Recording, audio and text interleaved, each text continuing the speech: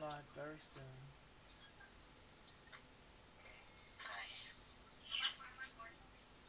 Let me know what you get up to.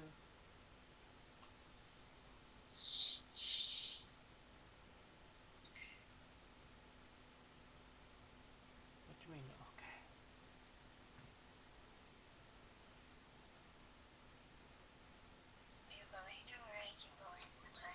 I'm going live in a second, yes, sweetie.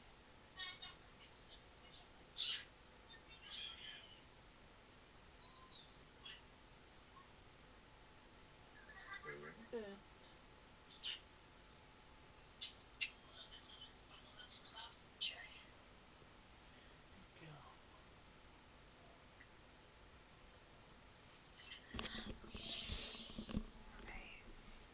Bye bye, sweetie.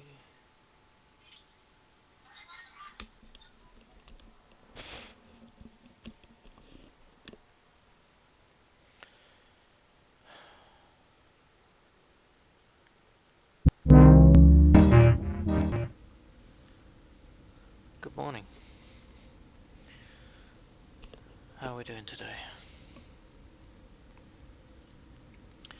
So, just on my freighter doing my missions. Don't really need them, but I'm trying to get all my guys up to S-Class.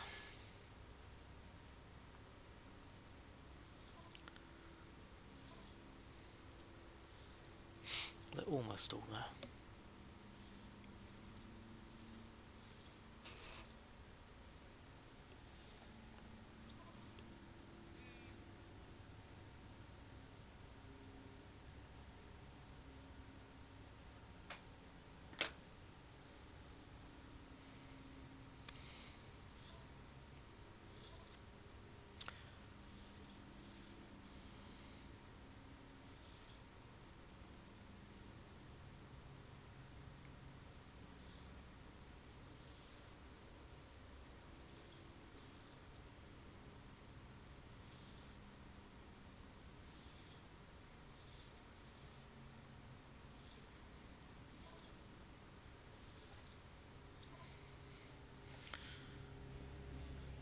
Hey Moto, how are we doing?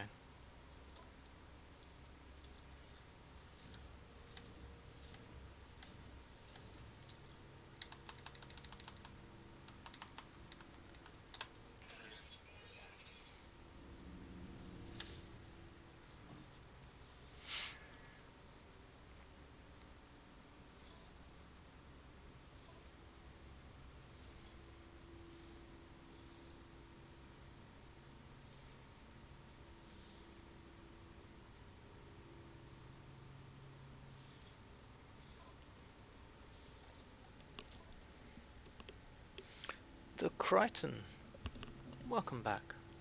What's new, he says. Ooh, not a lot. Combat patrol. Don't think I've actually got any combat ships left. Oops. Oh well, this will be fun.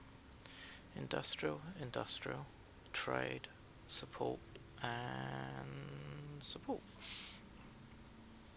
Have fun, guys.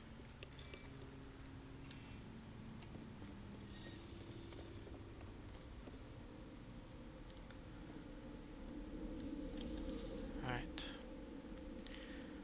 Where did we get to? We got to 117.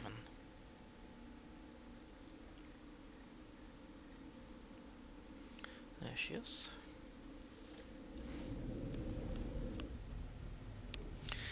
Who am I planning to invade? The Gex.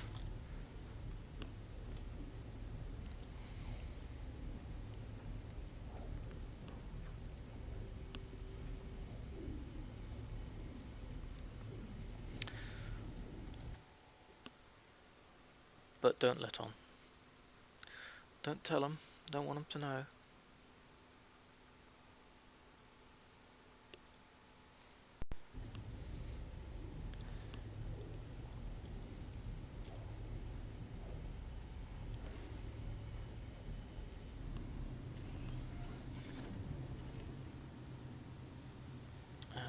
Nope. Don't want to be above the ground. Thank you.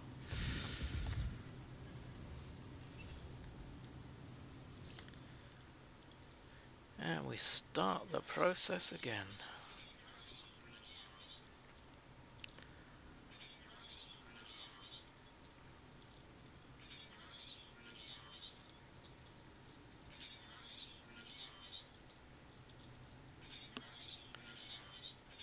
So someone said they want me to get to 128 today, which is effectively halfway.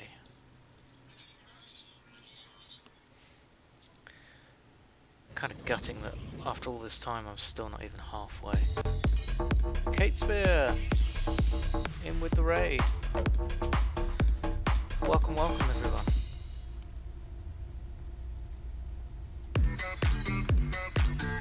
And with a sub. Wow. Thank you so much. Guys, please go and check out Kate Spear. Original BMJ. Thank you very much for the follow. How was your stream today, Kate Spear? I was watching, quietly lurking. It is a raid. Thank you so much. And thank you for the sub. Hey, gotta support my fellow No Man's Sky players. Good morning, Aaron. So, good morning, everybody. If you're wondering what I'm up to, I am working my way through the galaxies. I'm currently on Galaxy 117. And I'm working my way through to, obviously, 255. Apologies, just loading up a screen. No, don't change. There we go.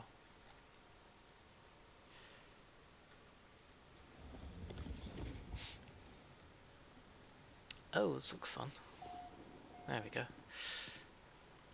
When I come through the portals, sometimes the game does nasty things to me, like drops me off in the middle of the atmosphere and I just drop down. Or once it's dropped me off buried halfway in snow to my waist.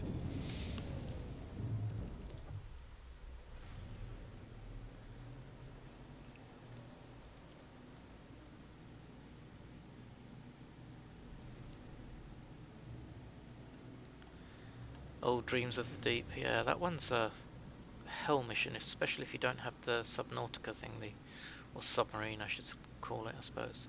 Nautilus, that's what it's called.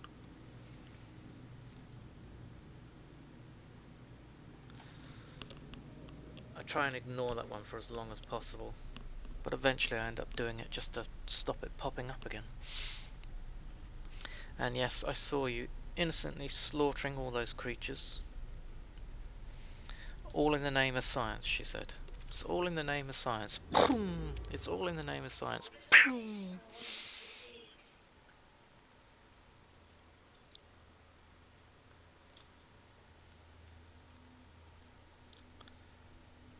Poor creatures. They weren't even aggressive. Oh, I've got a... Damn. I can't get to the centre from where I am, so I have to jump again.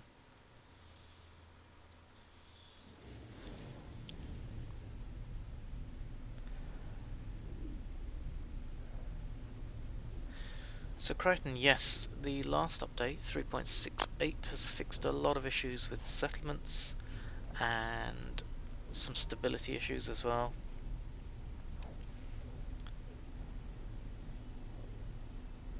And some building, I think, problems that people were having or people were using as a glitch build. Something to do with ladders that they've altered.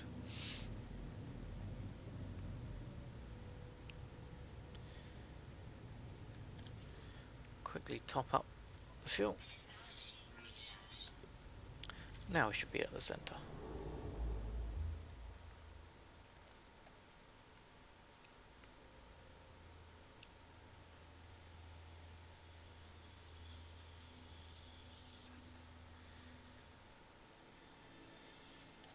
So guys, if you play No Man's Sky but you've not done the expedition, I highly recommend you get on and do it. Probably got about a week left. I would crack on and get it done. Crichton wants to start a new settlement somewhere. I really should. The one I've got is on a very hostile planet. Keeps getting like the wall of flames and things start burning and bursting into flame everywhere. So I really should start a new one.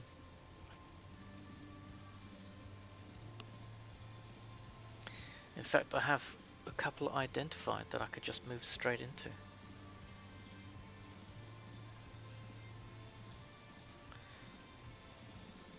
Catastrophic. You feeling guilty now? Not doing your expedition. I keep on about it. I may look at doing another run through if there's like a day or two left on it.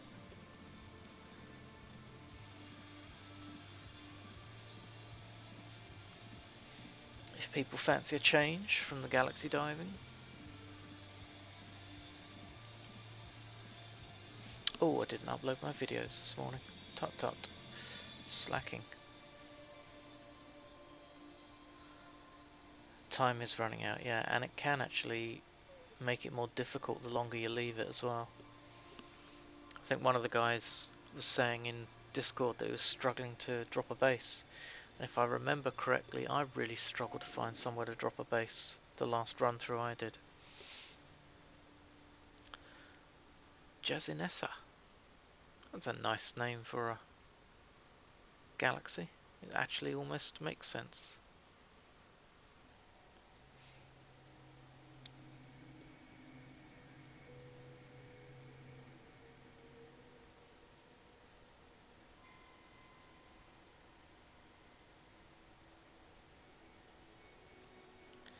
Yeah, you did get lucky. Mind you, it depends how long you've been playing it. If you've had that save for like 4 weeks or something, then it won't have been as bad as it is now.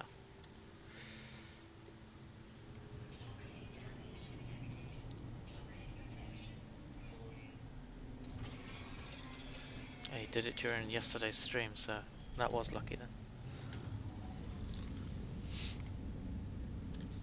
Right, first things first, I always fix this, just to give me a bit of a heads up.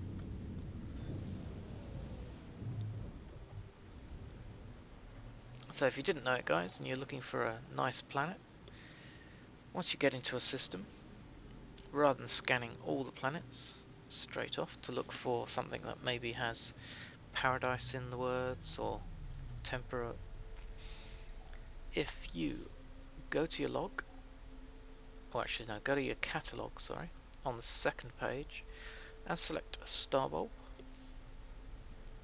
You can do a search for that in the local system. Now if there is a planet that has it, it will tell you, as it does me, target planet and use C to scan, so we will scan the planets. If there wasn't one, it would say go to your galaxy map, and of course make sure you're in range to scan.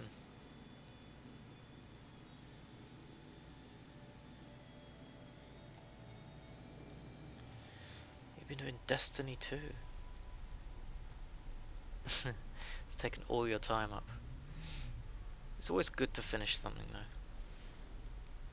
Unfortunately, No Man's Sky, there you go, we have a rainy planet with Star Bulb, but it has activated copper, which is a bit of a downer, because that means it will have aggressive storms, and I really would prefer something without. But yeah, No Man's Sky is one of those games that you're never really going to finish. So what we're going to do is we're just going to pulse past the big horrible planet and see what we got.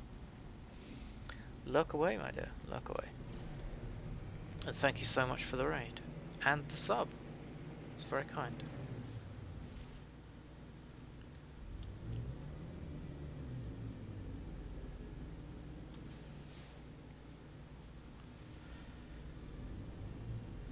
Right, so we don't have anything else. I am going to go and look for another planet.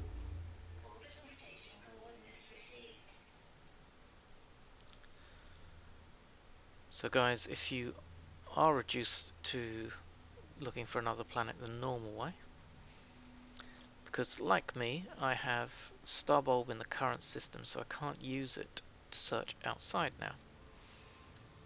So what I will do is look for an F or a G type star, and I'm looking for a number between 4 and 6 after it, and with water, just like that. But I do try and find them in 3-star economy systems, purely because I just like 3-star systems, but it's almost irrelevant, to be honest with you.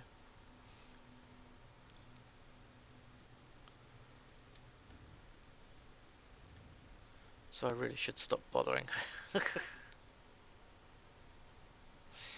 and just go with what I find. There you go. So sod it, we'll go for that one. I've only got 3 planets, but one of them has a potential to have a good planet to land on. Cheers, Texan.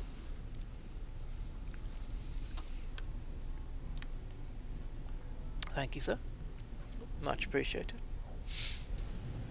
No Man's Sky doesn't have an ending. Well, you can do the quests, you can finish the storylines and finish the living ship and have a settlement and a freighter all maxed out. But there's still a lot of galaxies and a lot of planets to go out there and explore. This isn't looking promising. Rotting planet and a small moon there, which is probably about the same. So I do believe we are going to be flying off again. Especially as we're attracting some bad people, the pirates. So we'll go back to the core, whiz off. Right, let's find somewhere. Dum dum dum dum. So the higher the number, the hotter the temperature of the star system, which means there's a likelihood that the system will contain hotter planets, volcanic planets.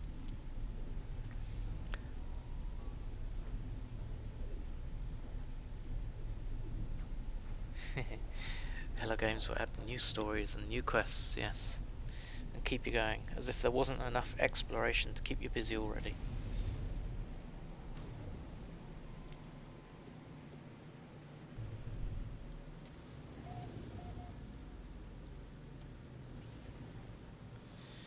Right, let's see what we've got here. A rainy planet with activated copper again. I don't want the activated copper because it's too stormy. But if I have to take it, I will. A wind-swept planet. We could land on that one. It's not too bad.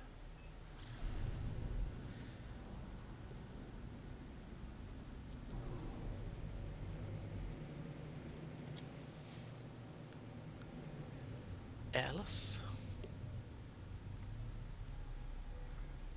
And the final one. I think there was only 4 here. Humid, but with aggressive sentinels. That's unlucky. Let's have another go.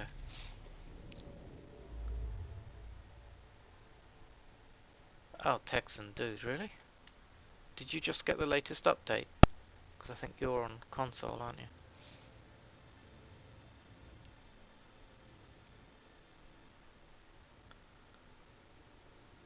Or maybe it's downloading the update. It's G4, no water. G6 with water. Let's try that.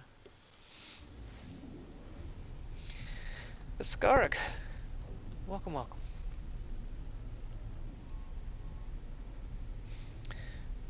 Guys, if you haven't already, go drop Texan a follow.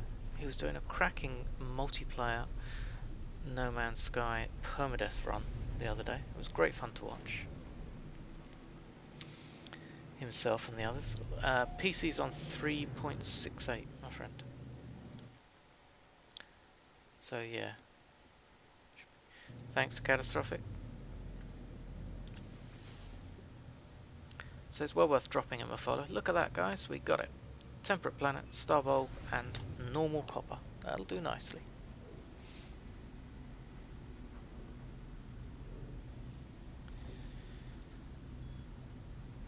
So the F or G that I talk about on the galaxy map determines that it's a yellow star system. The 4 to 6 is the temperature of the galaxy. Obviously the temperatures go from 1 right the way up to 0 or 10. And water is obviously better to try and find something that has a nice setup. But none of those will guarantee that you will find what you're looking for. It's just giving you a better opportunity.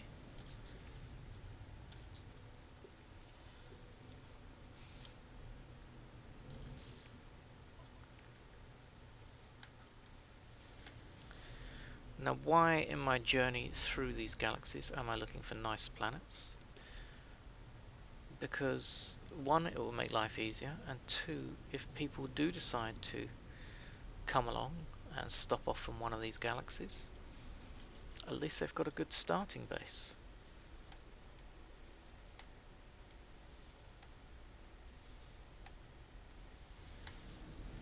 What, just 4, Smythe? Just 4?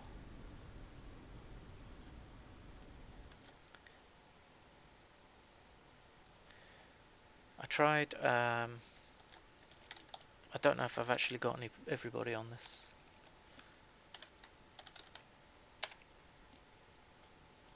Is that not it? No? Ah, what did I put it as? I need to look it up now.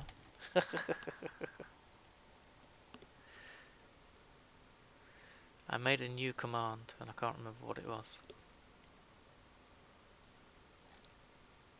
Oh, that was it. Streamers.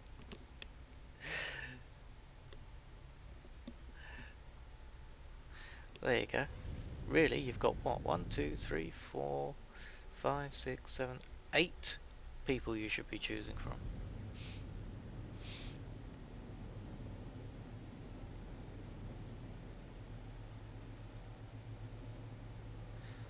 I enjoyed your multi-stream the other day, guys. It was fun.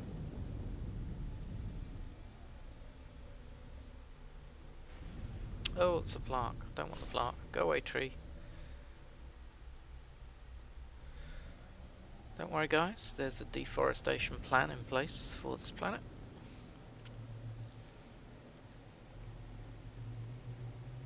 Catastrophic says, I'll make 9 in a month. When you start, buddy, we'll definitely add you to the list.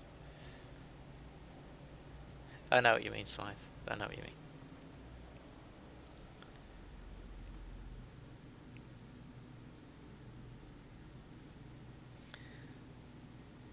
But these are the guys who I highly recommend that you go and drop a follow to. They're all great entertainers.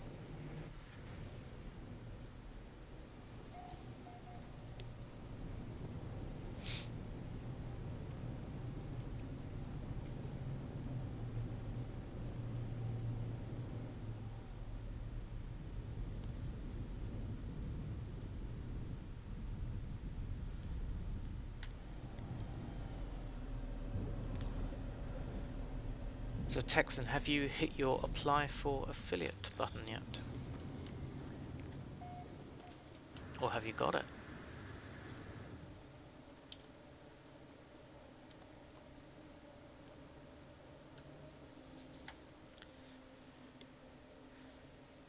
Don't mess with me. I'm not messing with you, I'm asking.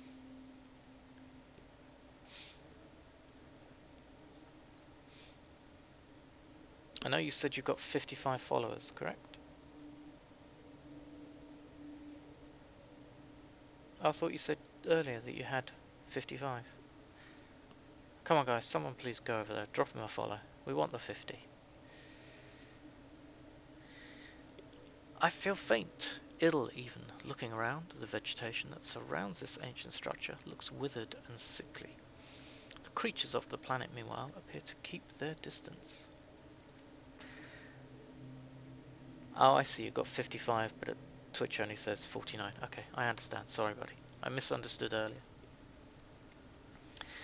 As I stare, a warning etches itself on the stone. The words of an ancient language.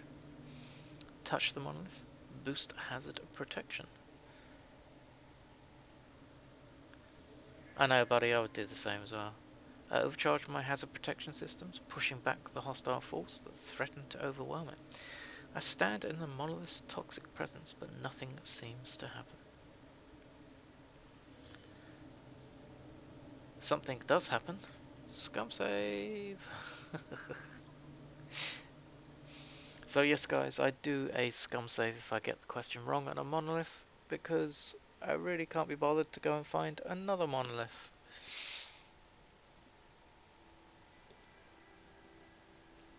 Crichton, I believe, has just nipped over and dropped a follow. Thank you, sir. Much appreciated.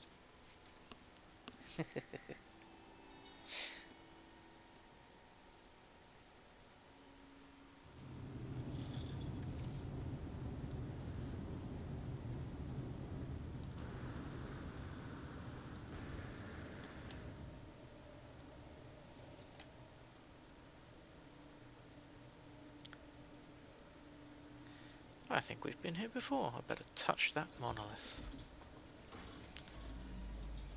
Normally if you poke things, it all goes wrong, so I always try and stand away. But this time, I was meant to poke it.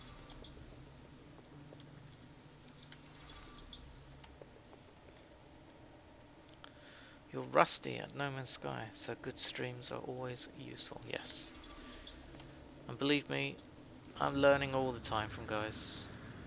Guys and girls, all the streamers, they all teach me things. Like, why didn't you get your portal location before you flew off?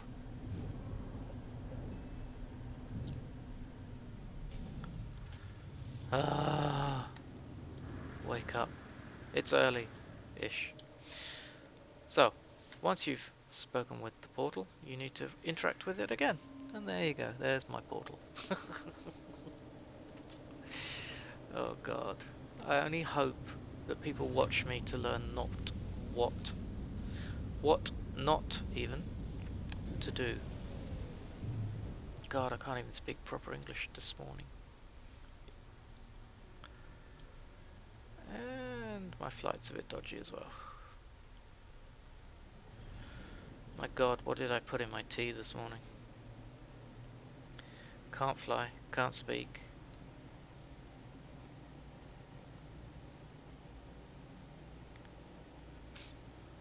Smythe enjoys the derp as well. Not as much as Aaron.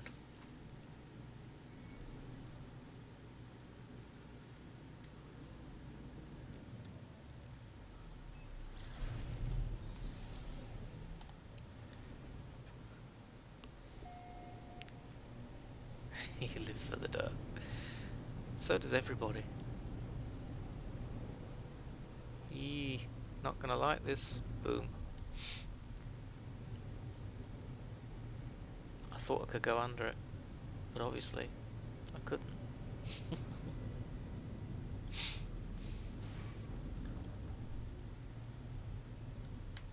Well, let's just land. Aaron, I know you're just here for the derps, my friend.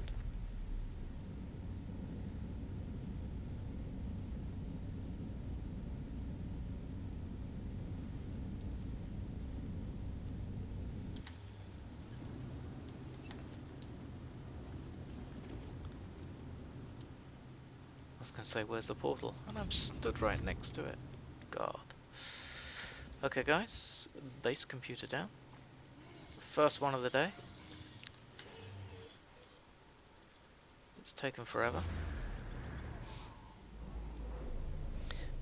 Came for the drops. Stayed for the derps.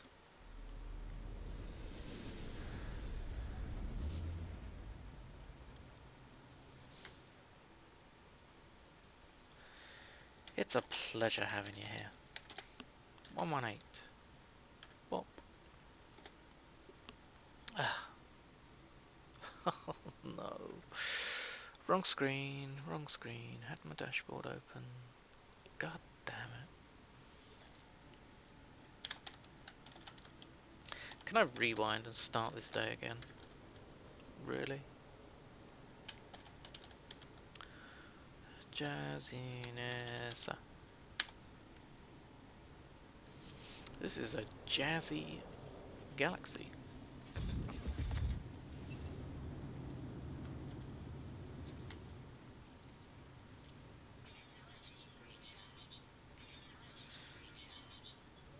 Maybe we should put some merchandise together and stick it on a t-shirt.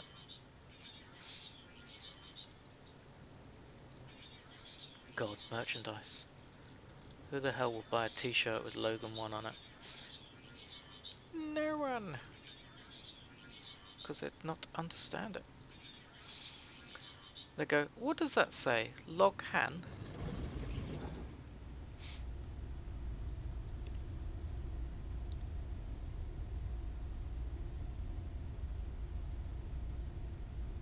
Why not, Catesby? You're my friend. I'll buy a t-shirt that says Catesby.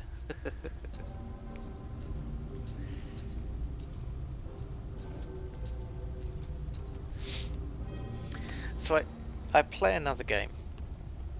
Right, and they've just released an item for in-game, and it's purely a cosmetic item. And I thought, yeah, I might be tempted. Let's go and have a look at it. I've got the funds already in-game to pay for it. And the price is just like, you what? It's a month and a half's game time equivalent that I've got to pay. And I looked at that and went, F off. That's like, yeah, so it's the equivalent of paying like 20-25 quid in real life money for this cosmetic in a game. And I'm just like, get lost. Not a chance. Get him for a limited time only. Yeah, good luck with that. It's like another game that I've played in the past, and once a year they release some special items, again, cosmetic items. And this one thing they've got is a suit of armour. And it costs equivalent of like $250. Yeah, exactly. Welcome to the 23rd century.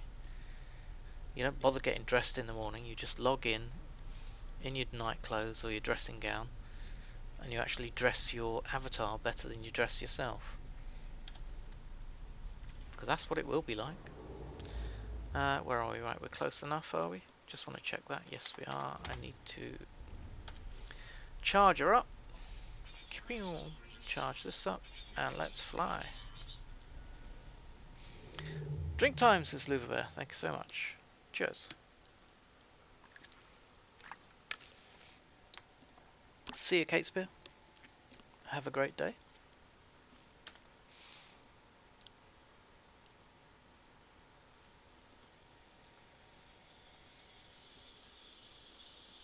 So if you think about it, that's what the future's going to be like, isn't it? You're literally going to just climb out of bed, switch on the computer, and then you're going to spend more money on a wardrobe for the avatars that you have in games than you will for your own wardrobe. You'll literally have like 3 t-shirts, 3 pants, all the same colour, and you'll just be living off those.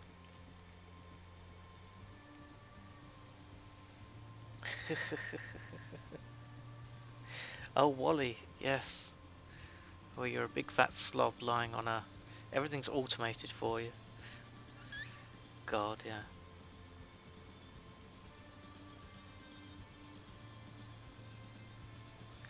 And nobody can move anymore.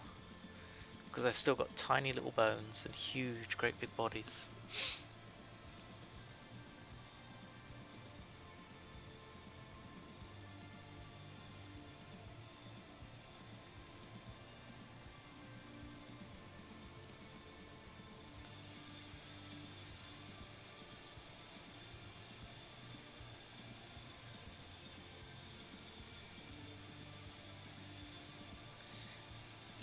Crichton 5, you mentioned Logan's Run there.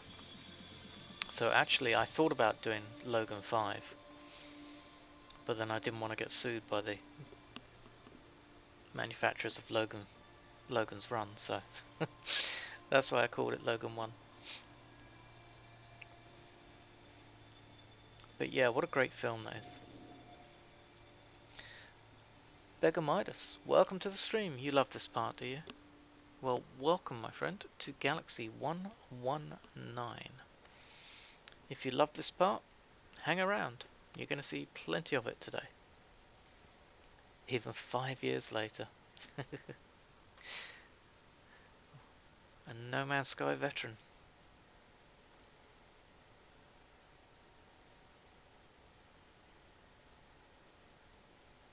Yeah, the film didn't have an H. But I actually prefer it with an H.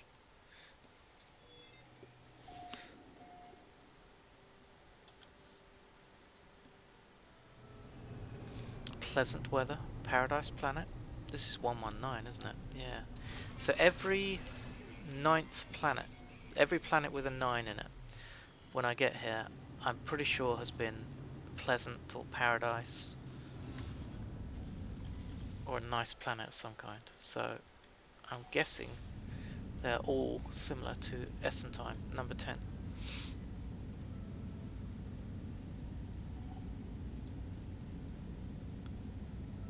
Now you've done what I'm doing. He's definitely a veteran of the game.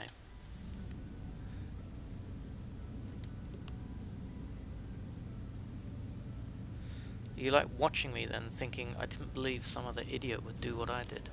But here I am. That monolith just round the corner.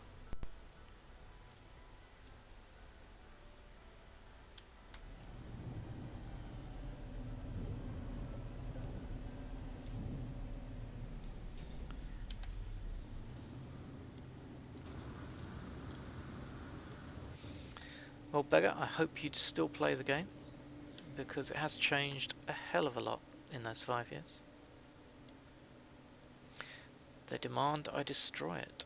A small winged creature lands on the very top of the monolith. Suddenly its eyes glow red and its head revolves in a full circle. We've had this one. It screams for mercy in an ancient voice that wants itself dead. The poor animal has clearly broken its neck, but some power of possession still animates it. Kapew!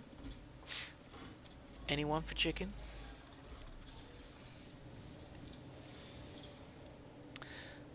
Crichton, you would have been fine, Logan. The book movie was a Logan's Run. Same for me, I would have been in trouble calling myself Crichton. I checked with the BBC, and so long as I don't try to make money, Crichton 42 was okay.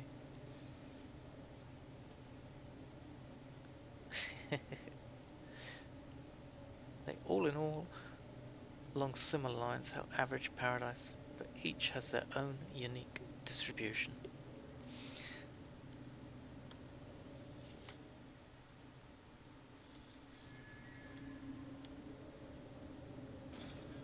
Where are we? Gek? We are in Gek. Oof, Gek.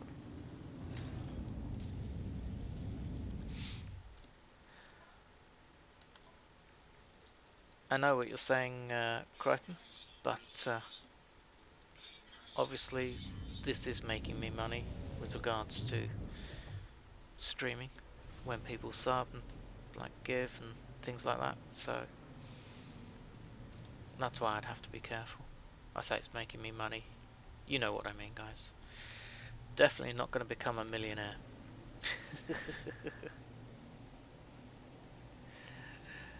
Beggar, this is my jam. I like to hear that.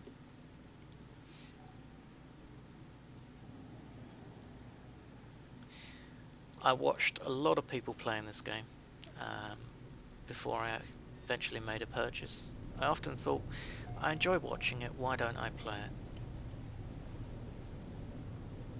But I never got around to actually purchasing it.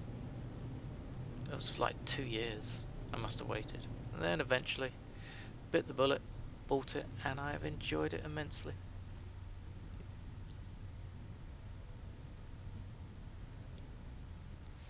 It's great fun, and to me, one of the best things is that literally you can do what you want.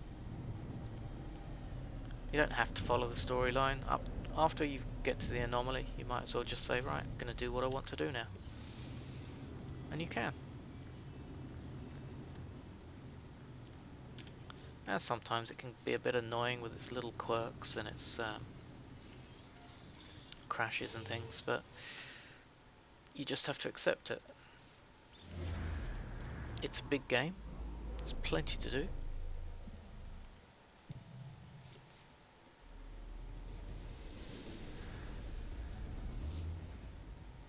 Oh my god, you introduced TBS Junior to Red Dwarf. Yeah, Series 1 is... it's okay. In fact, it really only starts to get really good, in my opinion, from Series 4 onwards, I think.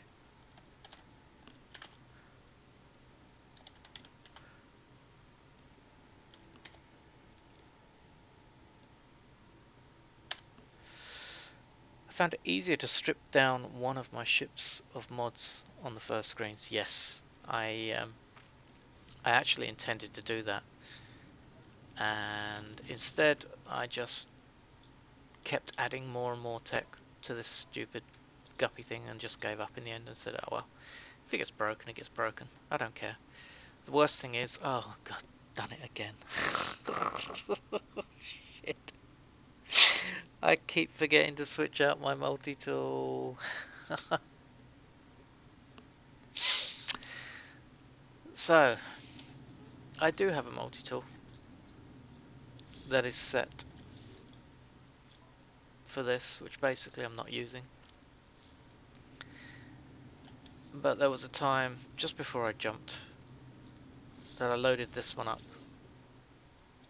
for something, and I forgot to switch it out again. So it doesn't matter now, might as well keep it. God damn it.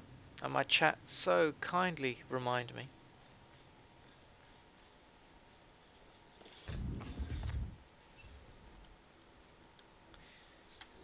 to switch my multi-tool back. Instead they all just laugh.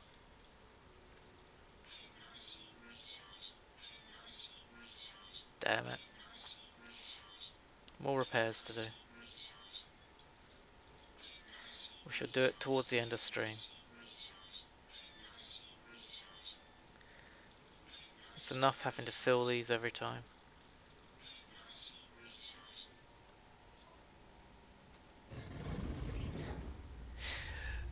I'm good, beggar, I am good, but thank you.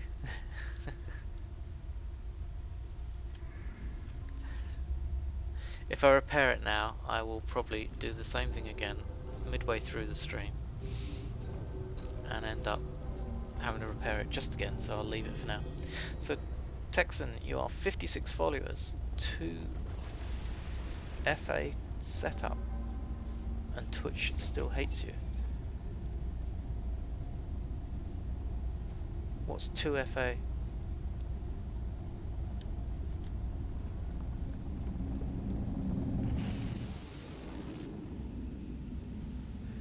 Yes, I did know you can dive with your capital freighter.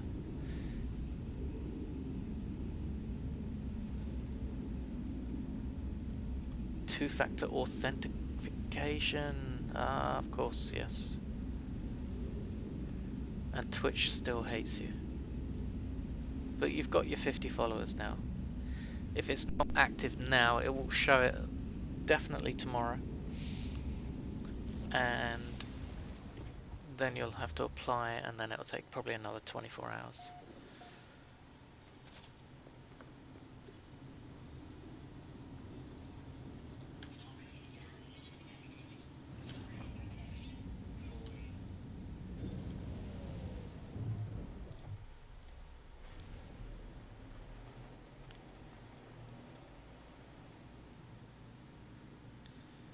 Maybe for the last one I use the freighter to jump through.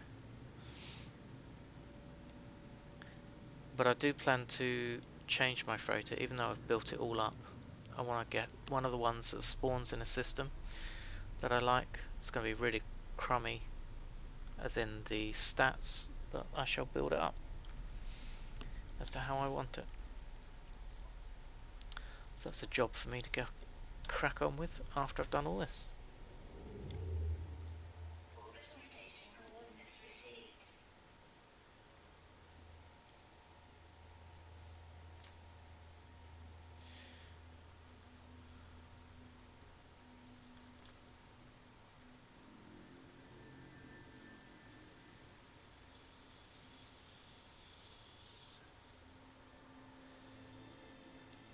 Just for beggar. Here we go. Enjoy the show. Now leaving 119 and on our way to 120. With luck, I can actually get another column of galaxy names done, and we'll get to 134.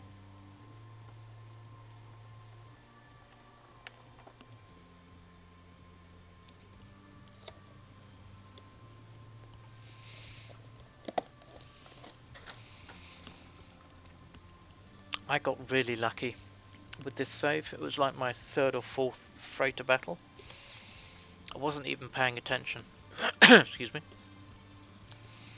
I beat everything up, docked, and lo and behold, there was an S-class.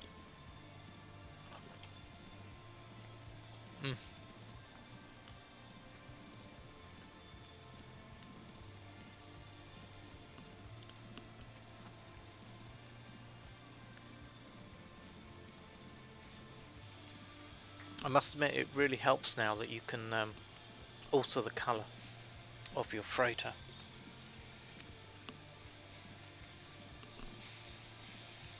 Yeah, the midpoint galaxies are pretty empty, and I would have expected that anyway. I think probably around the 130 mark, somewhere in between there, the halfway point. Excuse me. Or maybe 150. Probably see evidence of a bit more activity.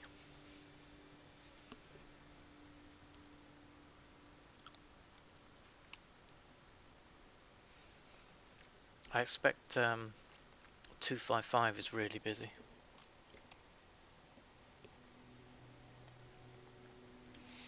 I've got a lot of upgrades on mine.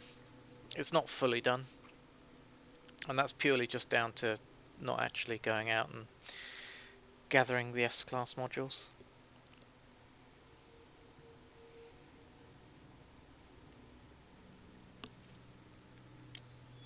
I can imagine number 10's very busy.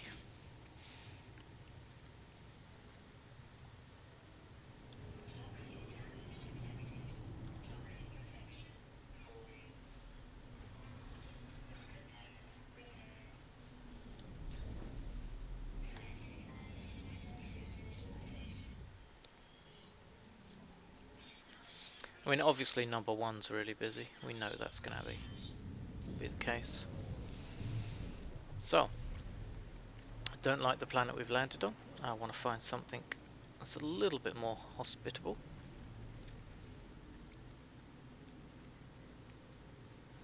So we'll go to the log, locate Starbulb, and eventually it will tell me, there you go, there is something in the system that has Starbulb. So let's find it. I already have a save in 256, but thank you. A friend of mine kindly took me there.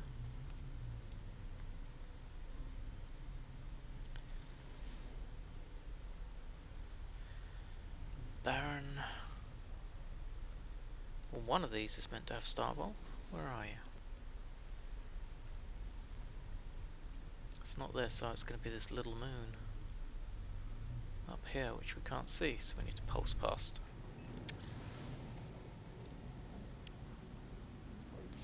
I seem to attract curious deposits because we went to 256, I jumped to a random system next door to where we arrived, landed on a planet, and within 2 minutes found a curious deposit.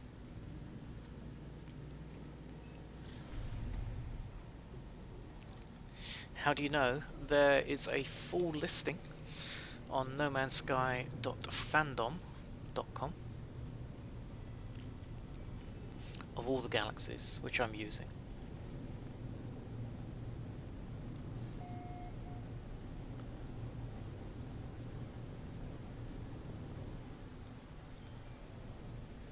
Beggar, you're not useless, man.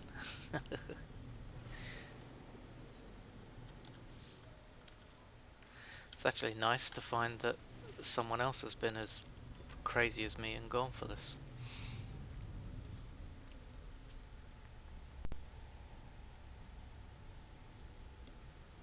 Well, Hello Games pre-numbered them.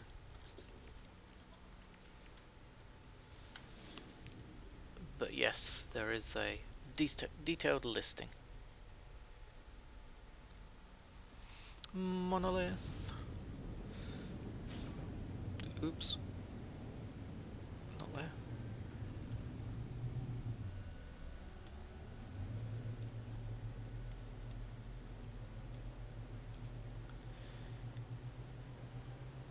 I don't really know what prompted me to do this. Just some crazy dream. I was probably half asleep at the time. But then, Beggar, if you saw what I do to myself with regards to permadeath playthroughs, you'll probably understand why I do stupid things like this. So if you type !twist, you'll see the sort of rules that I put myself under for when I'm playing permadeath. Boredom, says Luvabear. 2,000 hours on your main game. Crikey. I've got about 2,500 in total. My main game was a normal game that I have about 465-ish hours on. This one now is approaching, getting closer to 250. But I've actually got more done on this than I have on my 400 plus hour. I've got one permadeath with about 120 hours, another one with about 60 hours, and I can't think where the rest of the hours went. I've lost a couple of permadeaths. Calm, we are with you. I feel faint, as if my mind is being invaded. Pustules on my skin grow, bubble, and pop, and I feel countless tiny stabbing pinpricks scrabbling from each gaping hole. Suddenly metal spiders, perhaps tiny sentinels, run up my shoulder and into my visor. Can this be real? This cannot be real. I start to scream. Do I wait? Do I fire a weapon? Or do I remove my helmet and go I'll wait. Excuse me. The hallucination fades. I've passed some sort of test. And I am rewarded with Portal. Cheers, bud.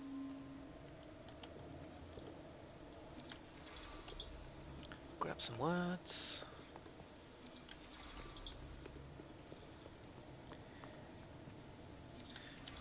Oh yeah, I've done expeditions as well. I've actually done this last expedition 3 times now. It's great fun.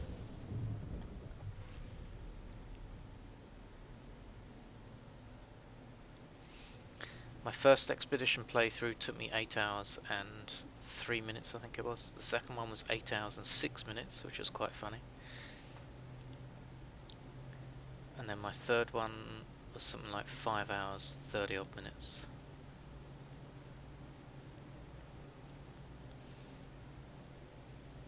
And I may push myself to do one more just before, on the last day that it's live. I might go for another playthrough.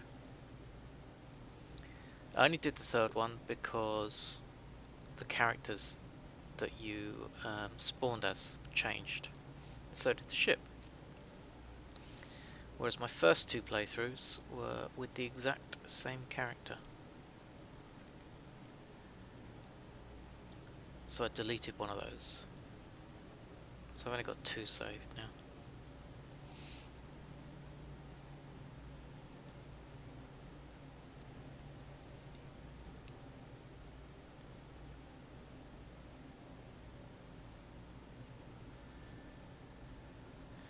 the first two expeditions that I did, on both the saves, I did the expedition, then I did the living ship quest, then I did the Artemis line.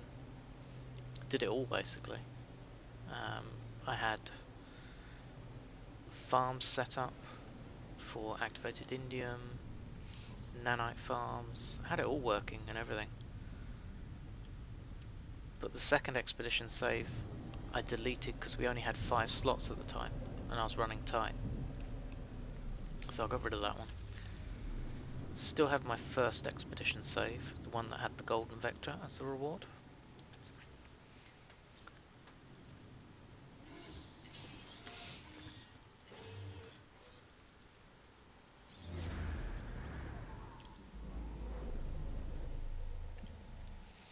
But I enjoyed the first expedition a lot. The second one wasn't so good because it was a bit short in my opinion. The third one's been good as well.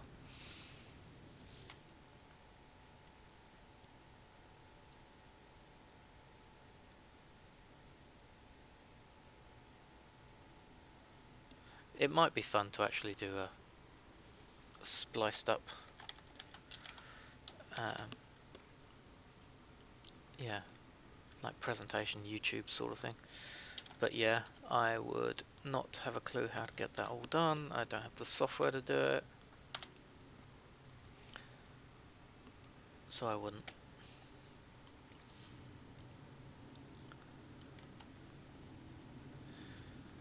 Besides which, I'm not sure someone would actually, excuse me, sit through a couple of hours worth of just portal, or not portal, but jump, jump, jump, jump, jump.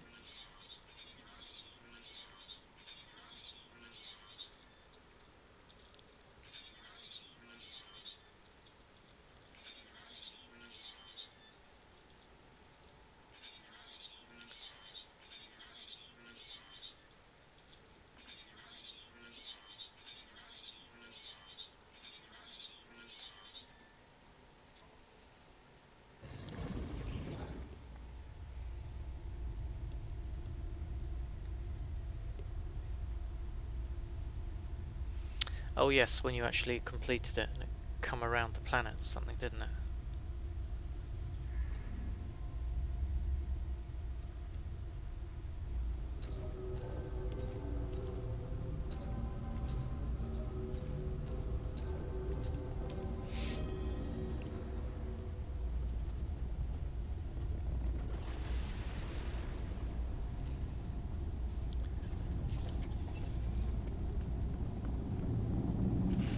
Must admit, I was surprised that they released Expedition 3 when they did, because there was still quite a few problems with Frontier's release that needed sorting out.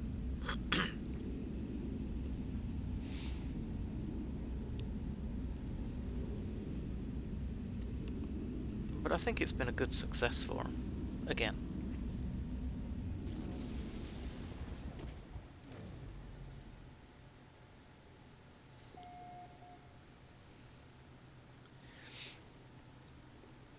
Do you know what? I was really surprised that this was all allowed by, like, the Stargate franchise. I would have thought they would have kicked up a bit of a storm with regards to these gates.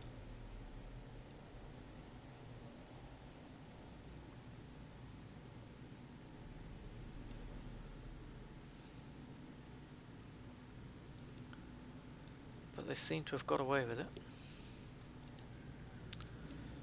Right, just make sure we are charged. That's good enough. Oops. No problem, Smite. Enjoy your meeting, mate. Catch you on the flip side.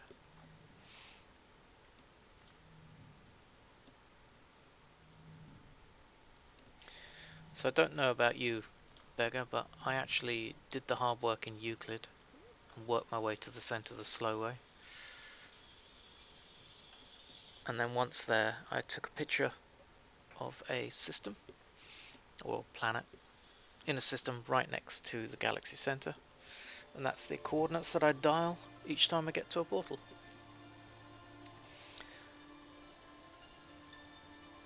Amazon owns the Stargate franchise now. I didn't know that.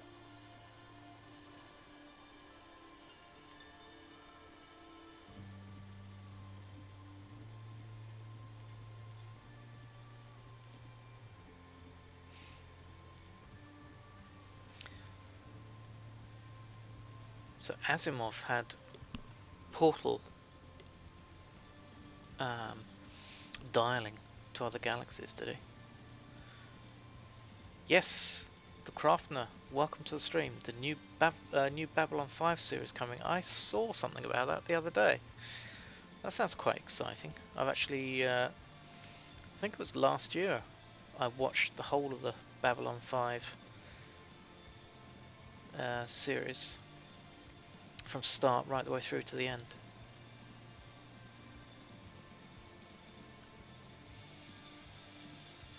It's always a worry, isn't it? It's always a concern when you've had something that has been so good that they bring a new version in and you just don't know what it's going to be like. So Smythe mentioned earlier about Red Dwarf. So these guys had, I think it was 8 series of Red Dwarf, and then they took a break, and then they came back again like 10 years later or something like that. And I was really worried that they wouldn't be able to capture the same hilarity, that it just wouldn't be the same. Plus, they all looked ancient compared to their younger selves. But you know what? It was really good. I enjoyed it. So I really hope that Babylon 5 kicks ass as well when it comes back. It's not going to be the case with Babylon 5. It would be nice if they had a few of the original actors that they could use and hand over with, sort of thing.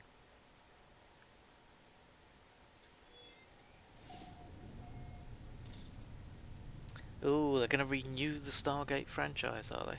That might be a bit of a concern.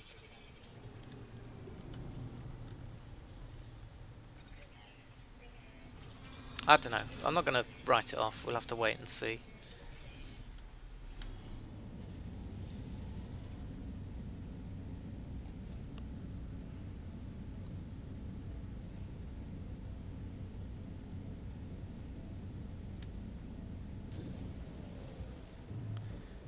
Thanks, Louver Bear. I shall have a drink.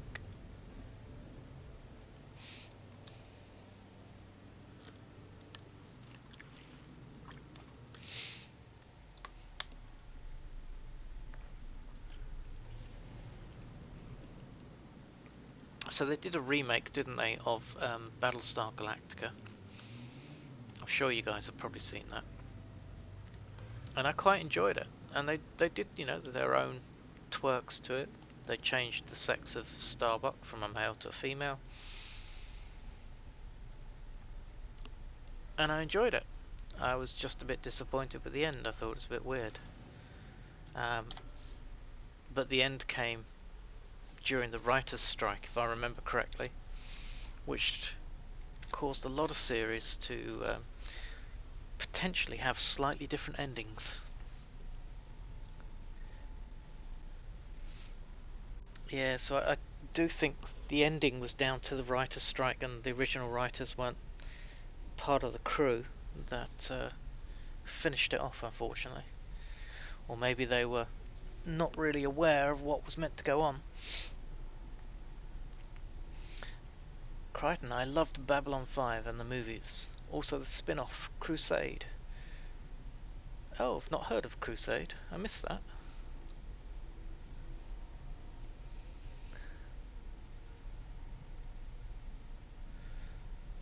But yeah, Bagger, season 4 was really short, wasn't it? And the ending was... Yeah, I'm sure it wasn't how they expected Battlestar Galactica to end. Crusade was cancelled after just 1 season. Oof. Ooh, look at that. Bountiful Planet. Lovely. So, I rewatched Dark Matter recently. So this is like a highly contentious series as well, isn't it? Because they got 3 seasons and then they were cut off. Unfortunately, Sci-Fi weren't willing to invest more in it.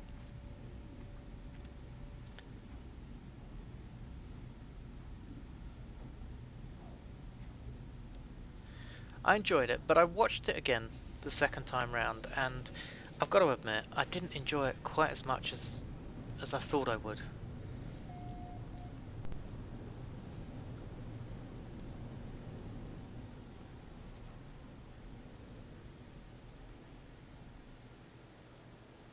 I think you're right. I believe they were a bit lost as to how to progress it. Blood Drive. Now, that sounds familiar to me, and I can't think.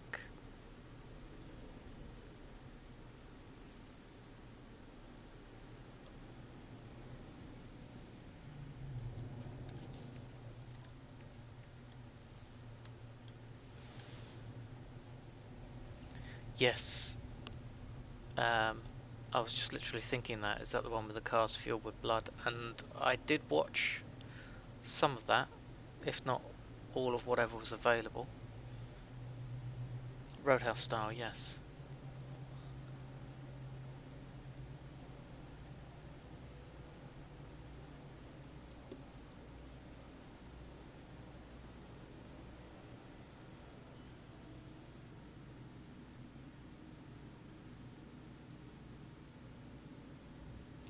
But I think that was one of those weird series that I kind of like wasn't sure whether I liked it or whether it was just weird.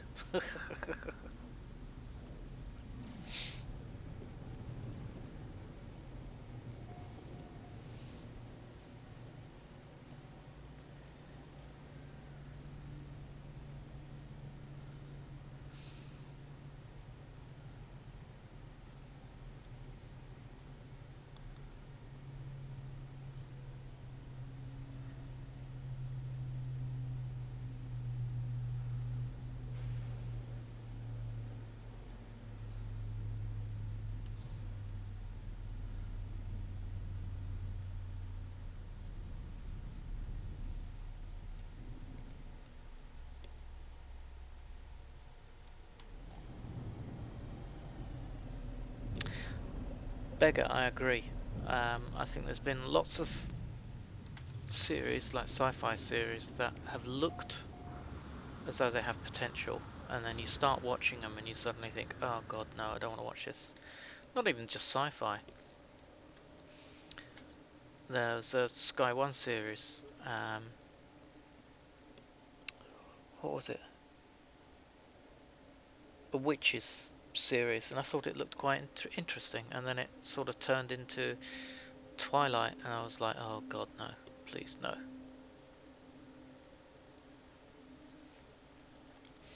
Tiny floating tetrahedrons emerge from the planet's surface and surround me. I try to wave them away with my multi-tool, but each time they swarm closer to it, as if attracted somehow. I raise my multi-tool, and they shimmer blue as they dart this way and that, closer and closer. They are within touching distance of my multi-tool. They make one final surge. Let the tetrahedrons in! Jesse! Howdy howdy, Mr. Gift God.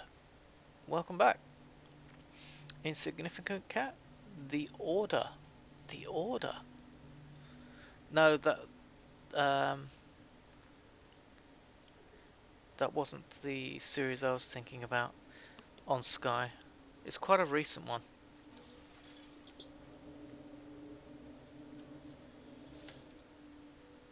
But it didn't matter because it was, yeah, very disappointing in the end. It had witches in the title, and I can't remember the rest of it. Or witches or witch.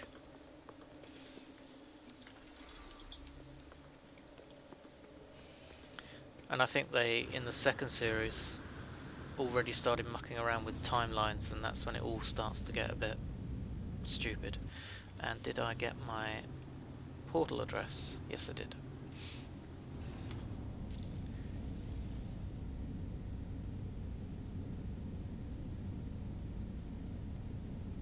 The Expanse is one of these series that it moves really slow on the storyline, but for whatever reason, you're just gripped, and you just seem to flow along with it.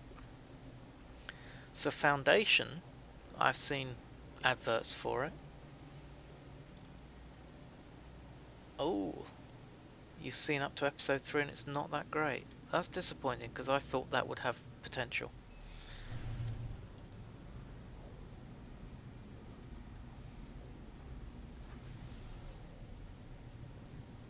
You think you know which series I'm on about? It's Significant Cat, but you can't comment. Yeah.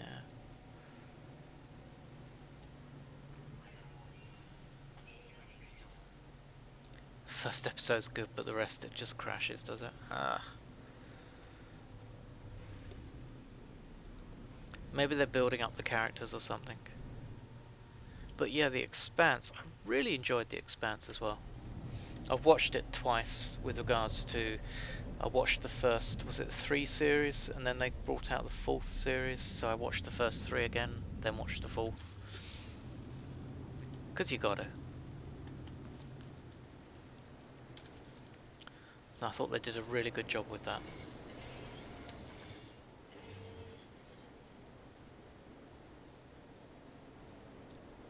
Catastrophic likes it as well.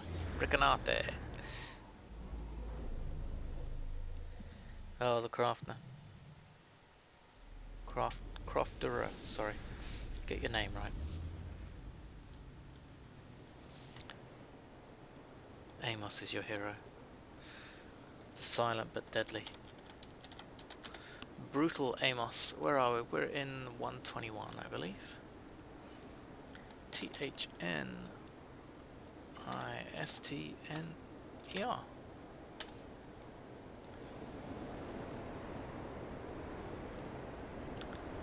Oh, they're jumping around on the timeline a lot, aren't they?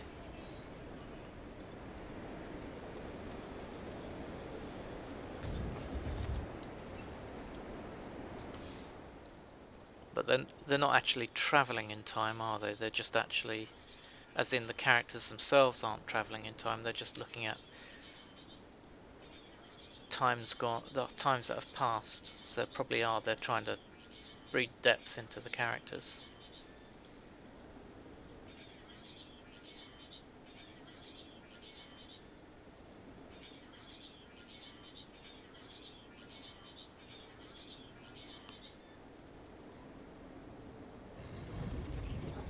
Timeline for the planet, yeah, okay.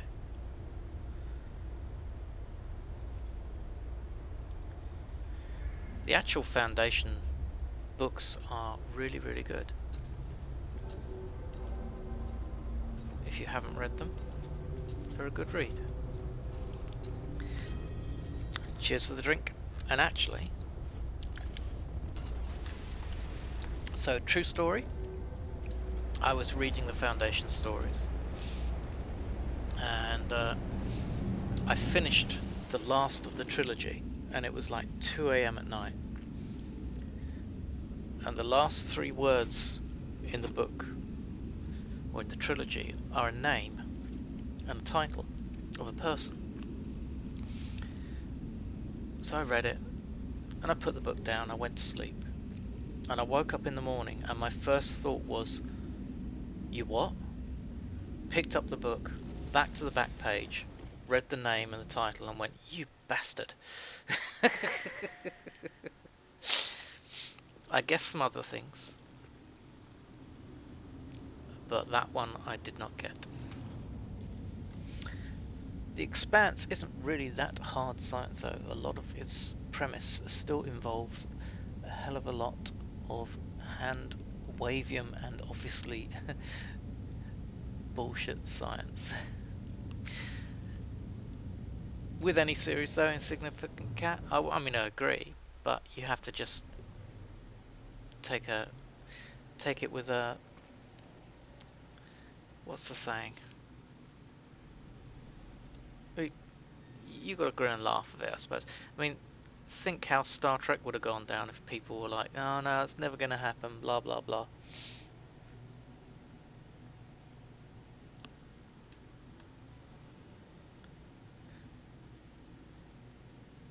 beggar was pen pals with Asimov as a kid. Seriously?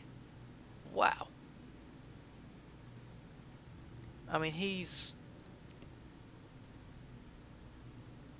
yeah, he wrote those books in, what was it, 1940s? The original Foundation books.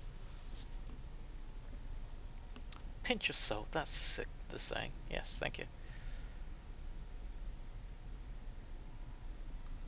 Magic space slime. Hey, Star Trek had tribbles. Nobody queried about those.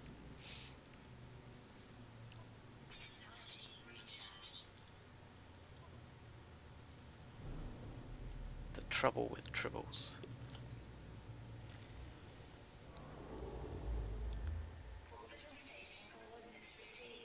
Or a shot of penicillin.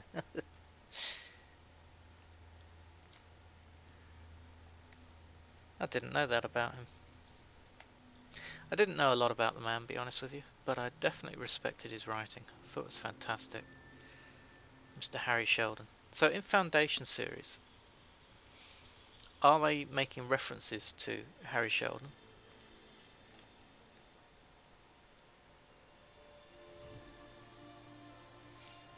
Slugor! Wow, I always hear nice things about The Expanse. I was a set designer in Season 2. Do you know what, guys? Season 2's set designs were just...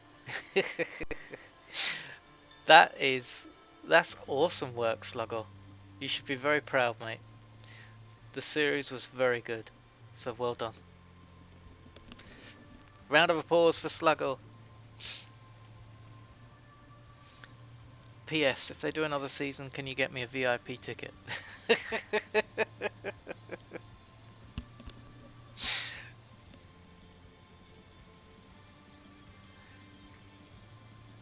Asimov died in the early 90s.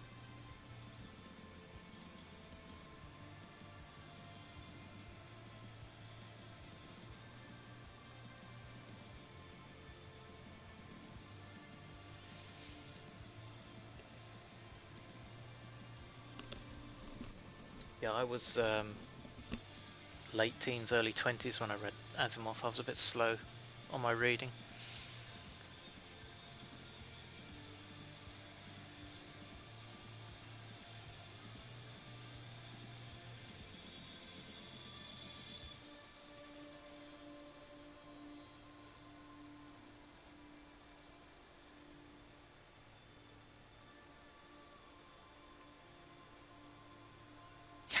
Type faster.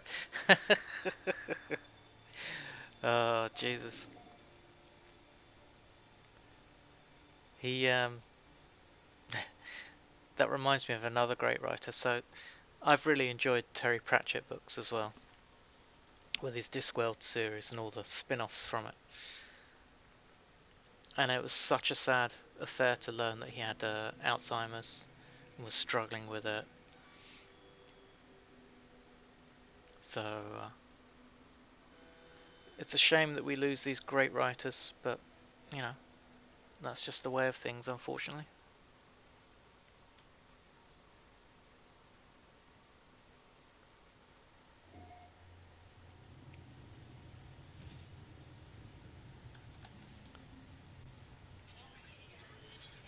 Now, Arthur C. Clarke's work, I don't think I've actually read any of his. I don't know why, I just never got around to it.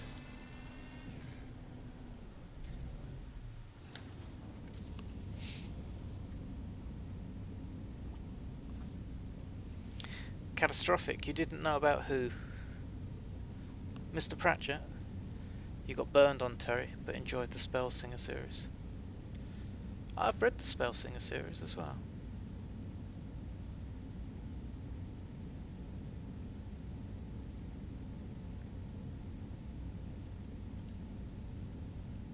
Slugor, no, I've never read that book. The Star's My Destination by Alfred Bester.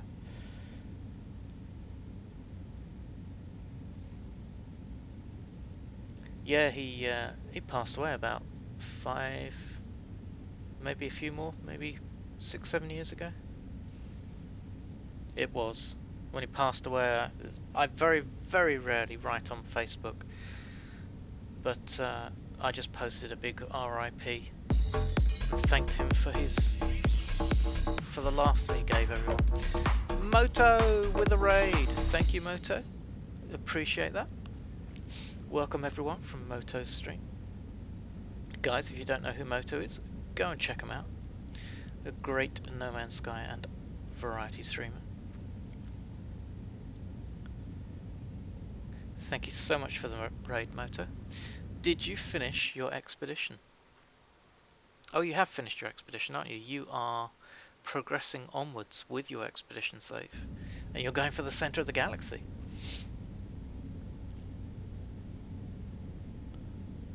Hey, still watching.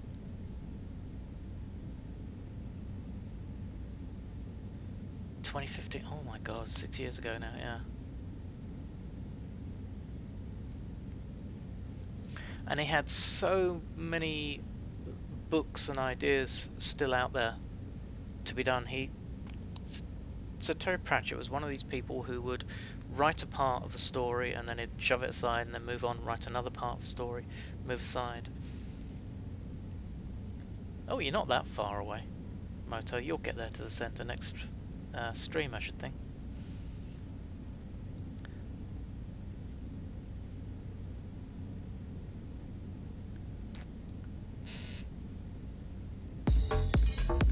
Nightwalker as well with a raid. Dude, what is this? Raid after raid after raid. Welcome, guys. Welcome from Nightwalker's stream. So, Mr. Nightwalker, the question applies to you. Did you finish your expedition yet? And thank you so much for the raid.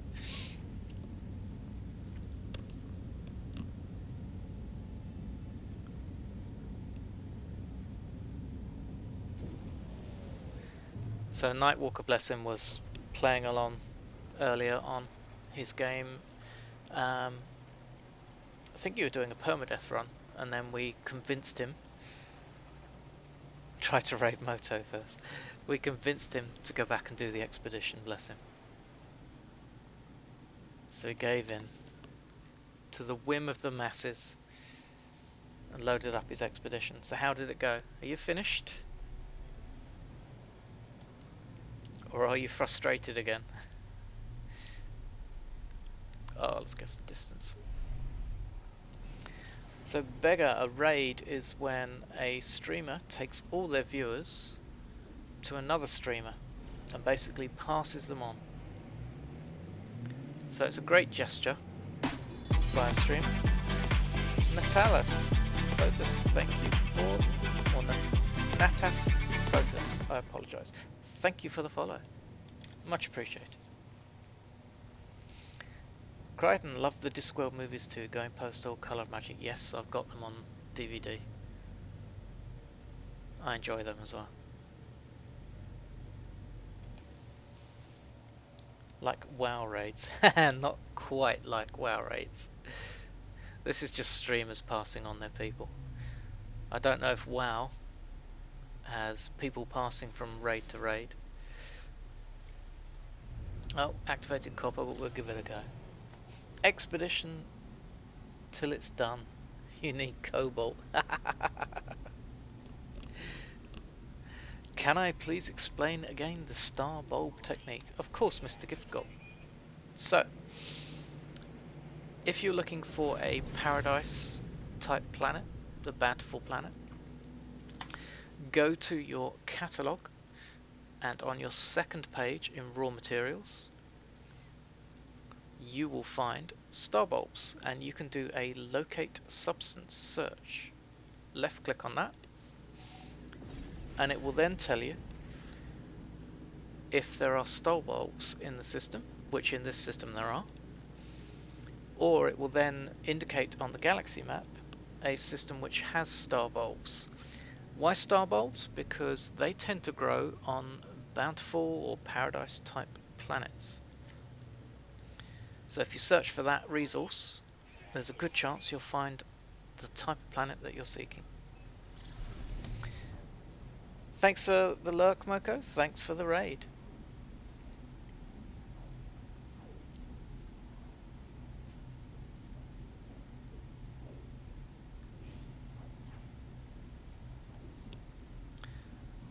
So Beggar, yes, it's a great way to build up friends. All the guys here that are raiding and come along and enjoy the streams, you know, they're all friends, and it's great to offer them support. Smuggy, how we doing, buddy? And we all grow together. Thanks, Catastrophic.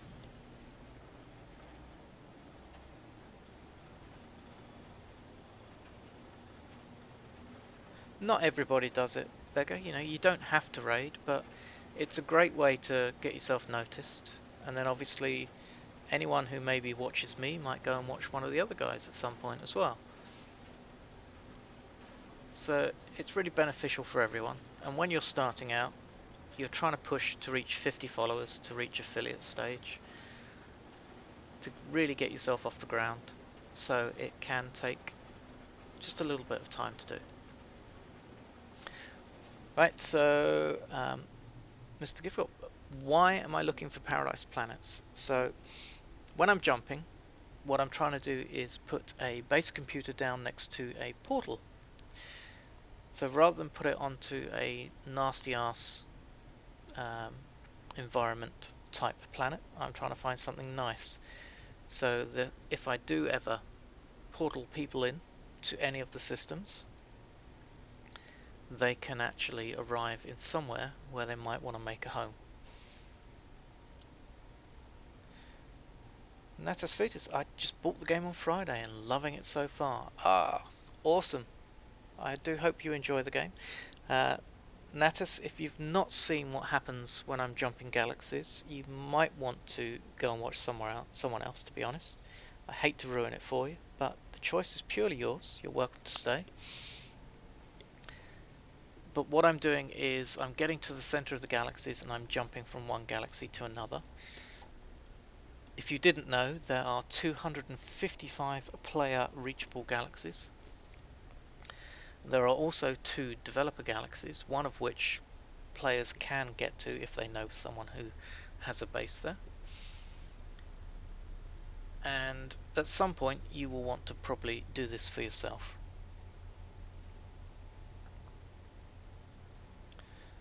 Alright, Texan, see you in a bit, buddy. Thanks for the lurk.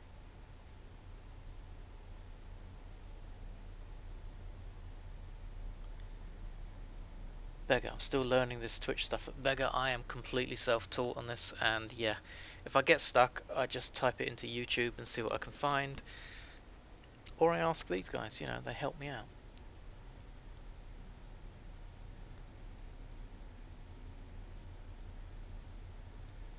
Insignificant cat, very mountainous planet this one. Yeah, I don't tend to like these ones, and I often don't hang around, so actually we're not going to. A VIP galaxy, yeah, 256 and 257. Developer galaxies. So if you have a base in 256 or 257, you may find that things get a bit funky every now and then as developers play. So I wouldn't base yourself there if I was you. But we're going to go for the galaxy map, and we're going to move on.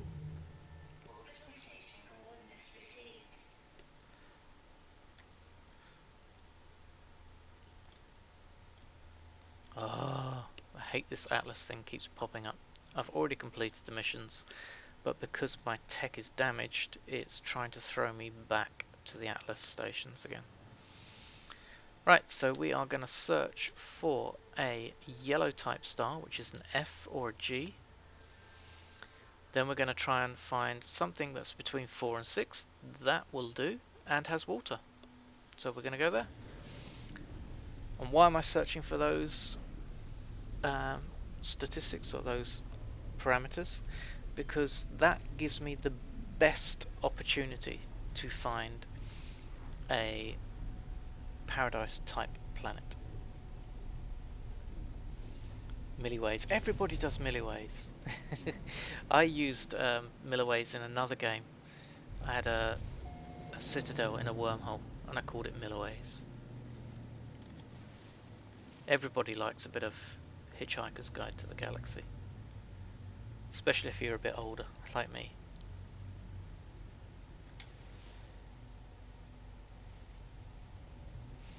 Soul Blue, we are in 122. I think this is now. Ooh, wrong one. Yep, we're in 122. Gone past 42, my friend. But I know what you mean. The meaning of life.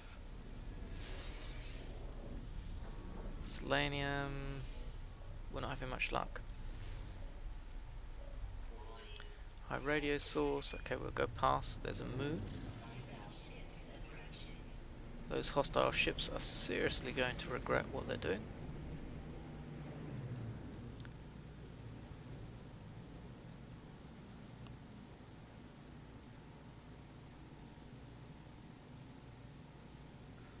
Dog walking time, says Nightwalker. See you later, mate.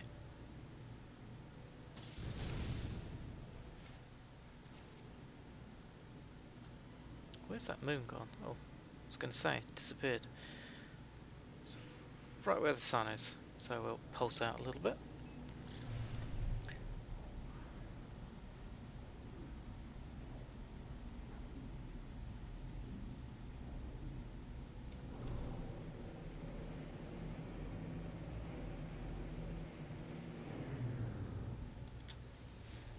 I thought it is a moon. I was going to say, finned moon. We could use that. And I'll use it because there won't be any weather. Ah, no, it won't. Sod it. Let's go back to the galaxy. Let's have a look.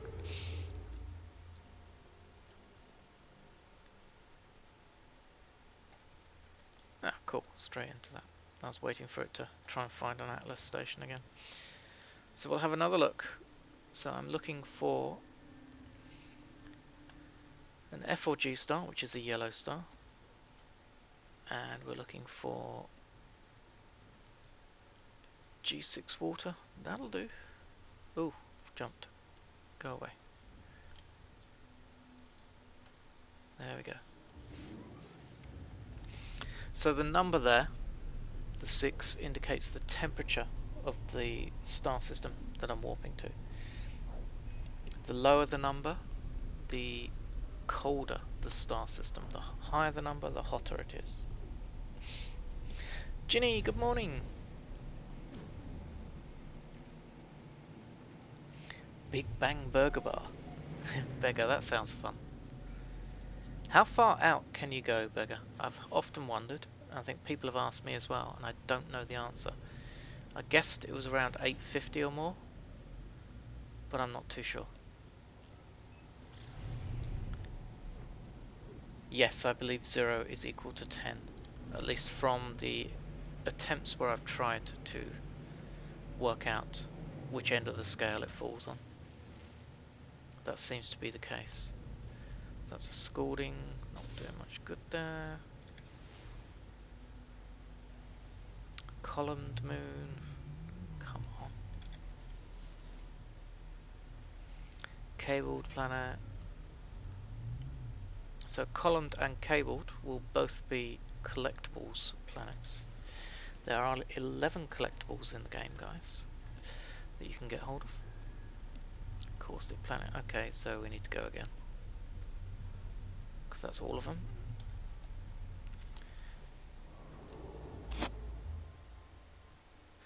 Crichton's off. Take care, buddy. Have a great night. And we'll see you again soon. It's always a pleasure to have you around. What's here? Now, I don't have this system tagged, but somebody else does.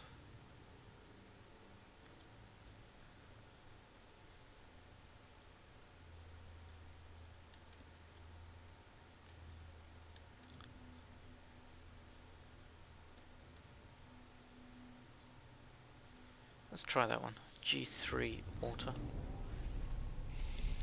Well, it gets fuzzy towards the edge, but typically it's 850 from the center point. Cool, thank you for the feedback. Did not know, but I guessed around 8, somewhere around that, so wasn't too far out. It gets fuzzy, does it? We'll have to try that one time. Maybe in Euclid I will turn around and try and reach as far out as I can go. You can't traverse the last 1k of the fade. Is that where you have to do things like emergency warp outs or something? A damp planet, lovely.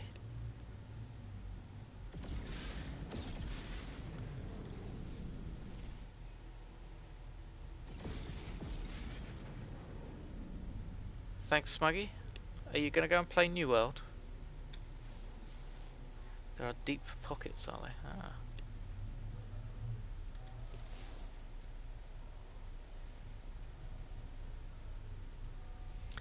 Poison's planet. Jesus, we're not having much luck today. Normally I can find paradise planets quite quick.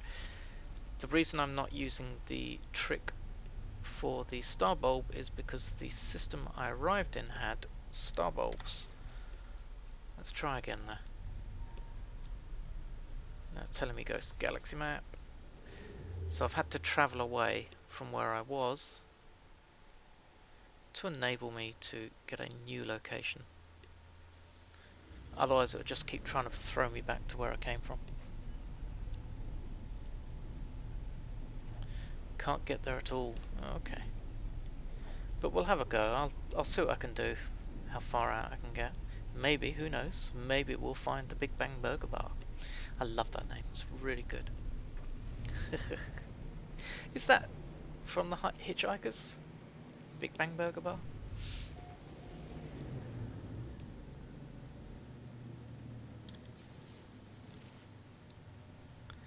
Corrosive. There is definitely some star bulb here somewhere. Well, it's not going to be there.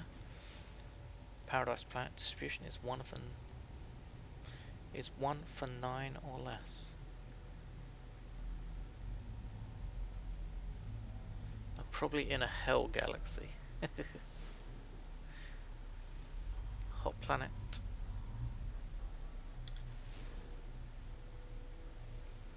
Scorched. Oh, come on, one of these. Definitely that planet over there that's hidden is going to be the one. Yeah, it's from Hitchhiker's Guide.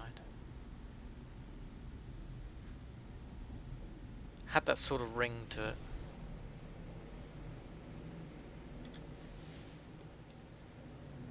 There we go, rainy planet. That'll do.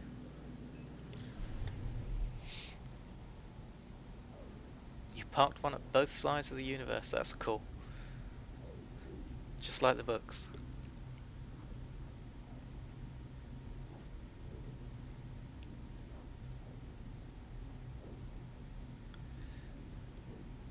You want that point of view gun? It's a positron ejector.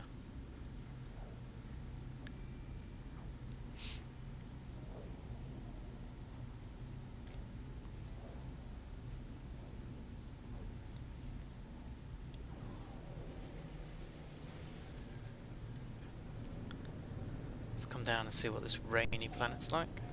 Not as mountainous as that other paradise planet we found, which is good, and it didn't have activated copper, so it should have less storms to it. Just less. It'll still have some. Oh, from Hitchhikers.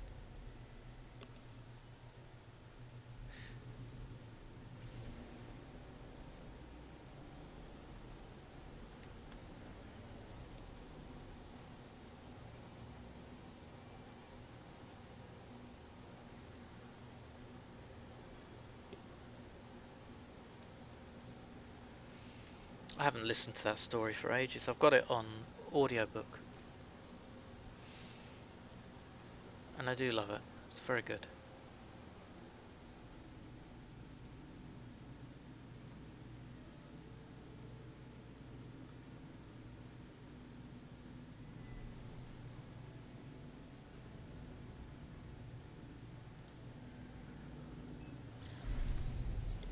Ginny, welcome back.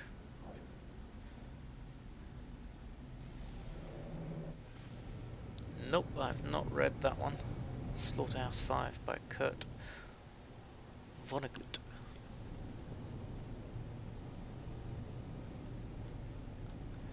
You noticed I always have fuel. Do I gather it whilst not on stream?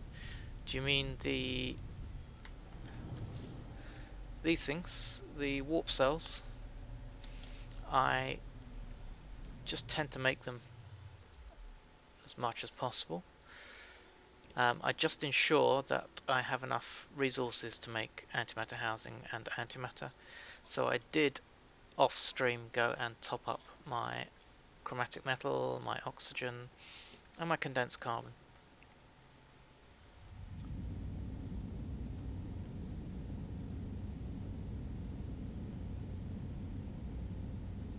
Slaughterhouse is a great book, says Slugger.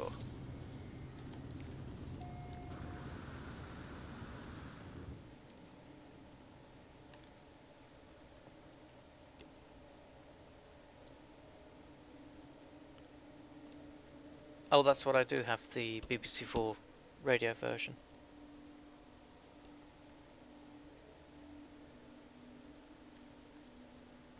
The 6-parter series. Or at least that's what I have anyway. Which I think is the one you're on about. A handwritten sign in the language of the ancient traders can be seen above the body's head. Some sort of fuel would most likely melt the ice. Damn, I can't remember the right answer, so we're going to melt it.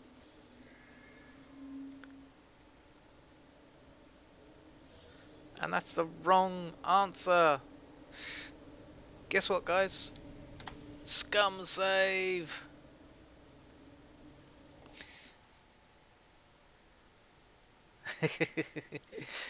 I had that one. She says, Ginny tells me, didn't give me the answer, just happily watches me get it wrong. Scum saves. No, says Aaron.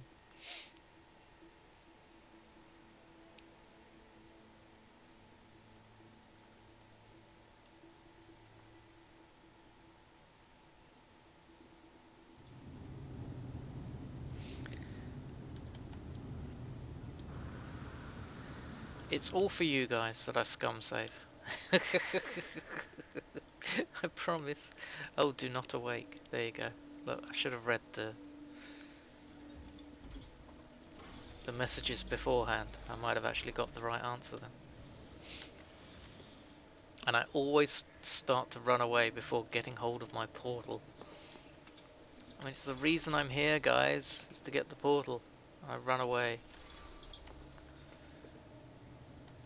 You may notice I'm not too bothered about the Gek language. Not as much as I am for the Korvax and the Viking. Happy to hear my excuse. Just so you can write it down and use it yourself, I know. Ooh.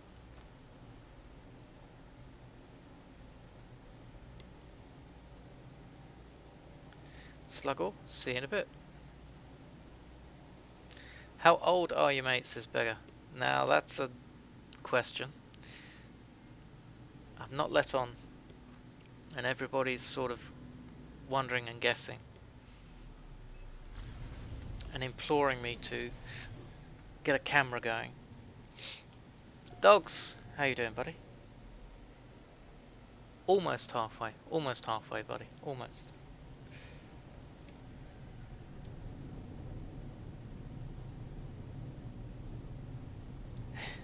Insignificant cat, because Geks are the best. We found another Gek to go with you, Aaron. We have 2 Geks in the channel now. I'm 50, says Beggar. Nothing to be ashamed of, my friend.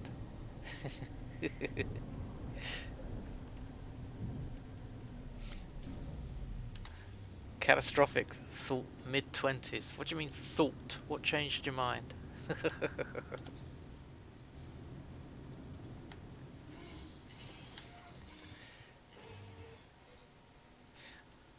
For the moment, I shall preserve the mystery, yes.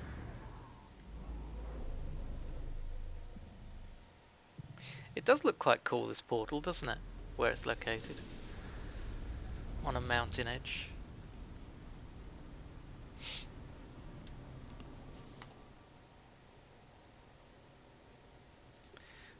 By the way, says Insignificant Cat, this planet looks lovely.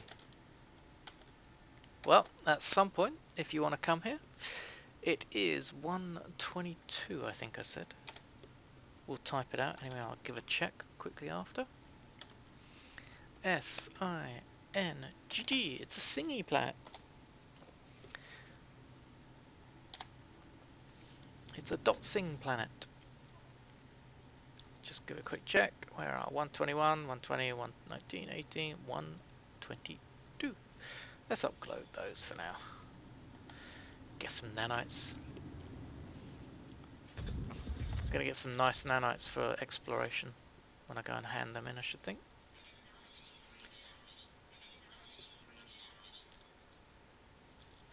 Oh, Ginny, I have to make sure I've got enough of all these goodies as well to keep recharging the technologies one by one. Round and round we go.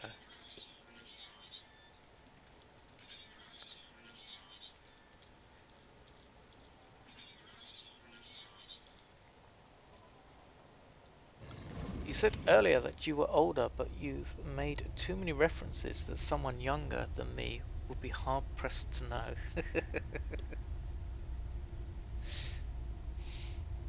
Did they expand the base memory?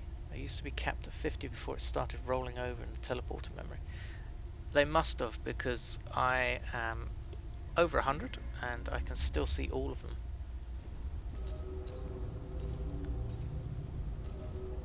But someone else did mention 50 as a limit, but I knew they must have increased it because I can see further.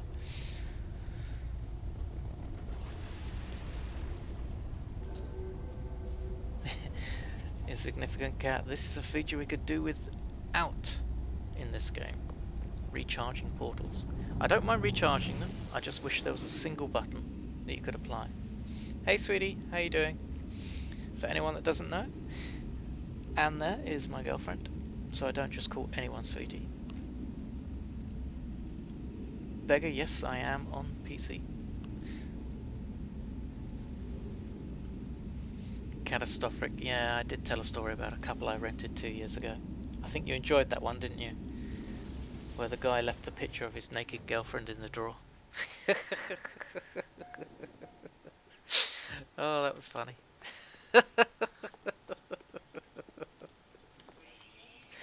I wonder if they're still together.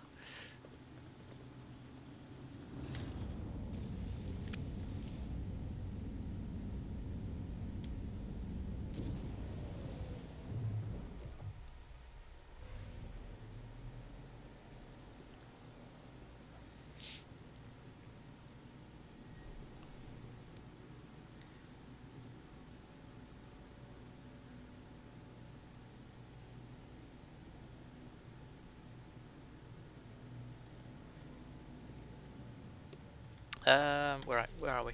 Charge up the tech and the launch thrusters, just in case.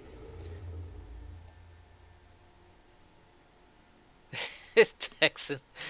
Yeah, that story is... That's a one-off, that story, my friend. That's a brilliant story. Look, we have to fly a little bit closer.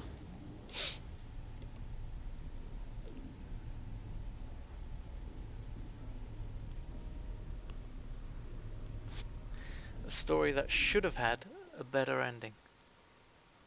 Unless, of course, it did and is not telling us.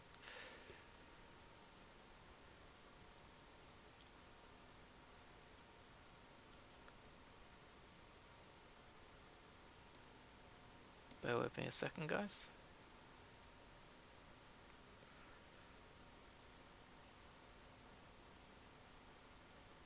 Just setting up a couple of lurks. Beggar would place me in my late 30s, perhaps early 40s, say 38 to 42.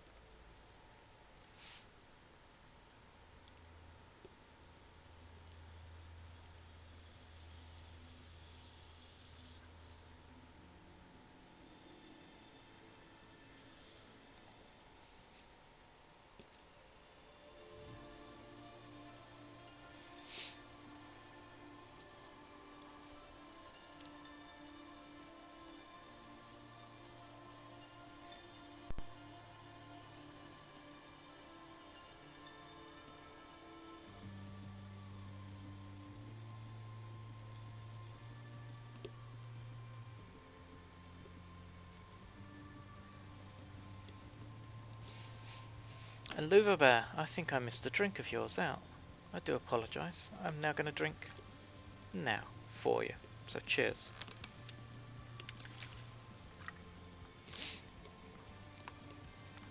If I did miss it, I do apologise. So Beggar, based on some references you've made, if you saw the original Red Dwarf when it aired, that'd be a bit telling. But I didn't say that I saw the original Red Dwarf when it aired. I just said I've seen the series. Read into that what you will.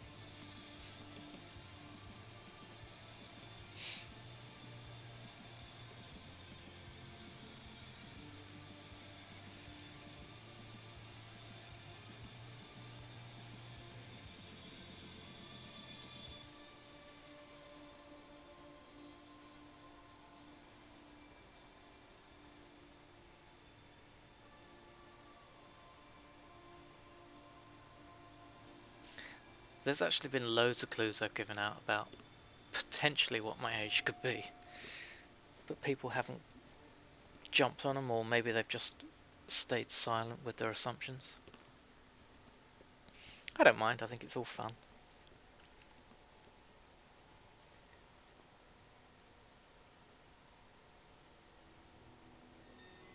Are we there yet, says Aaron.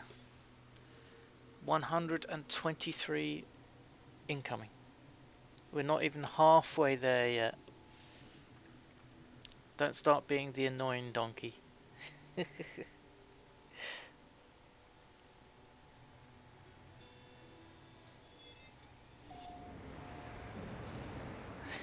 Beggar, it's not an issue. It's all good content. Having people try and guess my age, I like it. It's fun.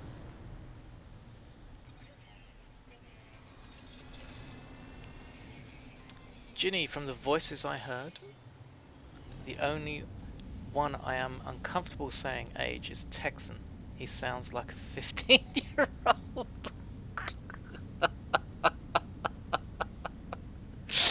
Oh, poor Texan. I wouldn't put him that age.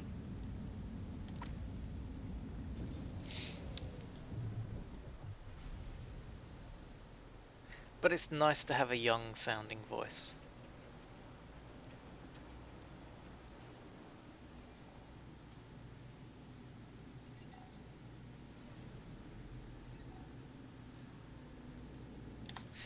Right guys, we shall go to log, go to Star Bowl, and it's here somewhere. So let's have a look. Ugh, it's not going to count, is it? Nope.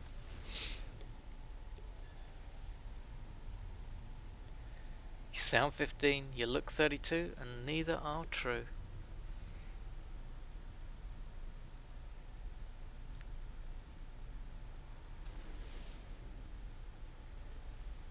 There we go, and we've got activated copper again.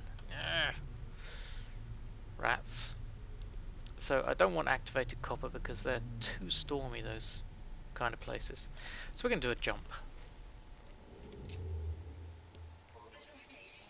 Mike Tyson sounds like he's 12.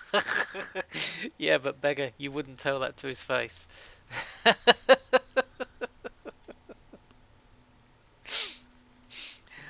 Not unless you can run like Usain Bolt.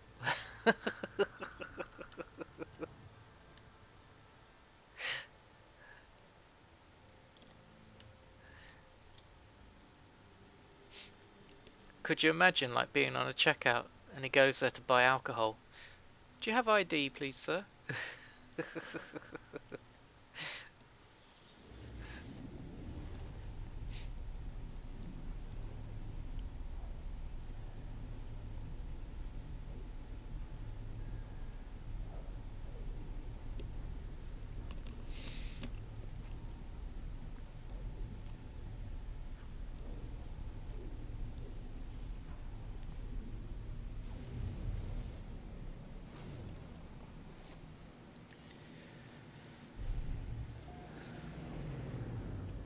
Okay, have we got lucky?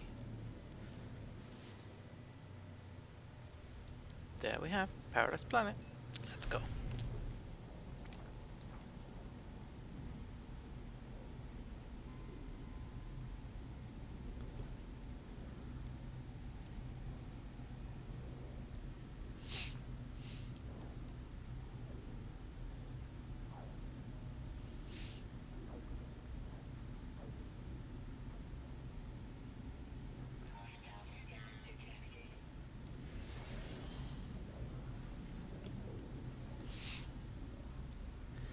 when I was a kid, we used to have like a fair that went on every year, and during the fair they did things like events for the kids, and any age could join. But what they used to do was line up the kids in what they believed were their ages, and the idea was to like chase down this guy and tag him, and the first person to do it would win a prize. So they lined up all the little kids, like the 5, 6, 7 year olds at the front, and then as you went further back and further back, you got older and older, with the idea of giving the younger kids a better chance of trying to catch them first. And then they would stagger the starts as well. And because I was a tiny kid, I got put in with the really young kids. So of course, as soon as they let us off, boom, I was gone. And this guy running around, he like really had to push himself to try and keep ahead of me, and eventually he gave up, and he's like, "How old are you, kid?" And I told him my age, and he's like, "Shit, you caught me fast." Yeah, that'll be because I was in with the kids, mate. And then they gave me a really crappy prize. I was meant to get like a silver medallion thingy that I could have kept as a reward, and instead I got a 50p piece. I was like, oh, Jesus, that sucks.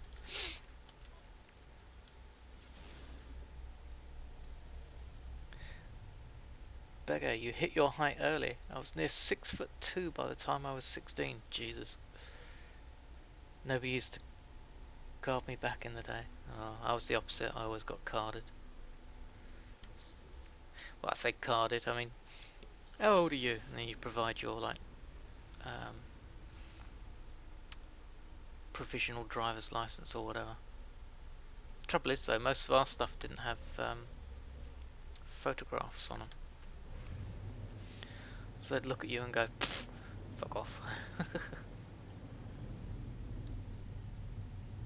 Not that I was bitter, no.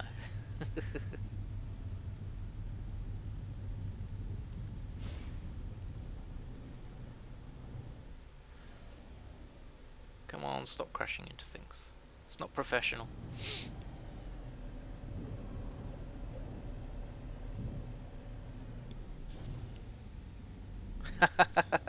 Ginny, it's always the way. When you want to go, they won't let you in. When you really don't give a damn, but it's just nice to get in there, you get blocked. Nevada. Actually, it sounds like England.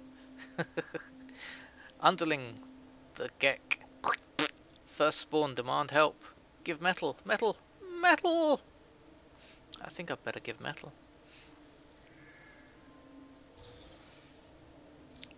Oh, come on, that's what they wanted. And it's not the right answer. You scumbags. You're forcing me to scum save. It's not fair.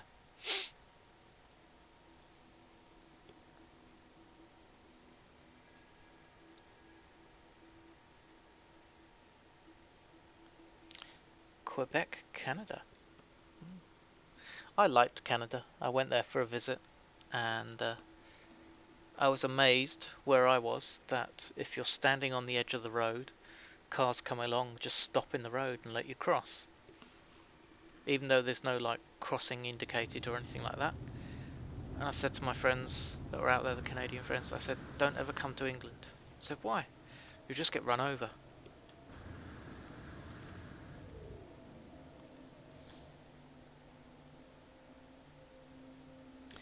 Okay, so we shall read this through then, instead of jumping. I see a ragged claw grab at me. Despite being broken and fragmented, it holds me tight while a metallic beak emerges from the living rock. I'm going to smash the claw. There we go. I smashed the claw into pieces. The vision fades. I lose Gek standing. Result. I mean, oh no. What a shame. How will I ever recover?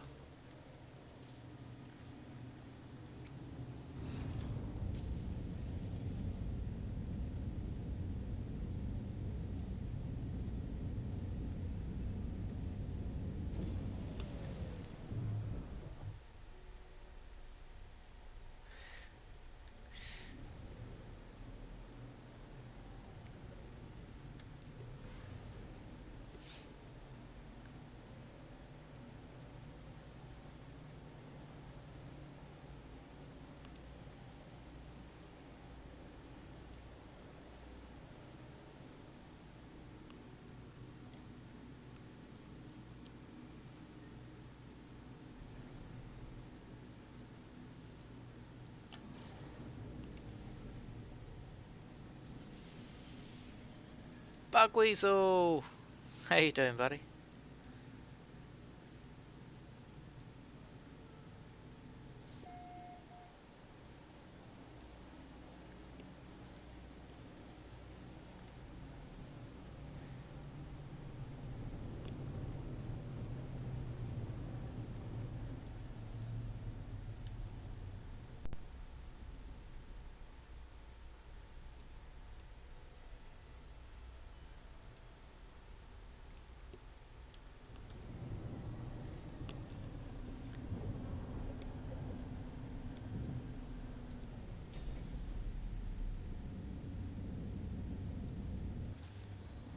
You're -1 happiness. Oh no.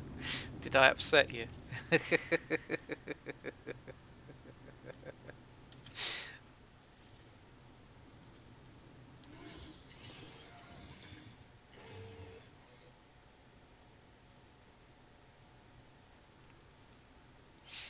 Ginny, I know. I actually agree with that. You should have the hands on the controls, moving around. Because I think you get that if you're in VR mode.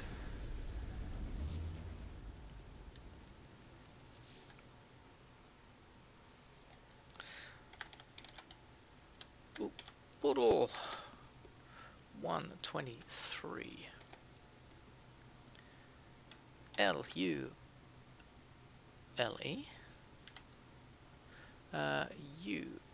UKOUS.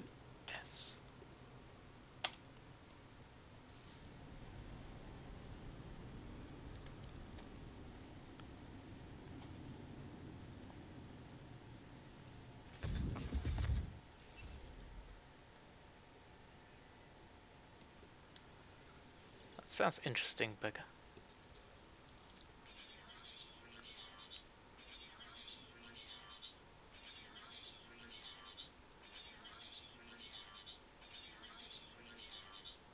There's one of the group here who's he's built all around one of those archive buildings,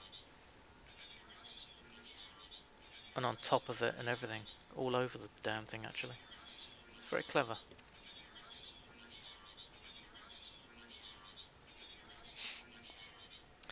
Mr. Gift God, has anybody noticed if when you upgrade your ship with nanites to a higher class, do the stats also change? They should do, but I'll be honest with you, I don't know, but they should do.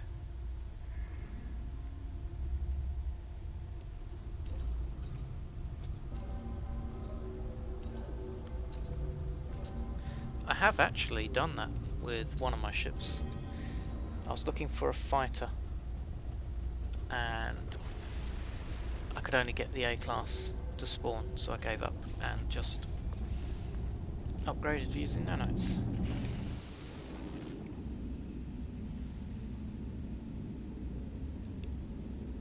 Mr. Gift God, I would pretty much say yes.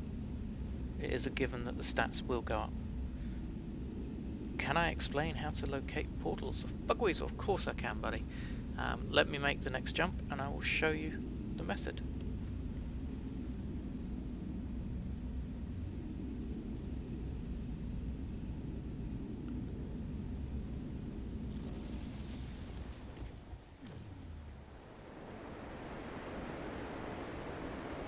And you didn't pay attention. Oh. Like I said, I've done it to an A class fighter, and all I really cared about was getting into S, so I don't care. Where's my damn ship? And that is why I fix the hazard protection, in case I walk in to a planet like that. So Aaron, this is where you thought I would get to before Crimson came back. When is Crimson back? Do I have another week? I think I have another week.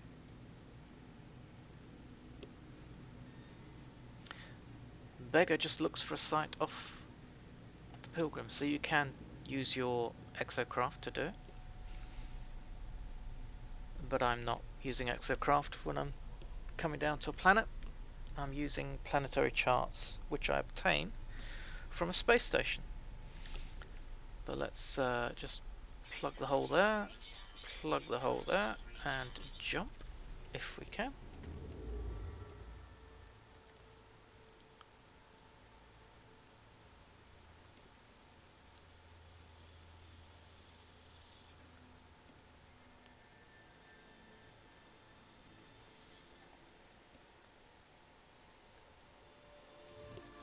So Bugweasel, I'm using charts that I buy from the cartographer.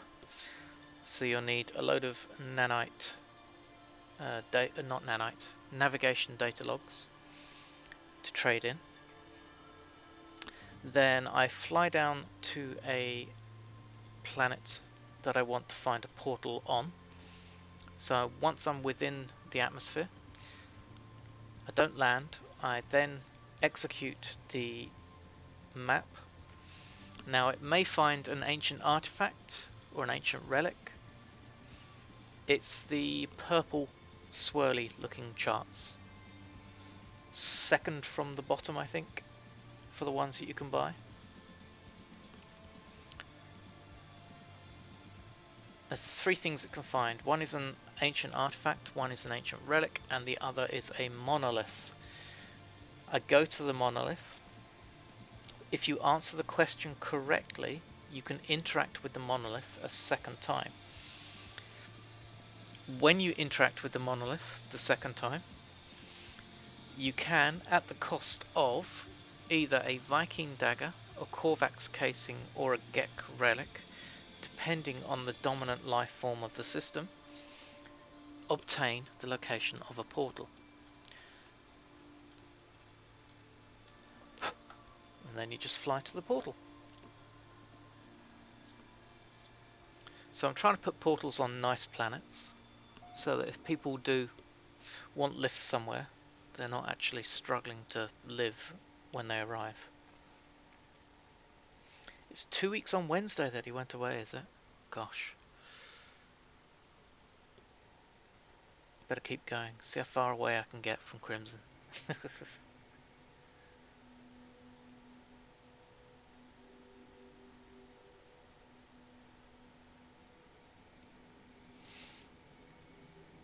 I do have the exocraft thingy on my freighter. I just do it this way because it's just the way I'm used to doing it.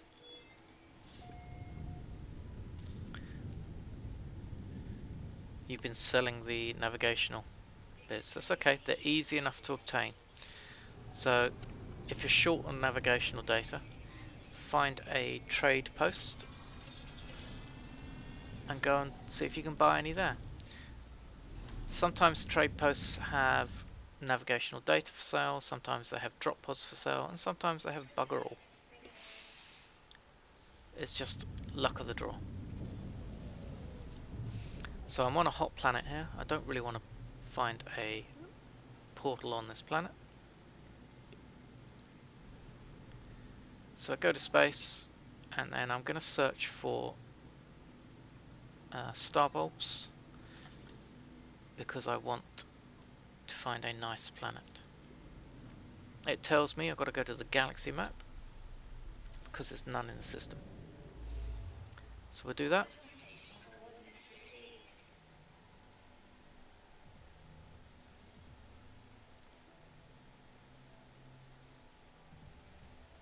You wanted to put a convenience store next to every galactic center. So, Beggar, do you work for Tesco or Sainsbury's?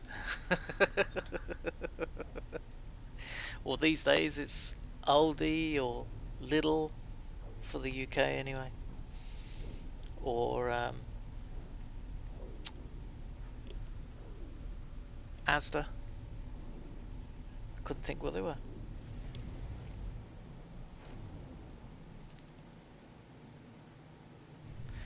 Get a percentage if you drop a trade terminal down.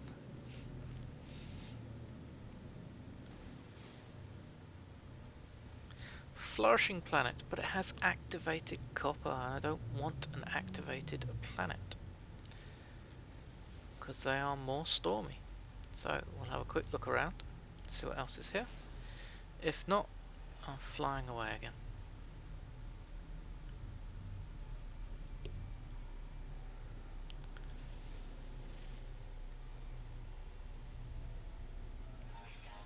Stay at home. Oh, look at that. The nest. That's star bulb. That'll do. It's not the best, but it will be a paradisey type of planet. Stay at home dad. Lucky man.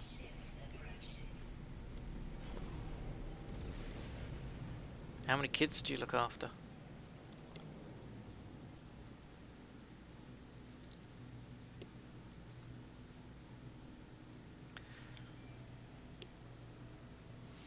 I worked with a guy once, and he was a great bloke, but he was starting to get on in years. I think he was like mid-40s at the time,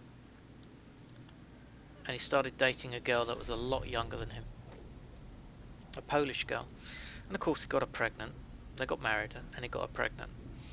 And I was in the office when he got this phone call, and his girlfriend had just rung him up. She'd just had a scan, or his wife at the time. And he went, "Twins?" Sat down. "You having twins?" It's one of the best moments to ever actually see when someone gets that news and they're not expecting it.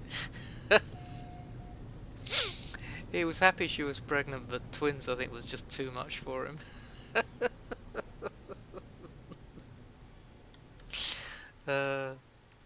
I did at the time tell him, "Buddy, it could be worse." He went, "No, it's great news." I said, "No, it could be triplets."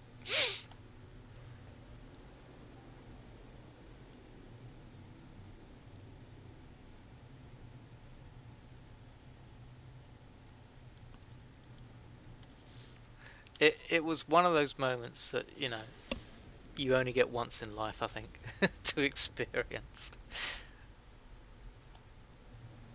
That was so funny. It would have wrecked you, Slugger, to hear twins. I think it wrecked him, but to be honest, yeah, he posted pictures and things on Facebook with them, and he's happy as anything.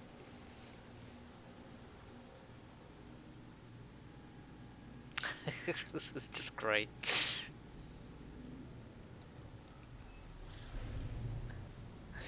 And it was in the middle of a whole office, so everybody heard him.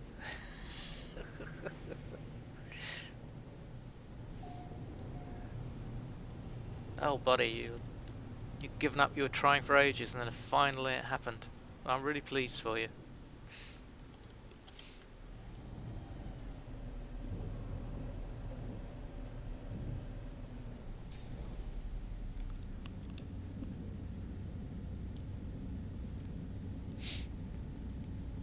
Ginny, is that so? Is that really true? I didn't know that.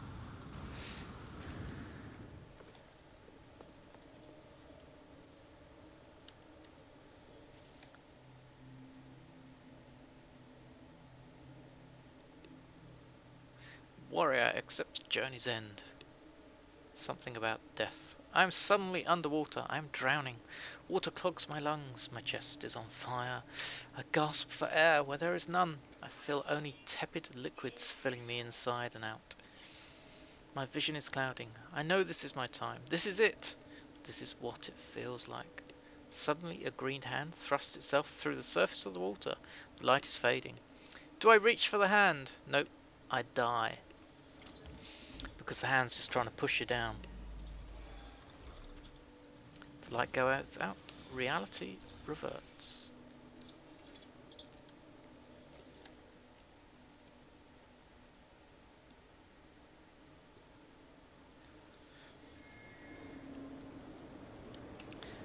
So anyway, bugs. Was that sufficient explanation on how to get these? Also, if you have been selling your Viking daggers and Korvax casings and Gek relics, don't panic. You can just fly to a trade post for those as well, and just interact with any pilot that lands, and you'll be able to buy them. All you've got to do is go to the correct system.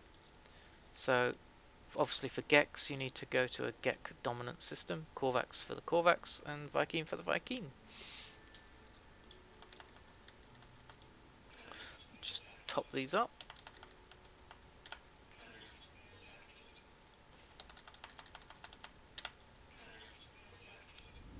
Right guys, I'm just going to pop to the bathroom. I shall be back in a second.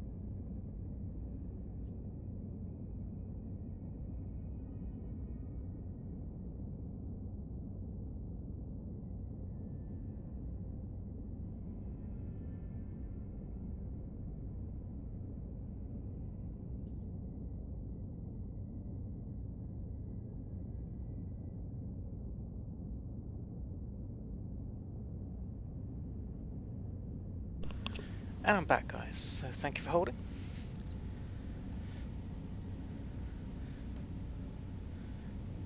Ginny, can multi-tool have more than 3 rows to add upgrades?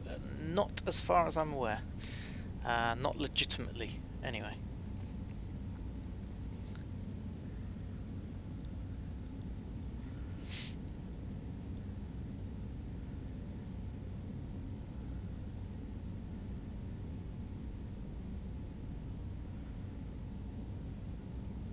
Cheers, Tex.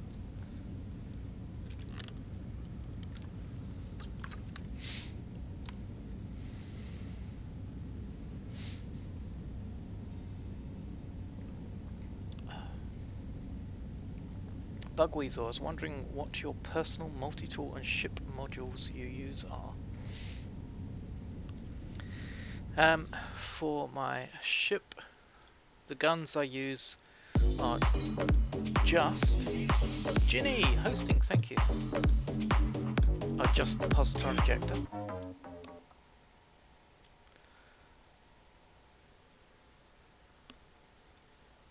That is generally it. Economy scanner is a definite fit as well. And you will notice that I've still got things like my Emerald and my other drives still fit. Oh, I haven't on this machine, but on this one, but I do tend to keep these because it gives me just a little bit more hyperdrive range. By doing that, I managed to get my yellow squid over 3000 hyperdrive range. My multi-tool is I have the positron ejector, not positron ejector, I have the scatter blaster even. I have the bolt caster fit to it as well, but I don't necessarily need that. And miner and scanner. So this is my scanning multi-tool, which I'm very pleased with the range, over 1100 on that. My other multi-tool is a weapon multi-tool, which doesn't have scanning but has the plasma launcher fit to it. Right, so we should have a portal to go find. There it is.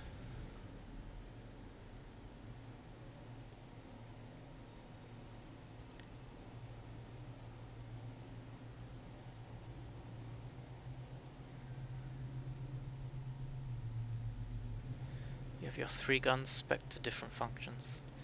We'll have one for damage, which is over 10,500 damage, and then the yellow one is my scanny one. And then the third one I have is meant to be for galaxy hopping, which I've planned to replace at some point.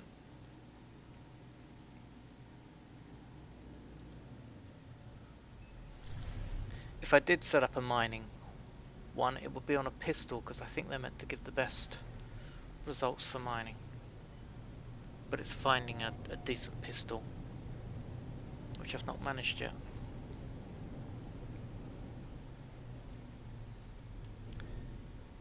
But I've not really looked, to be honest with you.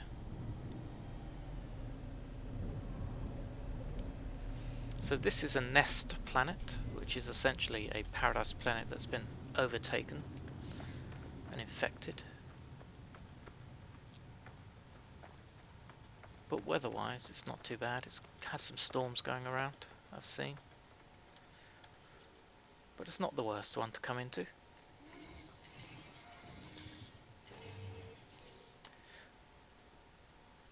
It's, as far as I'm aware, catastrophic with the pistols. Yep. So if you type !NMS, you'll get a link to the No Man's Sky coordinate exchange. And we are on 124, I think.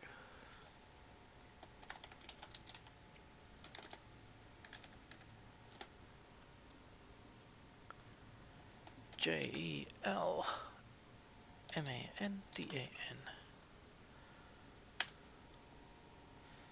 Thank you. By the way, when I last was in your system, you sent me to do expeditions. Happy to report my jetpack stream bubbles, and I have biological horror pet. Fantastic, Bugs. Well done. I'm pleased for you, buddy. You don't have to use the bubbles, but I do think it's probably the best jetpack trail that they've made. I love it.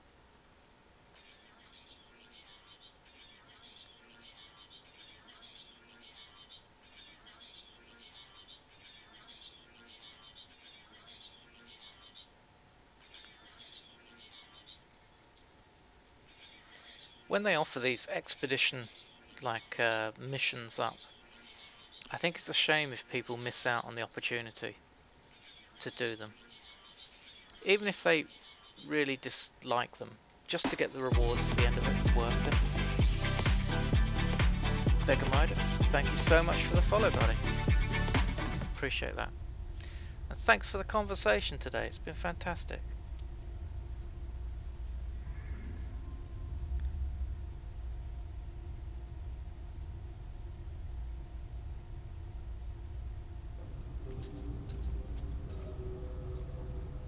And you know what makes that No Man's Sky coordinates exchange so good? It's the fact that it's player driven. How often and how long do expeditions run? So that was the 3rd expedition that they've ever done. The first one was a long one, similar in length to the one we've just got. The second one was very short. I think you had 4 weeks to complete the second one. but it only took like 4 hours or less to complete.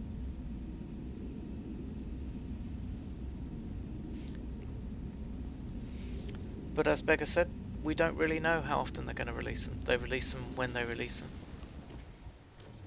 But when they do, I highly recommend that you jump on them and get them done. They are fun. Some of the things they make you do, I think, are just great. I really do enjoy it.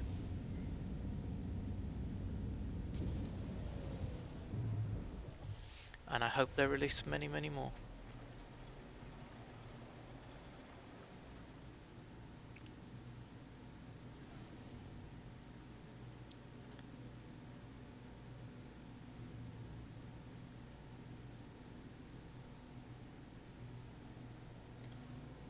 Right then, let's charge her up. It's already charged. Look at the map. Are we close enough to jump? Yes, we are.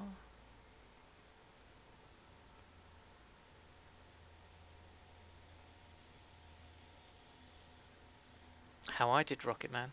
I climbed up the side of a mountain. You just keep going. Jetpack up the side of a mountain. Before you start it, make sure your oxygen, your life support is maxed out. If you're close to a mountain, you can jetpack up it without really draining much of your jetpack.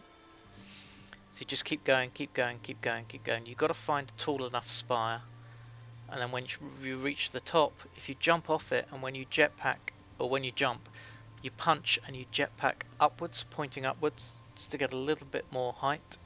If you haven't got the jetpack refueler as you fall, then just leave yourself a little bit and then drop.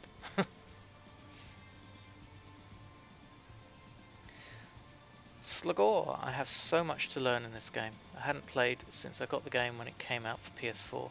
I just started up again last week, ended up getting it for the PC. I'm about to start stream it for the beginning. Oh wow, that's cool. Slagore, if you've played it before and you haven't done the expedition, go do the expedition. It's well worth doing, and you get some goodies that you can loot on all your saves going forward.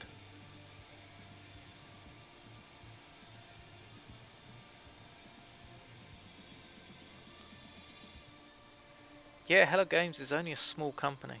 It really is. So it's amazing what they actually complete and provide for us.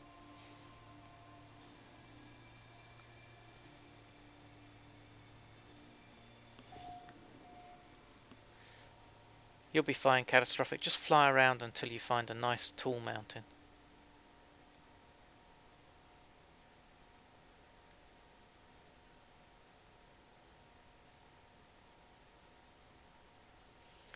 The alternative is to summon your freighter, if you've managed to get one, board a frigate and jump off it, but you need to make sure you've got plenty of oxygen or the blue health gels to keep you going.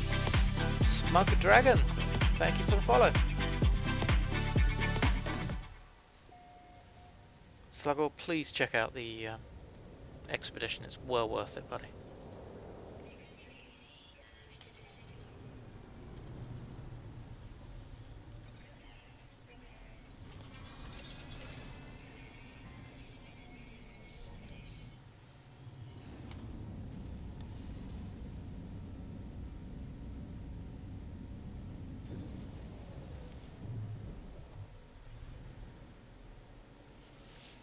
Well guys, if you do the Rocket Man challenge, if you're flying up the side of a hill, you'll complete the other one, the 625U.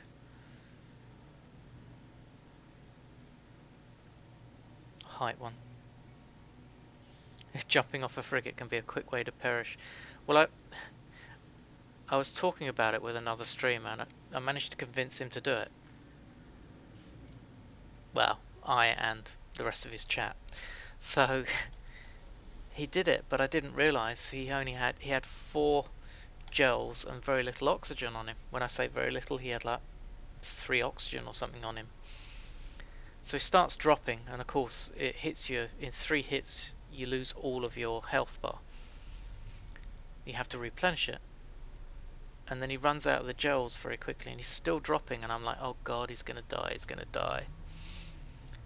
Then he manages to hit the atmosphere, so now he's not taking damage as he falls. But he's tabbed out, so all he can see now is his manufacture bit, where he's trying to make more blue gels. And he's mucking about with that so long that he hits the ground. He doesn't realise the ground's come up, and he dies. I'm like, oh no. Thankfully, it wasn't a permadeath game. So he just reloaded his save back on his freighter. It was funny though. I admire him for trying it.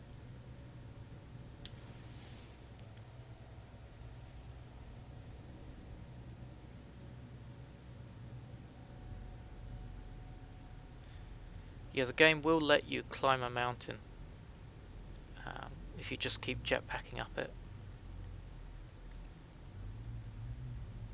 Done that one. It's this one here. No, done that as well. Okay, so we are going somewhere else. Oh, what am I doing? See, forgetting my own advice. Should have looked at that first.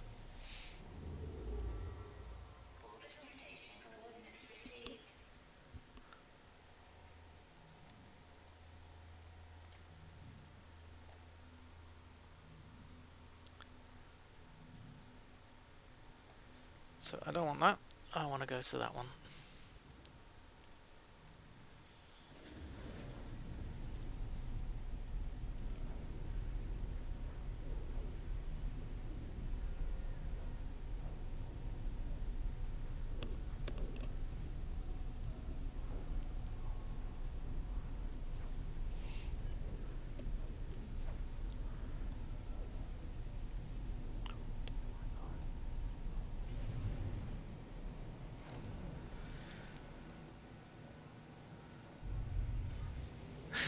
Aaron, I have to pluck up courage to get out of the little hole I made. Oh, we gotta fight.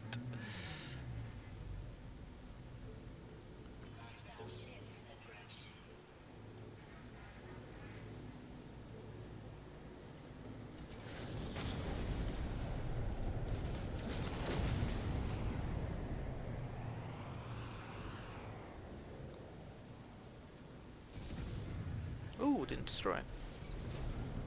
What the hell? Now he's gonna die. There we go. That took a bit more than expected.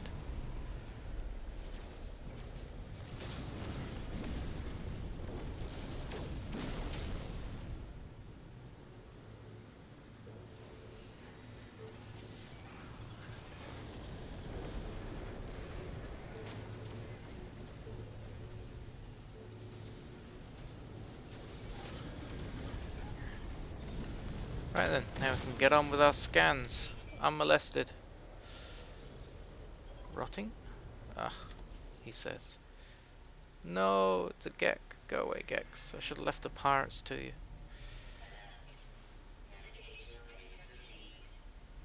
Let them have their way. Hey, Final Warrior. How you doing? Thanks for the luck, buddy.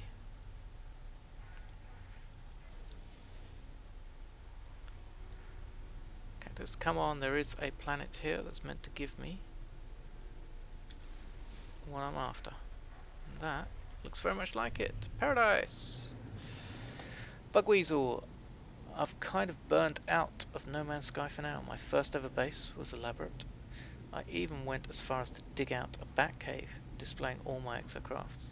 I went to visit and add new decos and found the land and filled it back in. Yes. We've all done it, buddy. We've all done it. My very first base, I had a teleport down to the bottom level, which I'd flattened out. And when I teleport down, I end up underneath the terrain, which is really helpful. So the trick is to always build above ground. because the planets do regenerate, unfortunately.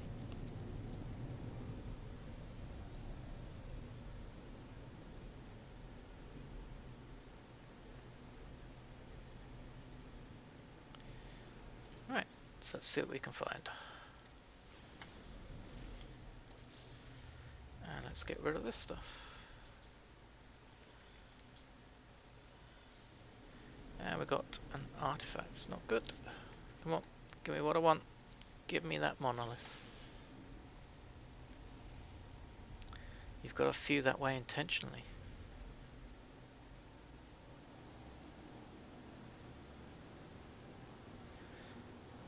But Bugweasel, I know what you mean. It can be really frustrating when you've done all that work and then you go back and find everything's filled back in again.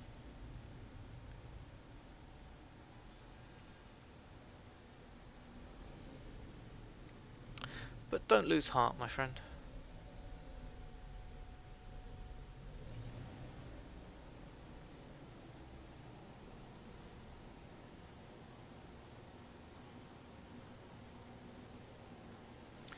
Yeah, if I'm building like a mineral farm or a power location, I don't give a damn if I flatten some ground out and the ground's going to come back and swallow it up.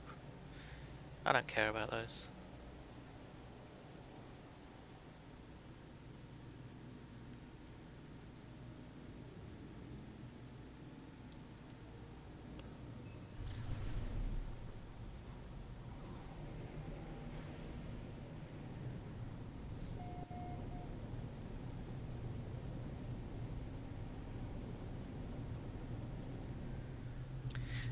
Do you know what? It would be absolutely awesome if you could copy a base layout and just put it down somewhere else.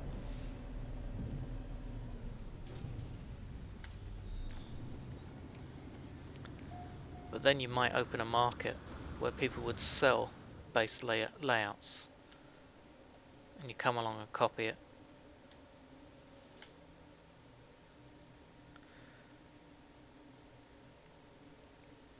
A beak emerges from the ancient stone. It's shouting, but can't be heard. In the stone above, someone long ago has scrawled advice for those who would approach it. Feed beak. Feed beak. Feed beak. So it's metal, uncommon catalyst, or sodium. I shall do the ferrite dust, because it's the last one. I feel a great pain. It's the wrong one. Scum save.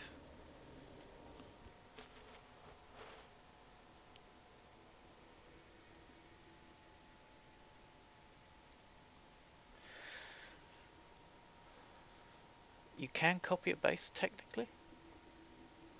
I suppose you could maybe hack a file and rename, copy a name, and then resave. Yeah.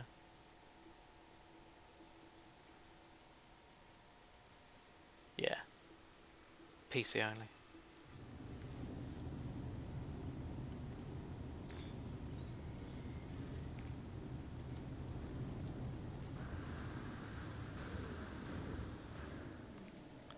They made plenty of improvements, but it's probably not top of their agenda right now. Right, we'll start at the top. Yay! Sodium was the right answer. Give me my portal. Thank you.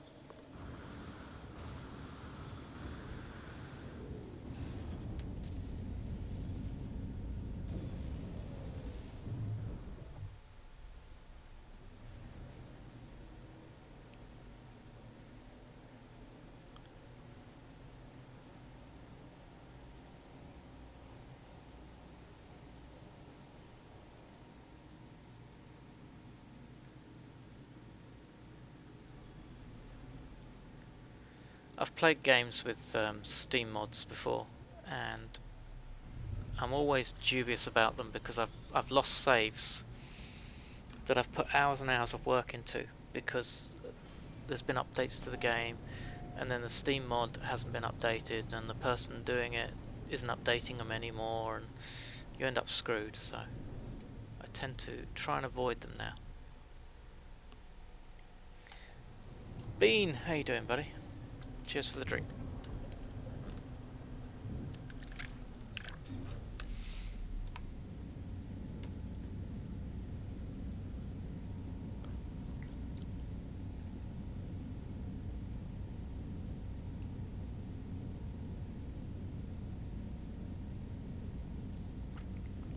Oh, Bugs, are you going through and doing all your saves and doing all those things on your saves? Crikey, that's a lot of work. So I can understand why you're a bit burned out doing that. See, I restrict that sort of activity to just this save at the moment. I could be doing it on 3 or 4 saves, I must admit. Hey Beans, good to see you, buddy. And he's straight in with a heist.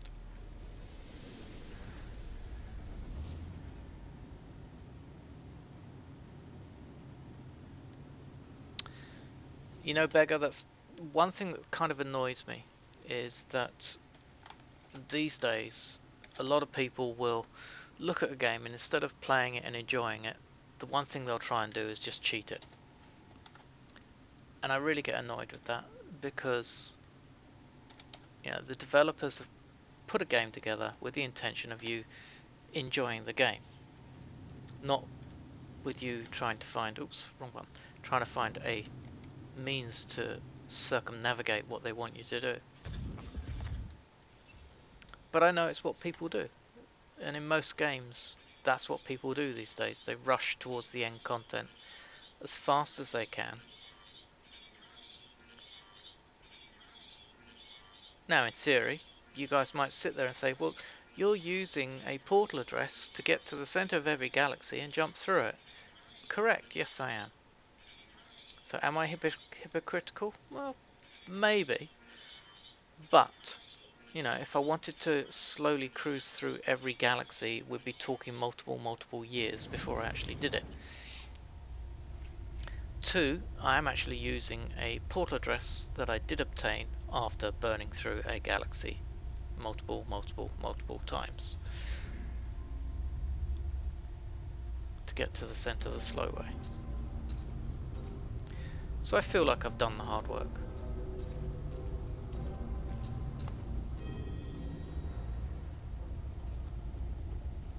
Bugweasel got hustled from all your chips. Oh, buddy. So if you're wondering what the chips talk is all about, guys, we have little games here. They include duel, slots and heist. People tend to use just the heist. And the idea is that you all go on a heist. You can dedicate a number of chips, or all your chips, if you so choose. And you go and raid the chip factory. Sometimes you win, sometimes you lose. Sometimes a few of you escape.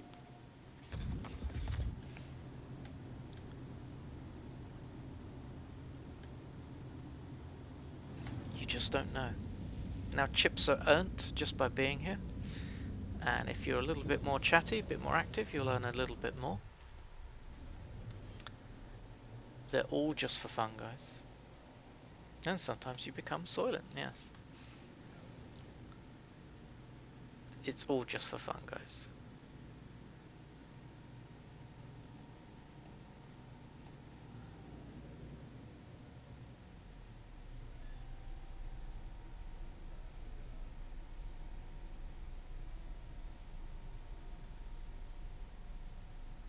Bugweasel, yes, I totally agree. However, if you want to get the most out of a game, the most enjoyment, then play it as it's meant to be played. If you just want to get to the fact and say, oh, I've completed that, I've done that, then fair enough. So, Beggar, you may or may not believe this, especially if you're British, but even though chips in England are potato, chips in this area are potato chips, or similar to Doritos, which is why I have the salsa. Woods, hi, how long will you continue to playing No Man's Sky? No idea. Or are you just talking about today? Tortilla chips, yes, exactly that, bean deal. Today, I will be online for probably another, where are we at, almost 3, so at least another 2.25 hours. In general, how long will I play No Man's Sky? I don't know. I've probably got over 2,000 hours. It depends. It all depends. I might come up with some more inventive ways to play the game.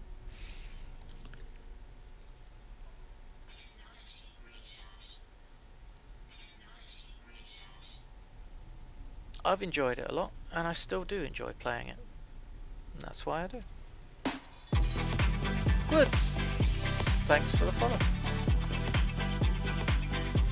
Are you good? Are you a lurker who enjoys watching No Man's Sky streams? I did that. Watched thousands of hours of people playing No Man's Sky before I even bought the game and started playing it.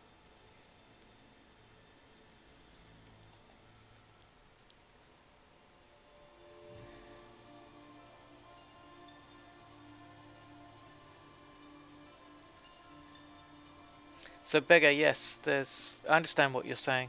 There are some absolutely fantastic builders out there, and you've got to marvel at the things they come up with. Absolutely fantastic.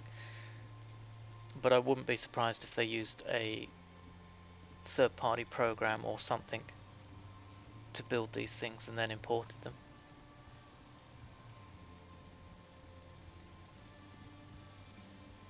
Bugweasel wants me to have a drink. Alright mate, I'll have a drink for you.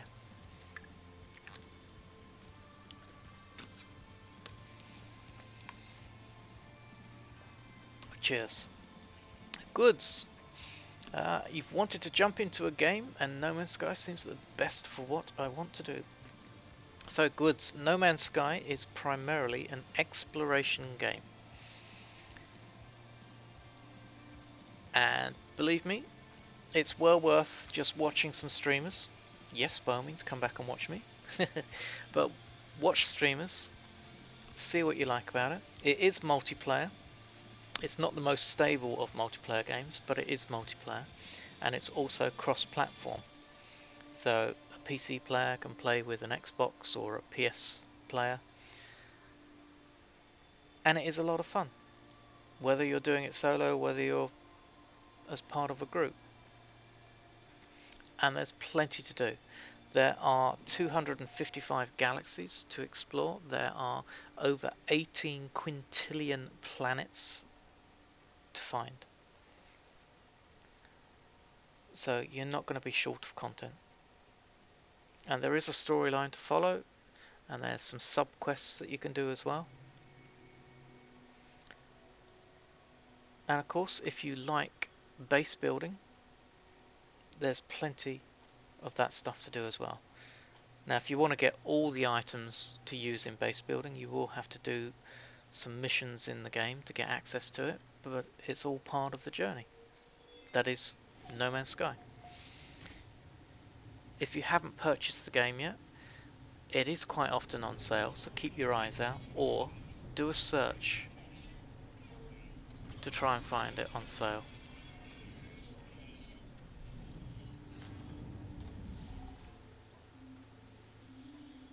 But for the cost of the game, you're going to put a lot of mileage in it.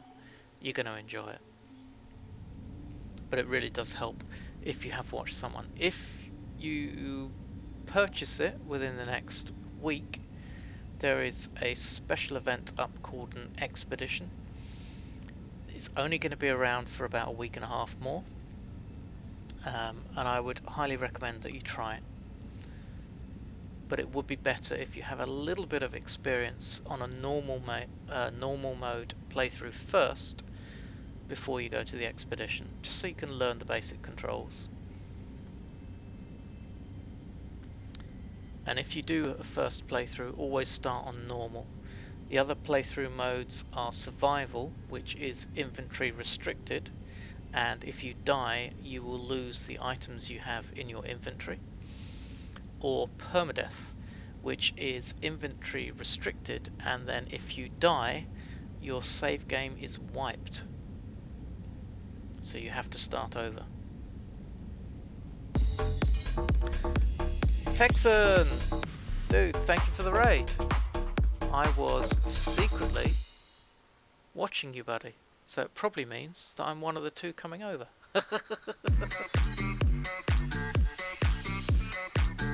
And Smuggy, is that? No. Good to subscribe. Wow, thank you, dude. Appreciate that. Thank you for your support. Hope you enjoy the streams.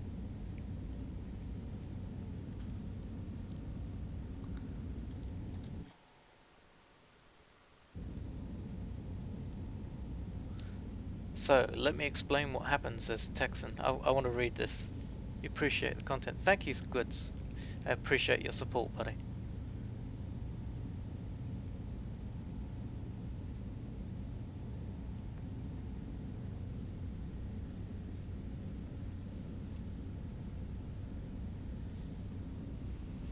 I was lurking in Smuggy's stream as well, but that seems to have disappeared.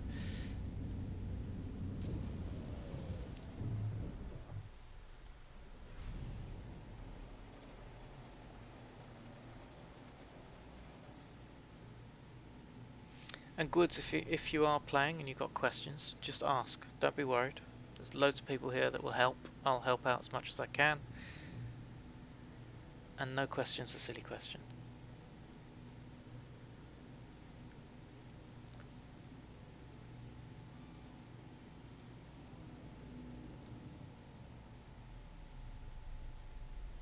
Texan, not a problem, dude. Have a great nap. See you in a couple of hours.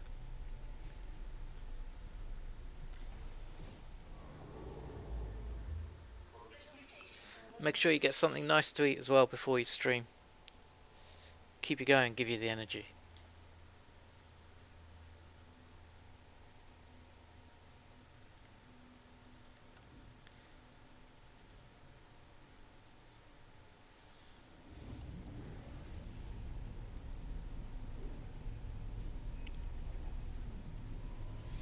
But guys, Catastrophic kindly linked Texan's stream there. If I'm not around, go check him out. Drop him a follow. He's doing some really cracking content with another streamer, Smuggy. They're doing some shared multiplayer permadeath and having a blast, I believe.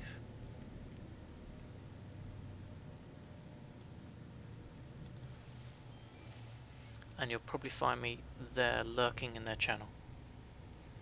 Thanks, Catastrophic.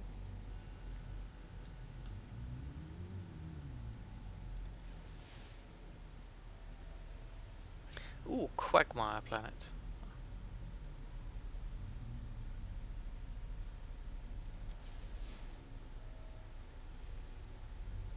Looks like we're going to be out of luck. And we've just got this one with activated indium on it. The other streamer.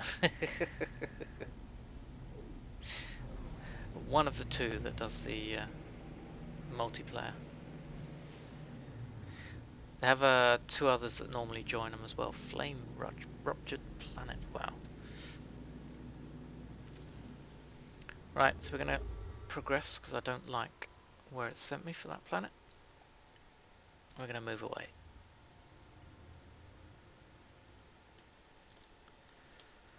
Right, so a G6 with water is an ideal location to go.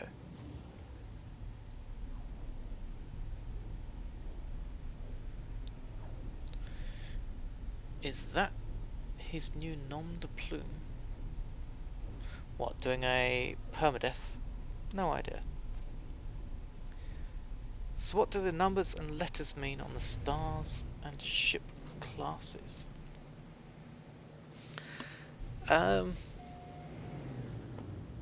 Ship classes. You have a C class ship, B class, A class and S class, if this is what you're asking. And it's all about the statistics for those ships. So the worst are the C, the best are the S.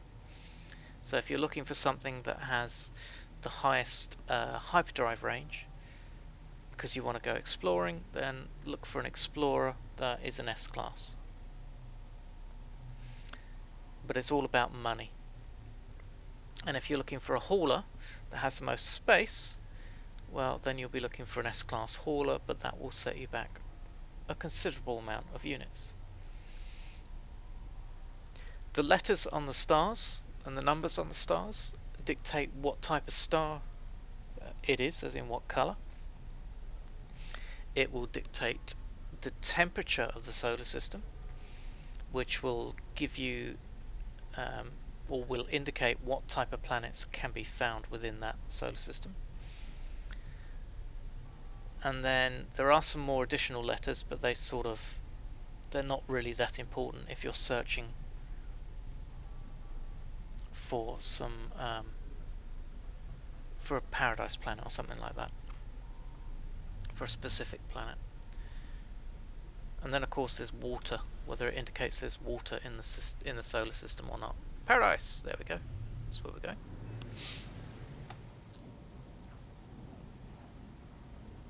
Hey Smuggy, how you doing, mate?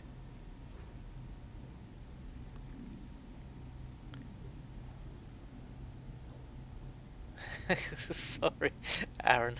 I've just seen that. I thought he was the modest streamer.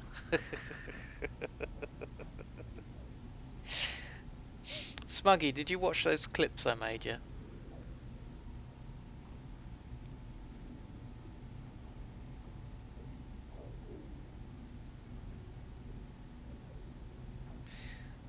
Beans up for the heist again? Feel free, guys, to join the heist.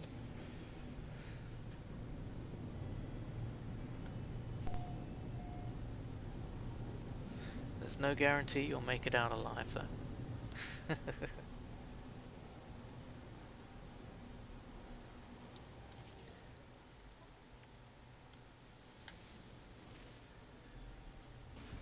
Oops. Mind out for the rocks. Monolith, first go. Awesome. Where are you? Left, right, left.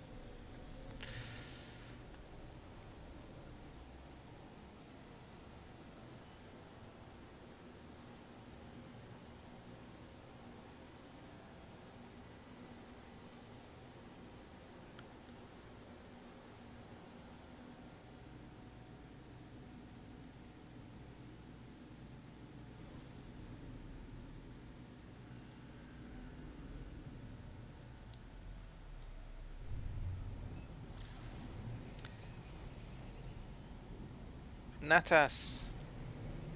Heist with one eye, my friend. And that doesn't mean close an eye.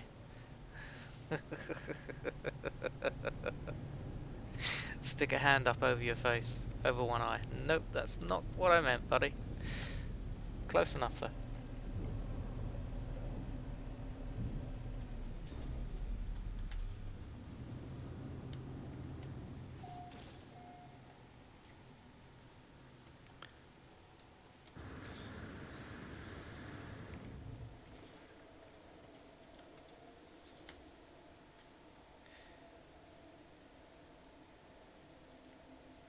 Oh, here we go.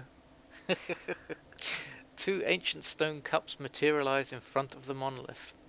We've been here before, guys. One is filled with a dark red viscous liquid. Sorry, spit that out. Dark red viscous liquid. The other contains a sticky fluid that is bright yellow and smells powerfully bitter. So, oh my god, everybody died on the chip heist. I now have a choice to drink a dark red viscous fluid or piss. So I never drink the piss, so I'm always going to drink the red fluid. Drink the yellow liquid, says Catastrophic. Yeah, I know. You all want me to drink the wee-wee.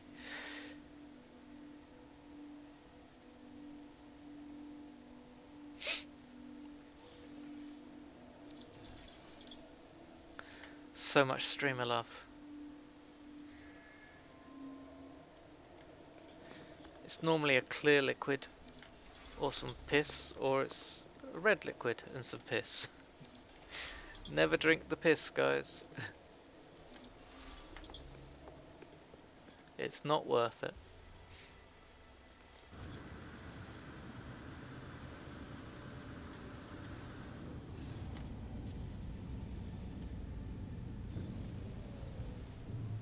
Right, where am I going? Portal, portal, portal. There we go.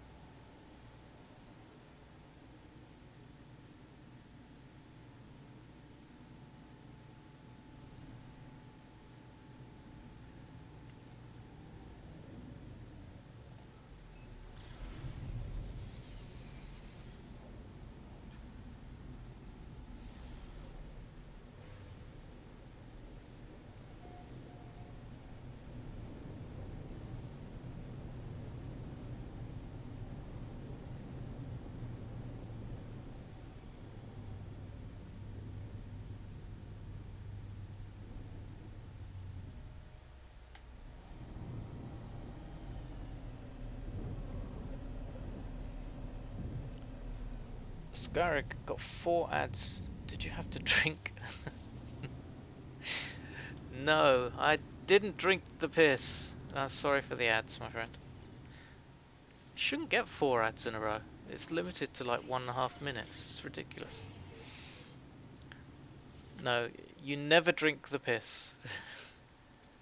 Everybody screams, drink the piss, but you don't drink the piss.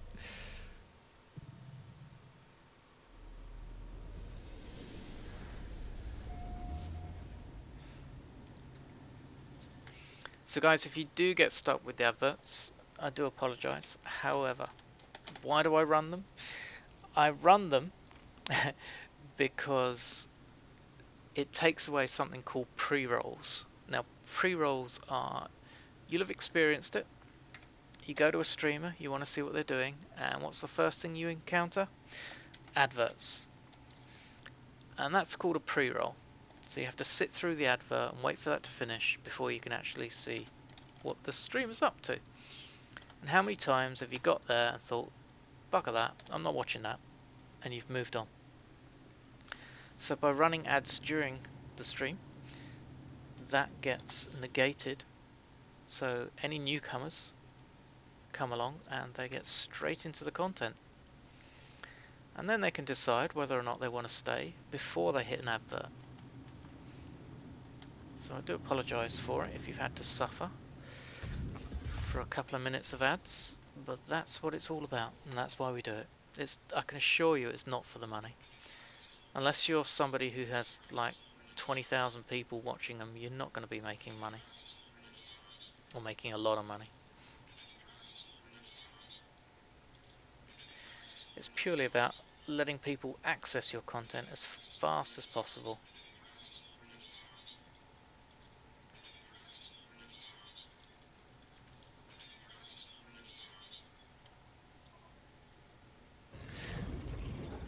Rob, liar, he says. I don't drink the piss. Never.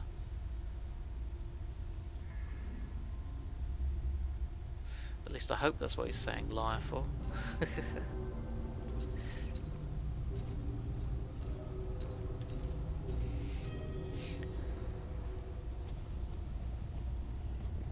My crunchy lettuce habit, yes. That's a good point. I don't have any lettuce handy.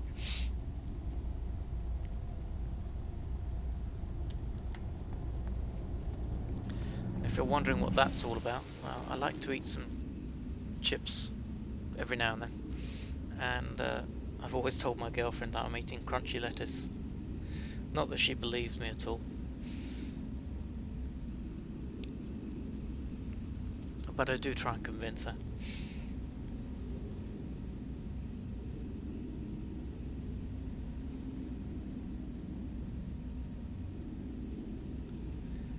Kit Kat and chips.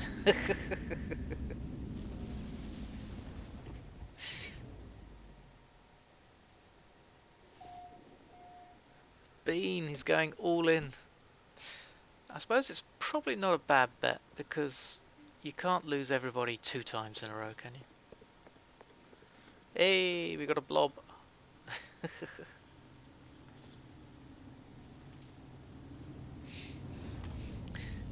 At least the ads are kind of related to gaming and you don't get some stupid laundry detergent or insurance crap. Oh god, yeah. Oh, hey sweetie.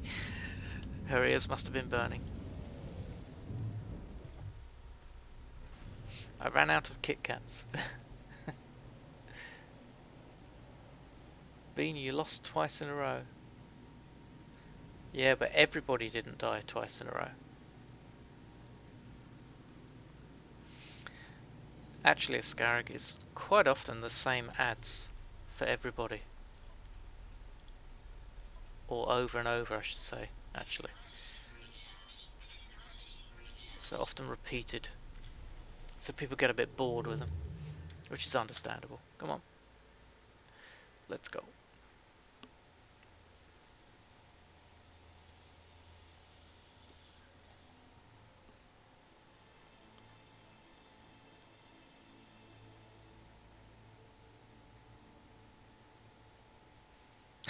Aaron, I used to get organ donor. God, what's that trying to tell you?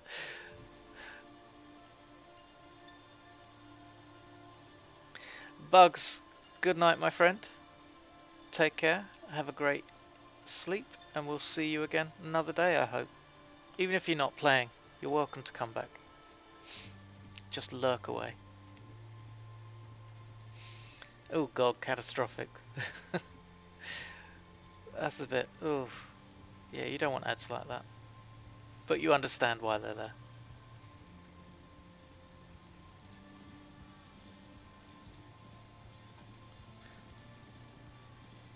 Scarab gets German ads. Is that where they're like shouting down at you? Come buy this item! Oh my god! The chip factory killed you all again!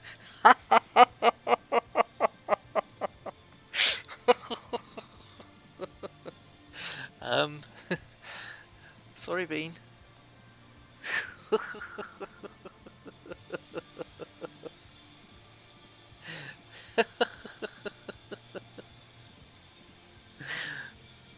Oh. Ah, Bean.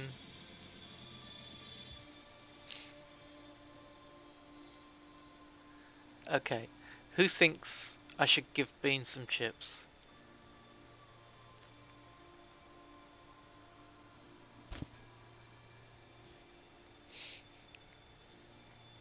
And who else would like some chips?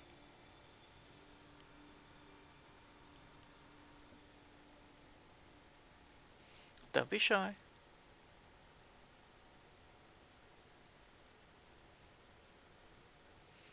No one? No one wants any chips? Okay.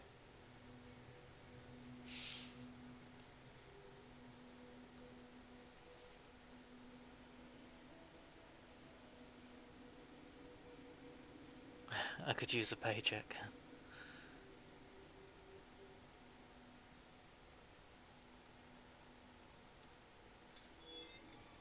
Oof.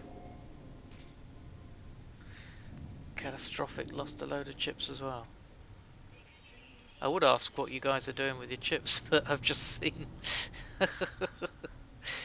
all in twice in a row and splat.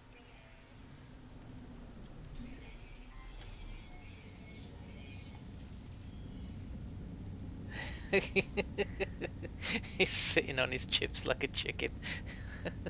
They're not going to hatch anymore, I can assure you that.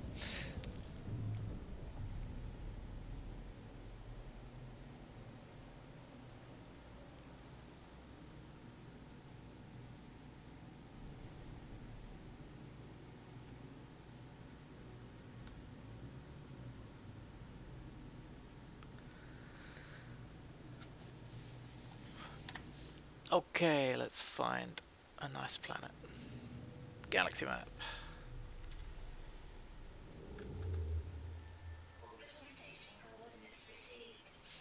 So if you'd like some chips, then let's see some blobs in the chat channel. Some blobs or some lulls in the chat channel if you want some chips. The more blobs and lulls, the more chips you guys will get.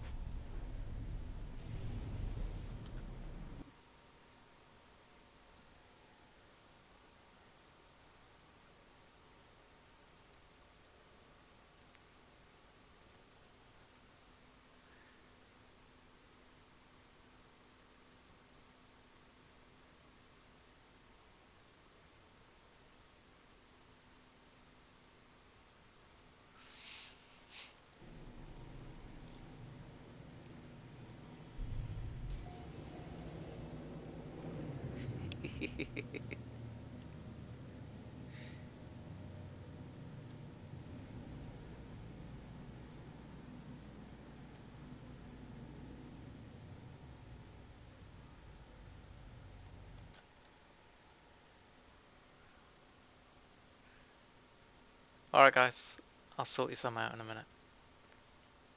Let me land on my planet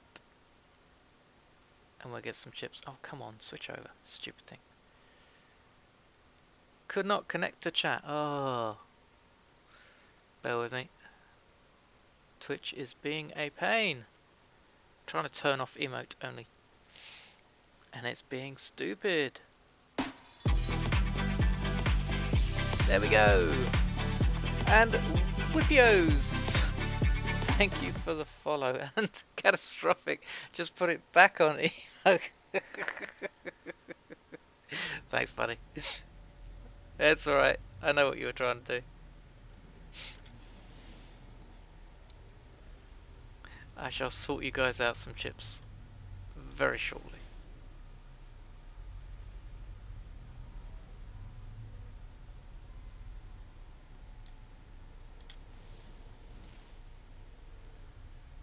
There we go. Bountiful planet. We'll head down that.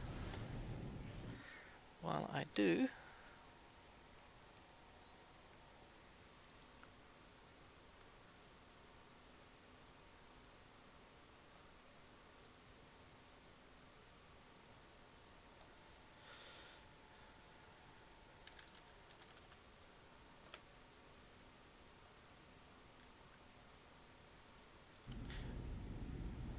chips away!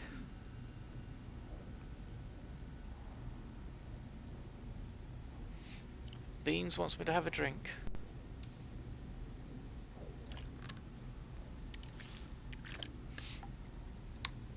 Thank you.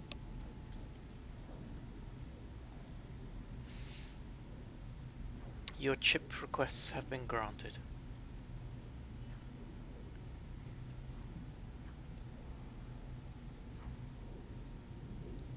That came through a bit late. How did Catastrophic know about that so early?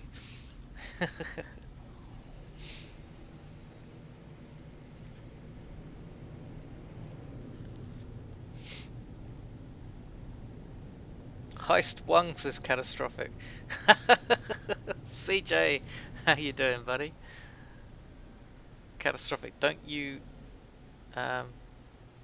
trust the heist? One chip.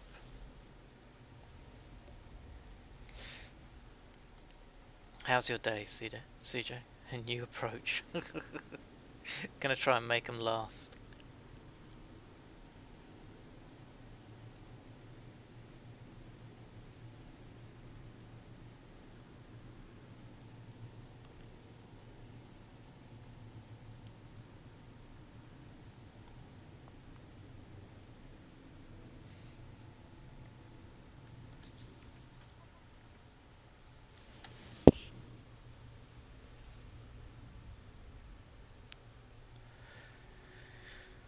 Oh, come on, give me my monolith. Don't be cruel.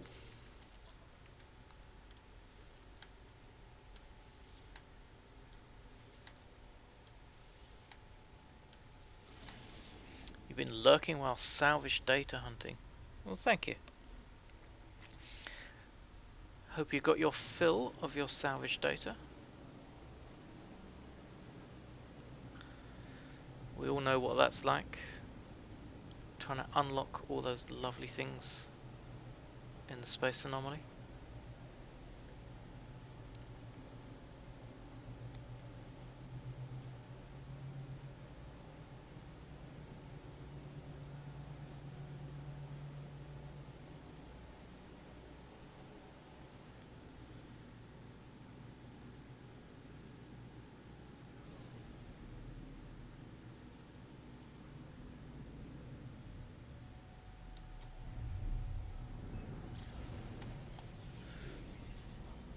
We always need more. Look at that, Bean Dealer was the only one to escape.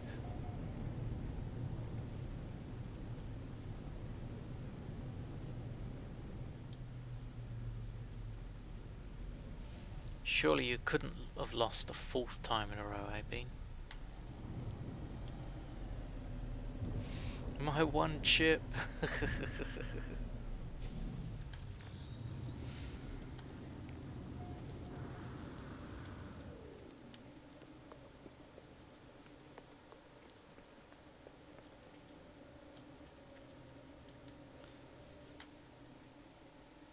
Never say never, he says.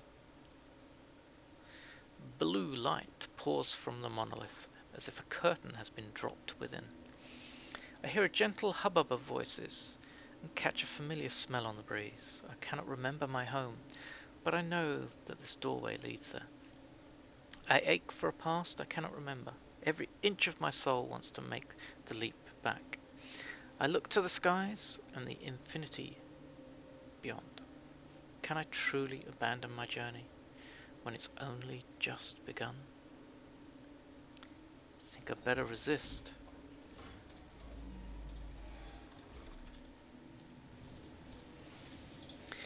And it is the correct answer. Scarrick, I'm official one jump away to get below 100,000 light years to the center. And guess what? I landed in a system with 2 paradise planets that wants to be discovered. So he's going to be stopped from reaching his goal. It's going to drag you out. I tell you, this game is one of the best games for diverting you away from your intended course of action. You'll set out to complete task A, and it will then offer you task B, C, D, E, all the way down to Z.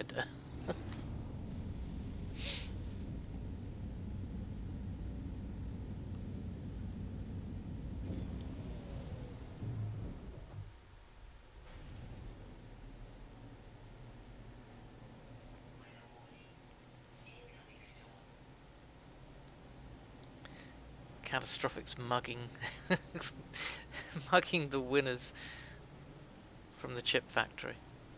That's a interesting tactic.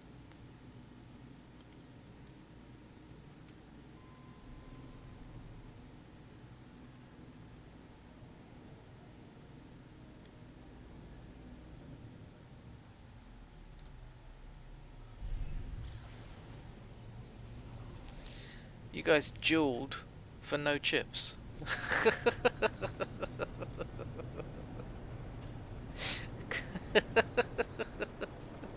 Congratulations, guys.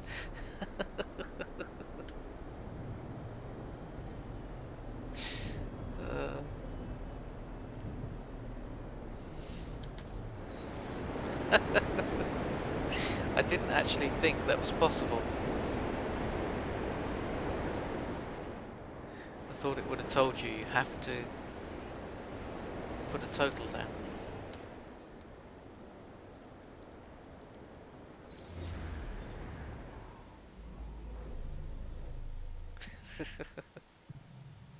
I keep saying I'm going to remove the jewel and the slots. Just leave the heist. I think it's what people enjoy most.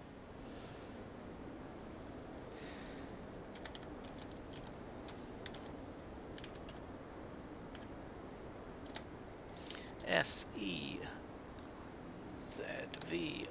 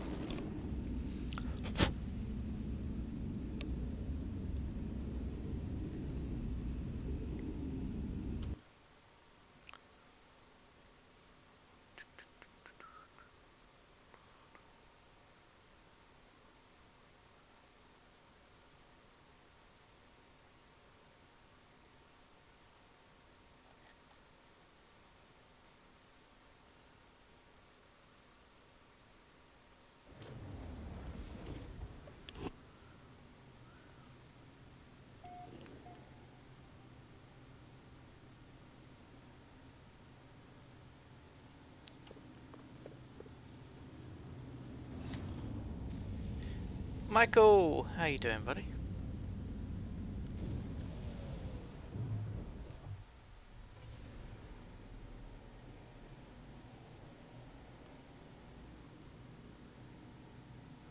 How's life treating you today? I watched the football highlights this morning, Michael. Not happy.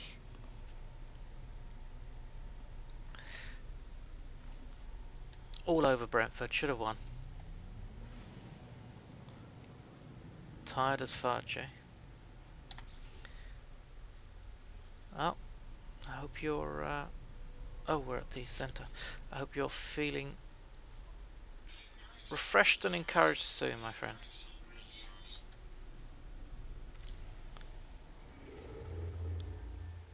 94th minute.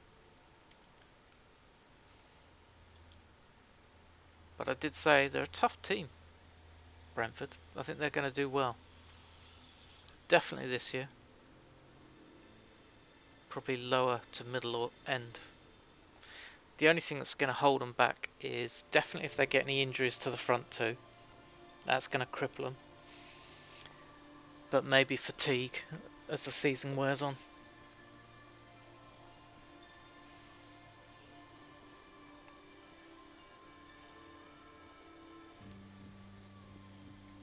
But they do look an enjoyable team to watch.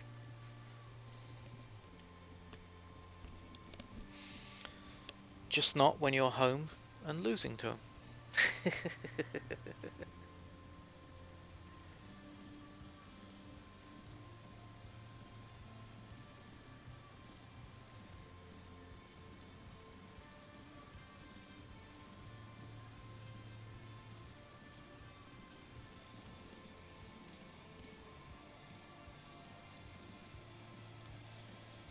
Actually, yeah, you're true.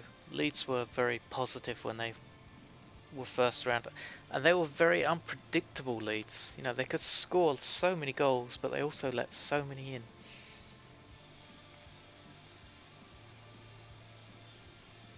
Or concede is the right word. I think Brentford will do better.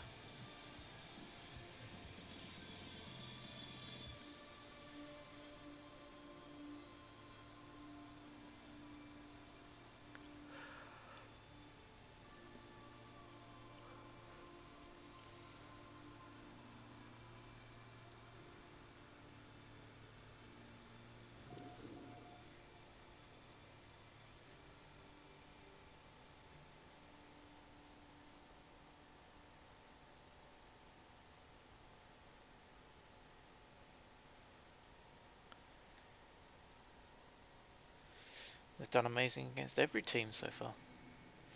I think they're a good mid-table. If not, maybe top 6 now.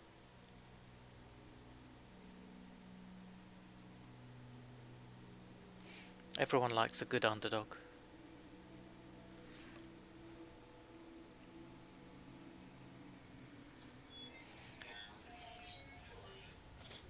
I could see Newcastle struggling again this year.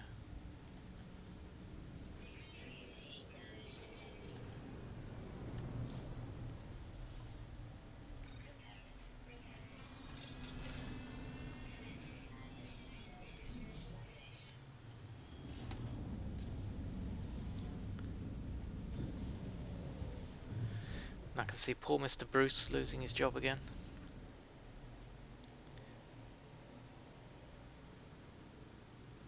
He's under so much pressure.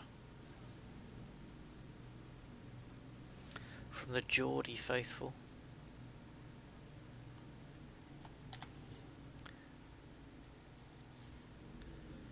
Which is unfortunate, he has to do so much with so little cash made available to him.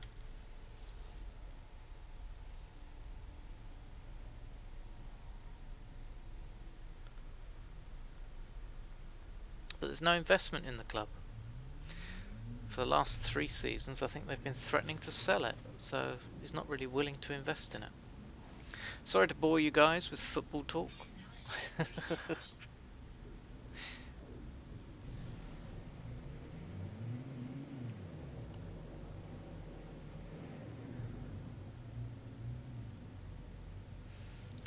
But we do have a World Cup this year, you know, guys. Is it this year? No, it's next year, 2022. And it's in November next year, I think. Was it this year?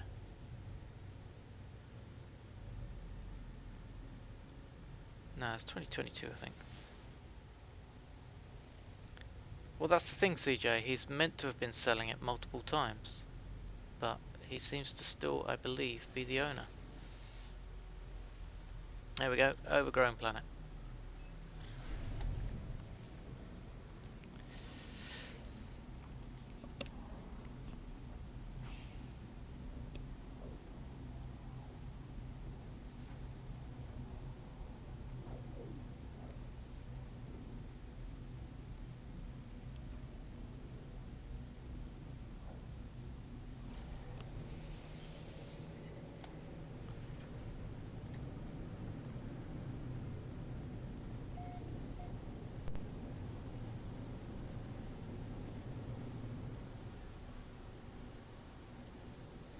Yeah, it's been struggling on lots of things. Obviously the pandemic's not helped.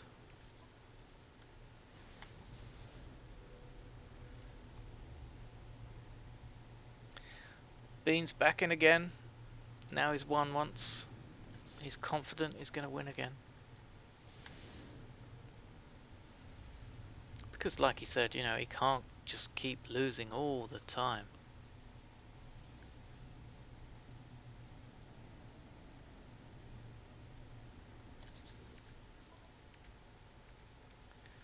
Good luck, everybody. You said that, not me. And look out for catastrophic when you're walking out of the factory with your chips. There's every chance he'll try and mug you.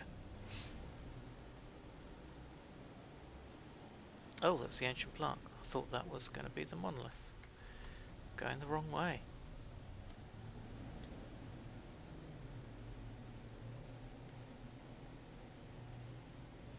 MK, don't be so negative. You've got to think positive. And not forget your gas mask.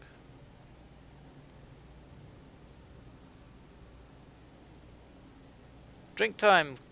Thank you, Ninja. I shall partake.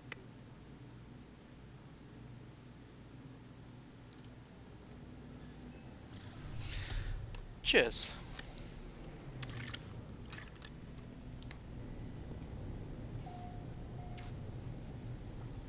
If you think Bean has tinkered with your gas mask, it's very possible. Wouldn't put it past him.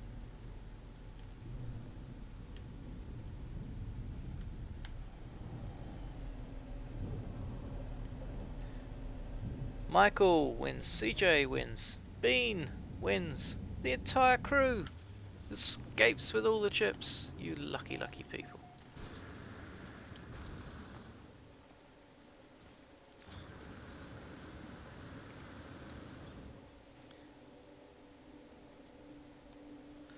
CJ's off to get a beer to go with his chips.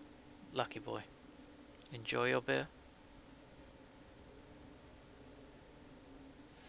A child emerges from the monolith. It takes a few moments before I realize that it's me.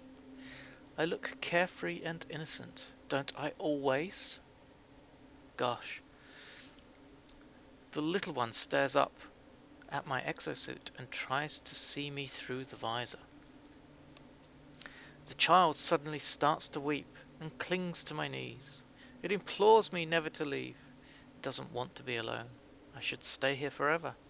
We should be reunited, whole once more. But it's me, so how can we be reunited? Comfort and then leave. Get off me, kid. Thank you. Leaves me with a gift. Poop! I don't want poop. Go find your mum.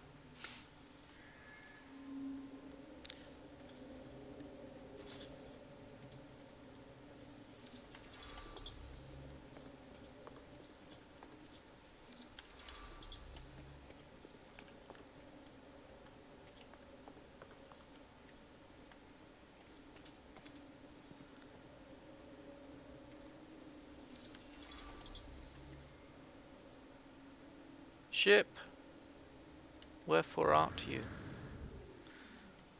There it is.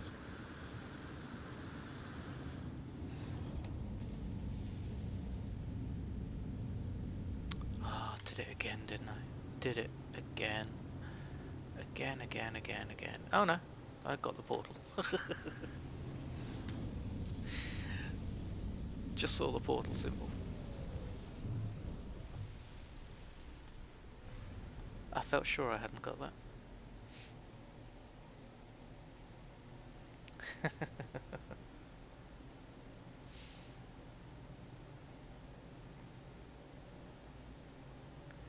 I'm surprised you didn't mind the exit to the chip factory, Kata.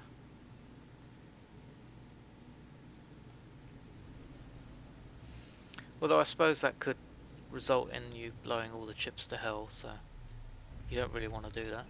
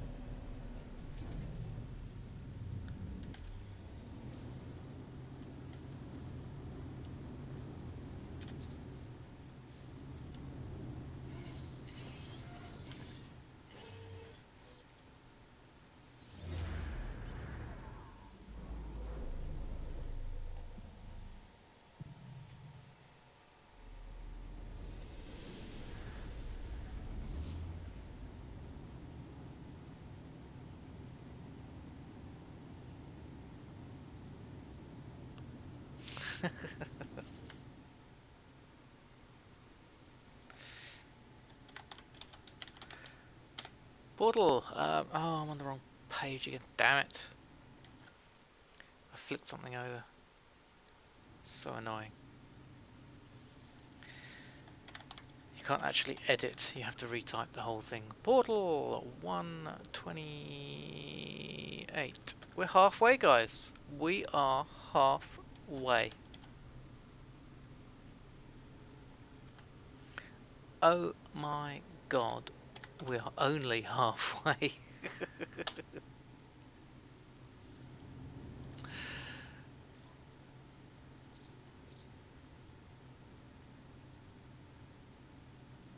Yep. We are only halfway. Oof.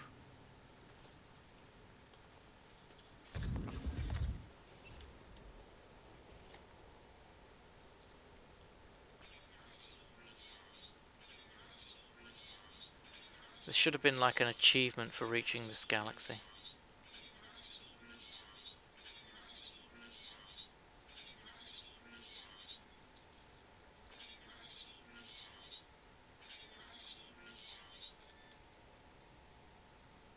I made it halfway. So now if I choose to turn back, it's just as far to go if I want to go forward. No.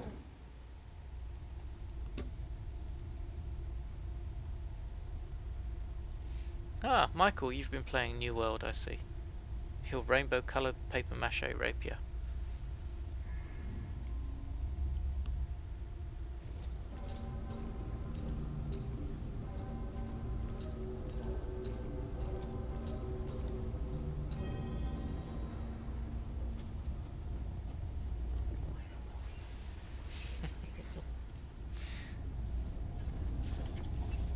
And instead the planet blesses me with a superheated rainstorm. Thank you. You didn't play it since the beta. I tried beta. The open beta.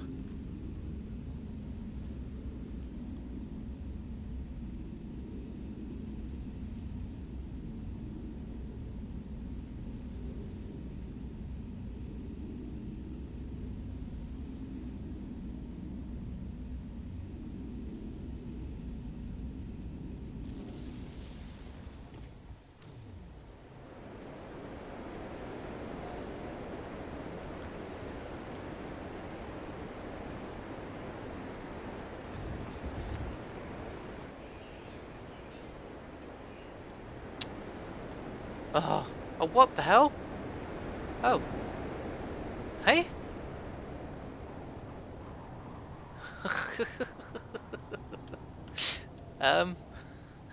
That was a bit weird. The portal threw me out inside a rock.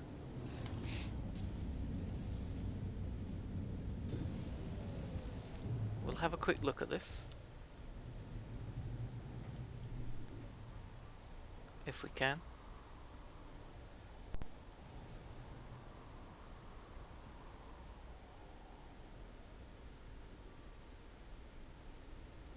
Yep, there you go, folks. The portal actually threw me out inside a rock.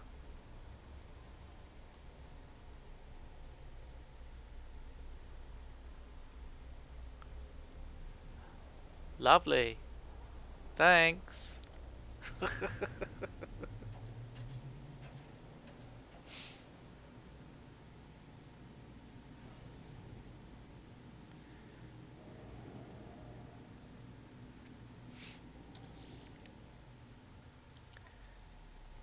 Yeah, 3-star economies are the best. Starship tech, that needs topping up. I'll always top that up. Oh, Michael. Crushed dreams again.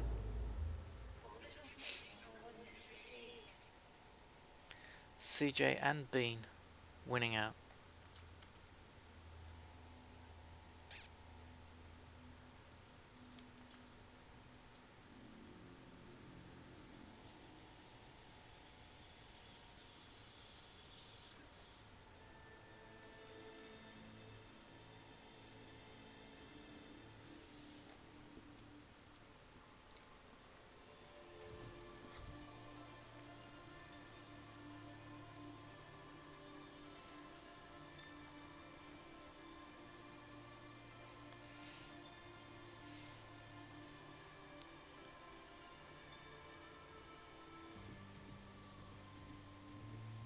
Awesome, Michael. Just out of interest, how long did it tell you you have to complete it still?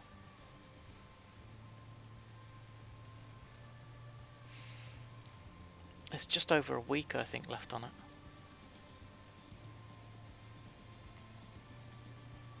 No worries. I'll find out when I get to the load screen, because my existing save will tell me how long.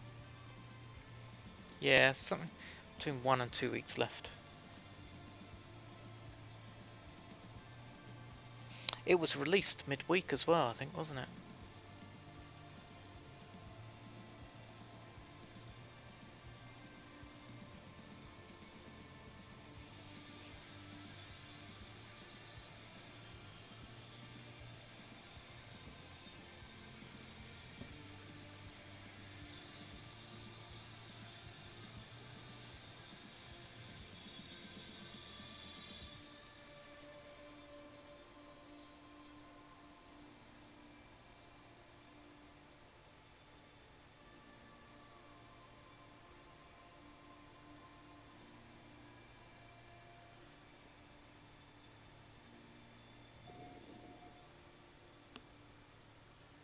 Welcome guys to Galaxy 129. We're now on the route back.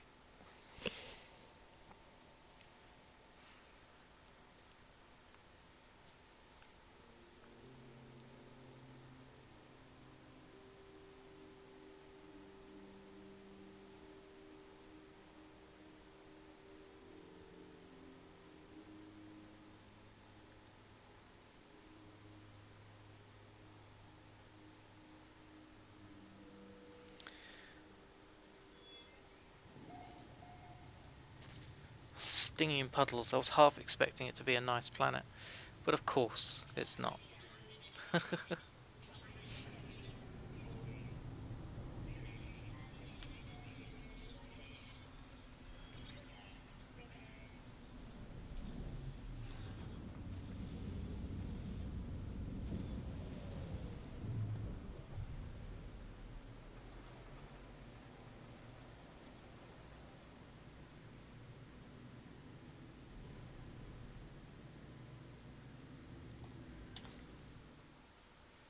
Let's find our bulbs.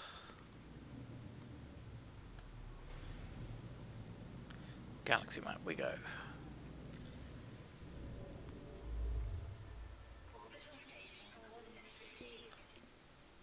I don't care.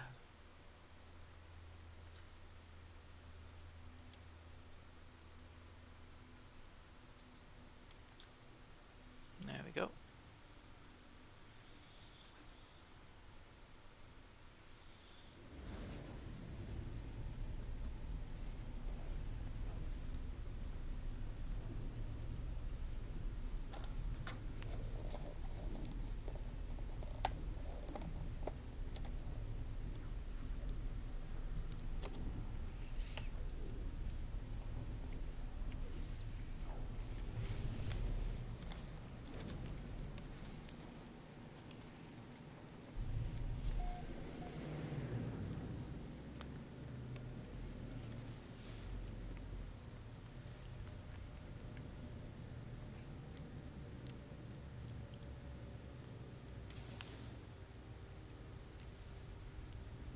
No aggressive sentinels. That sucks.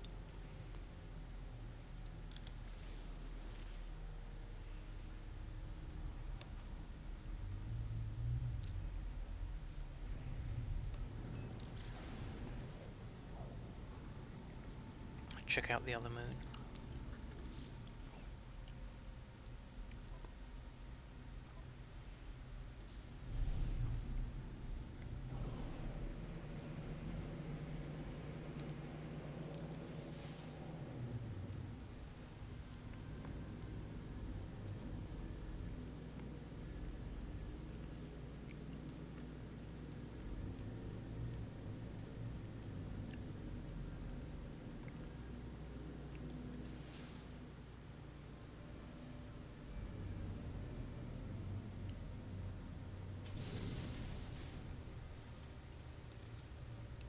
That'll do.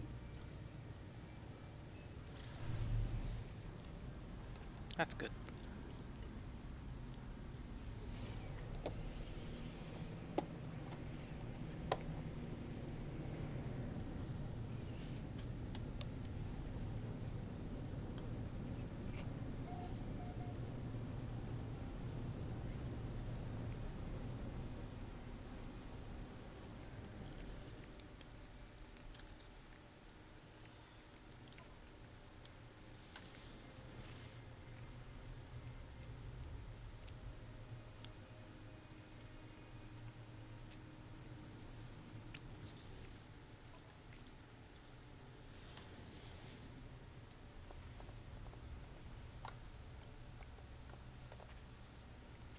Monolith.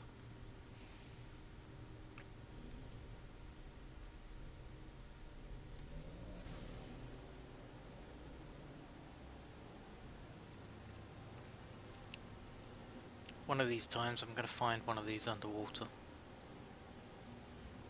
I can just feel it.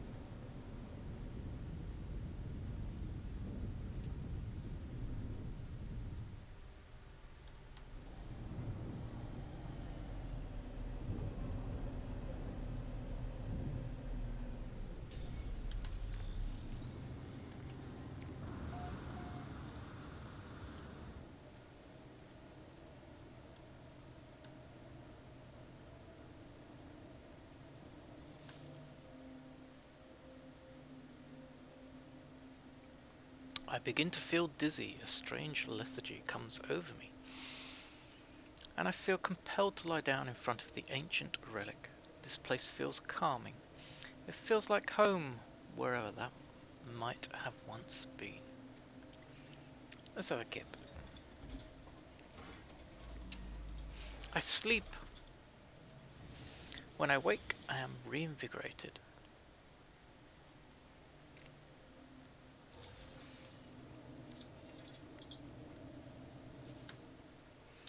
Cheers, Mr. Corvax.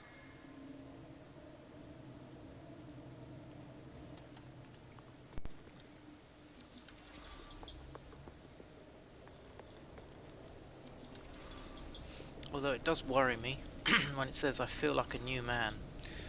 Maybe I am a clone.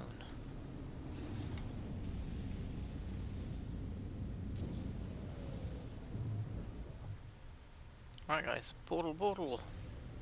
Let us go. Wasn't too far away.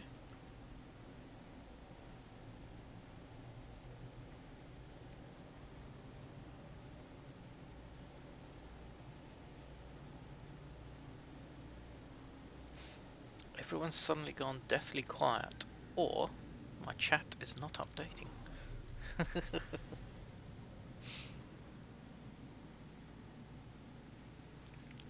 Oh no, they've all fallen asleep.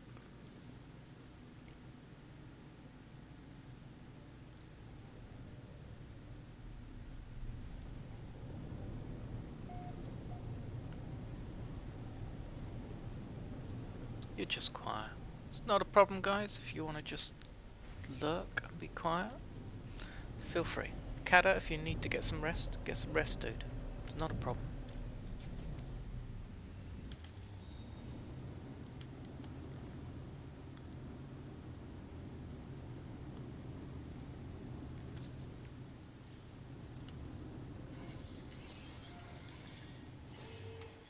Have to pay attention to ships.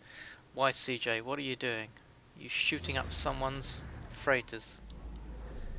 You got the popo after you.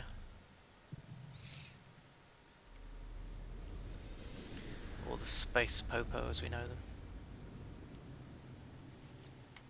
Ah, it's hunting an exotic. Any particular exotic you're after? Where are we? 129, aren't we, I think? BEPH EMVAH.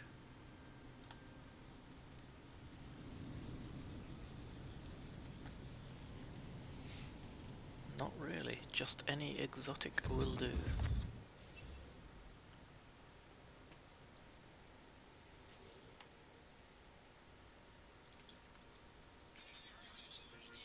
Sorry guys, didn't mean to wake you up.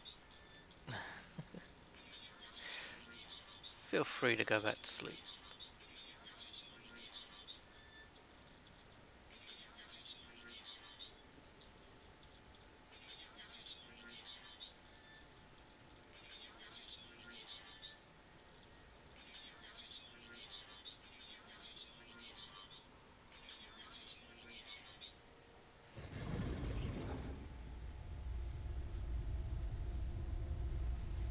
Apart from the charge all thing on the portals, what other things do I think they should add?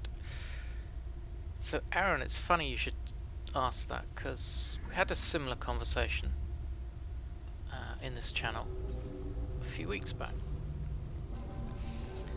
I'd like to see larger derelict freighters, much larger, like 5 or 10 times the size, so it actually takes a considerable amount of time to get through, and maybe it has traps and things inside, so you're forced to split up.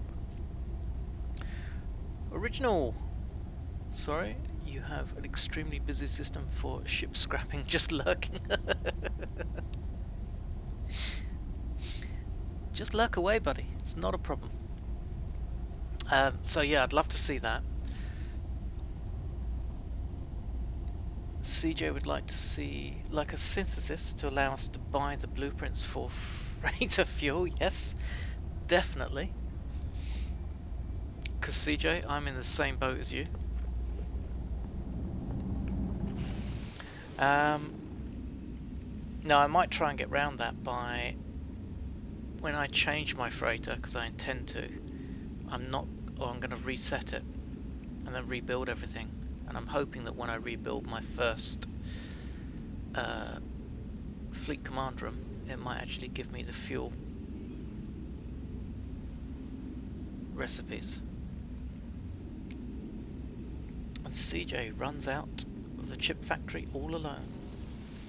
Scarrick, I'm kind of humble. I just want a real compass, not just north and south. East and west would be a great addition, yes.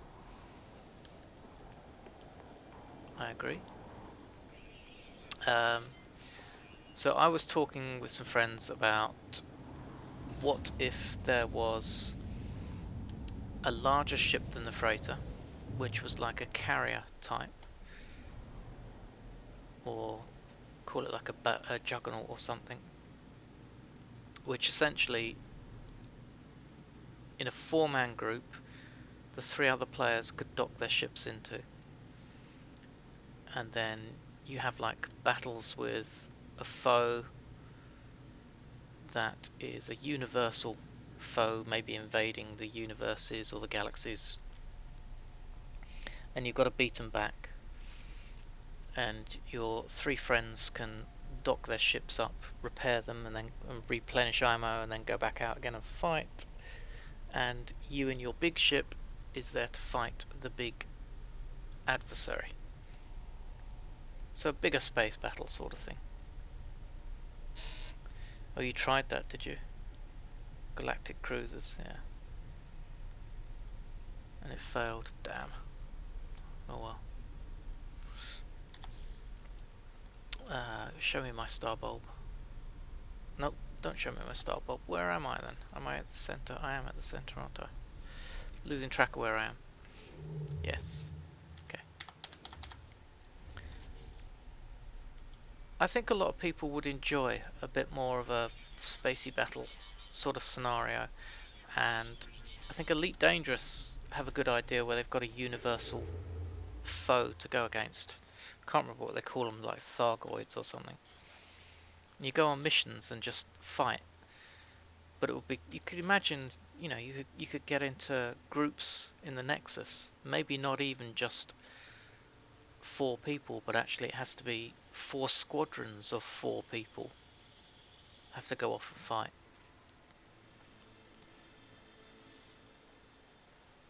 And it's a universal foe, so as I'm doing this, I might jump into a galaxy, and the first thing I find as soon as I get into space is this system has been taken over by this invading faction.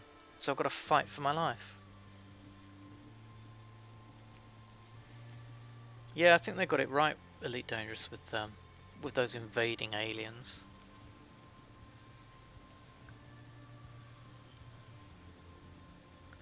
Oh, you dismissed all your frigates and started again, it still wouldn't work. Damn it, CJ.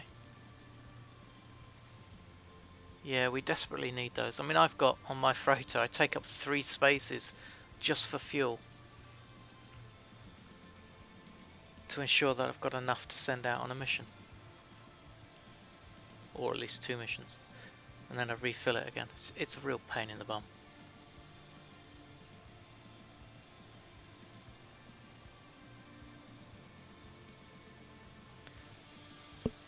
But it's hard, to be honest with you, for a wish list for this game, because you have to remember that it's not a combat game, it is an exploration game. And they've really, quite honestly, topped it off for exploration. I mean, people would like more variety of planets, more variety of animals. But they definitely want better interactions with the aliens, with the races, even a new alien race.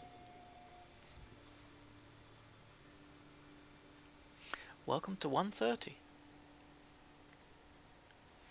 Aaron, I think it would be cool if an enemy spread and took control of systems and players have to team up, help stop them and retake control. Exactly. Exactly that, my friend. Yes. That sort of thing. But I'd like to see a bigger ship that could be used to help support a group of players that went to do it. And in fact, a need for that big ship because there's a big ship of the aliens to destroy as well. A refreshing breeze on a paradise planet. Beautiful. Don't want a base computer. Forgetting where I am.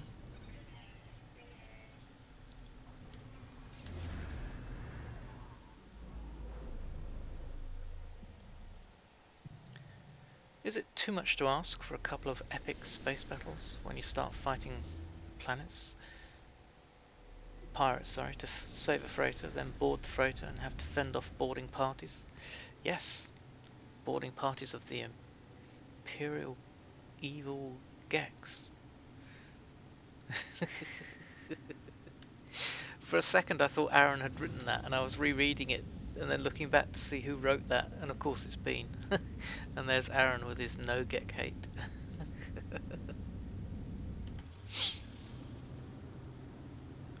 Did we find a monolith? I didn't check. We did! Oh, excuse me. We did. We found a monolith. First go.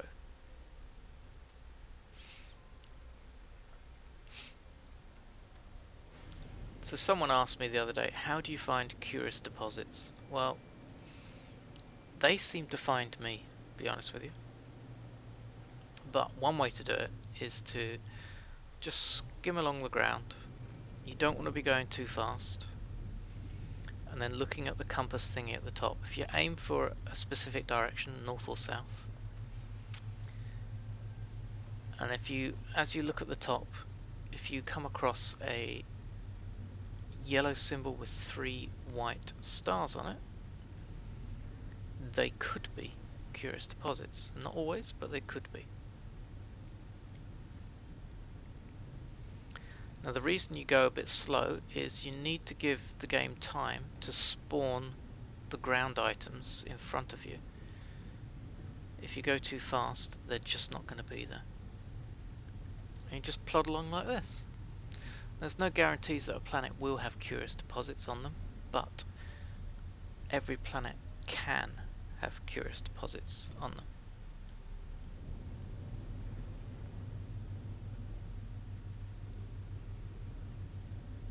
But for me, I often find that I just literally land on a planet and wander around a bit, and all of a sudden, there they are, curious deposits. I just keep finding the damn things. This planet, though, is actually... oh, just hit something. Not giving me anything.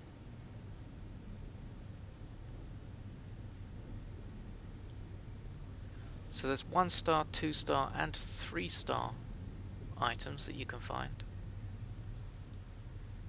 with the yellow background.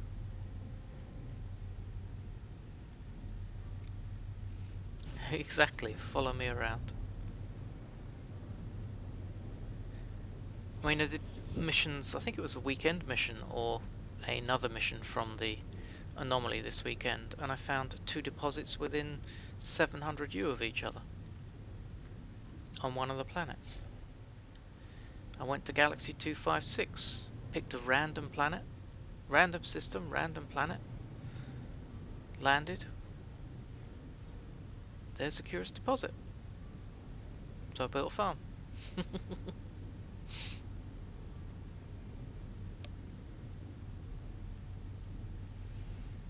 Not to mention the planet that I found that just seems to be rife with the damn things. So of course I named it Curious Depositaria.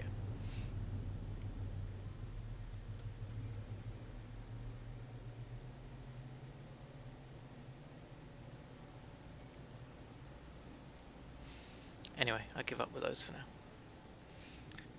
Original. Apparently the best odds are on planets with fungal mold.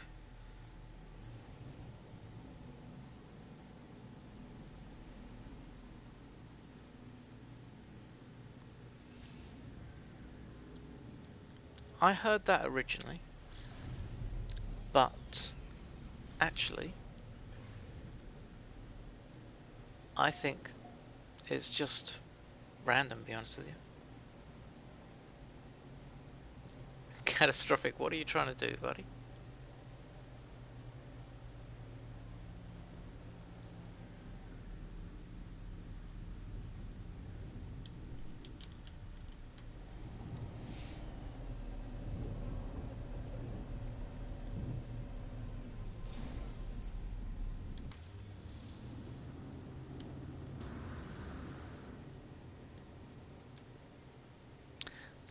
Catastrophic, there's an exclamation point COM for all the commands if you need it, buddy.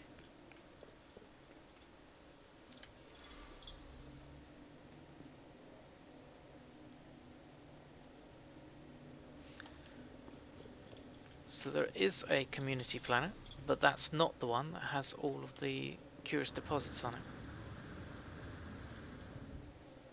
But if you join the Discord, it's freely shared.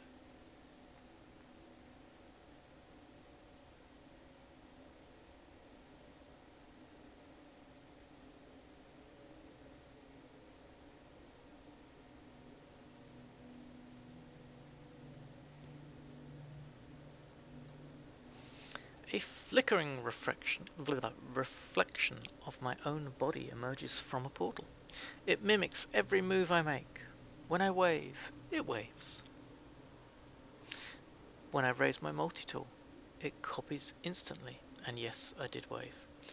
The doppelganger makes a motion to suggest it wants something, and we both recoil when I realise I've instinctively matched its movements. Its body shimmers, but its equipment looks somewhat real. Its multi-tool looks better than my own. Only because mine's broken. The dimensional irregularity is fading. We each hand each other our multi-tools. No, we don't. With the exchange complete, the mirror of me fades away. Ugh. Wow! It gave me an S-class, guys. Look at that.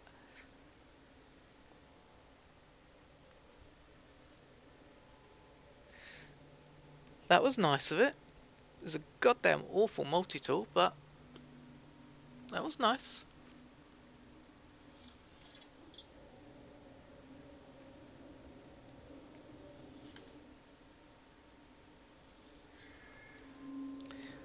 Wonder if that means the space station has an S-class inside.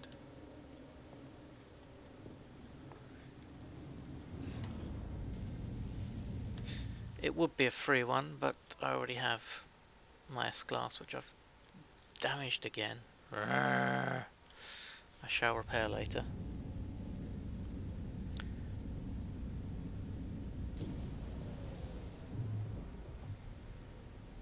Alright, I'm curious now. I want to check the space station. I need to know.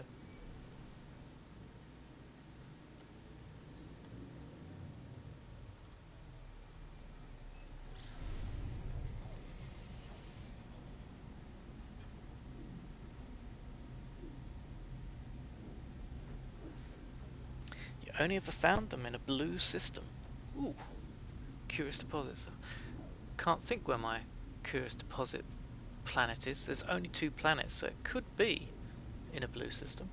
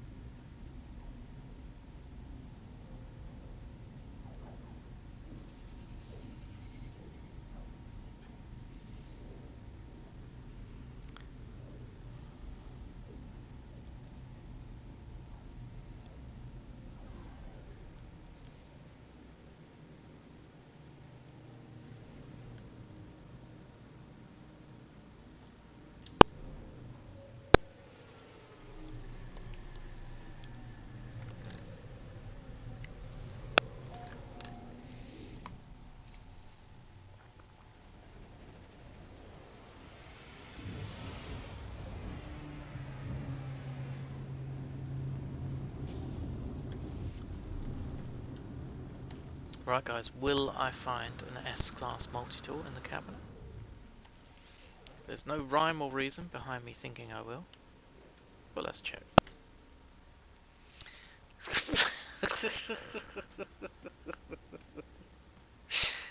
That's probably the worst multi-tool you could get.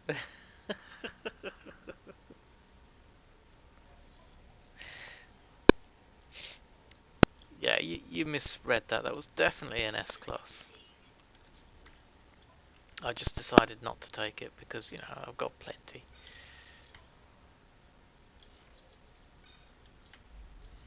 How good is that one? Way 201. What an awesome, awesome upgrade. Thank you.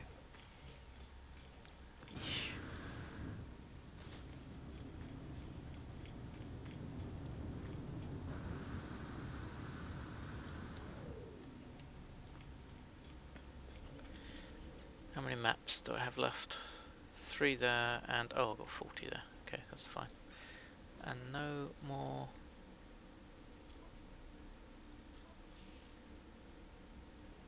Nav data. Okay.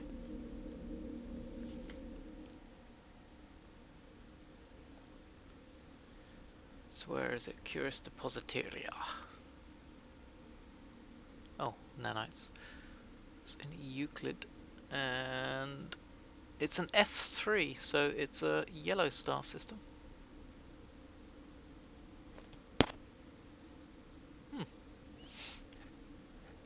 Right, where am I up to? 130, I think. Interesting that some of these actually have pictures and the rest don't. 100, 125. Yeah, 130. Oh, Nataton! Thank you for the follow. Welcome to the stream.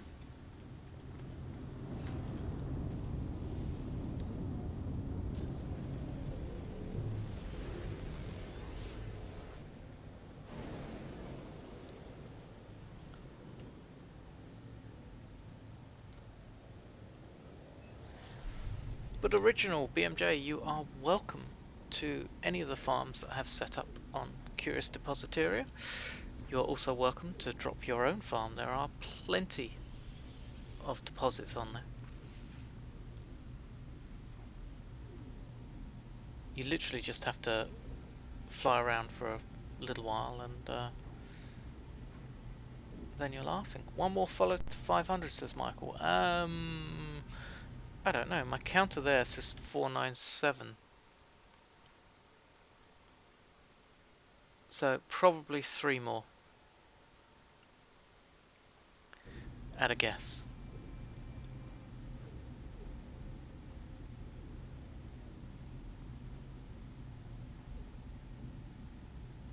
Yeah, I don't think the WizBot's updating.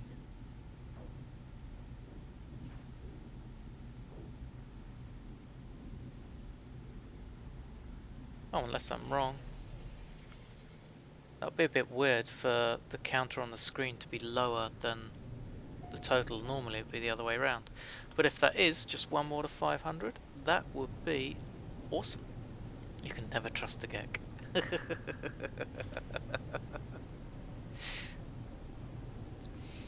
Gex wrote the code.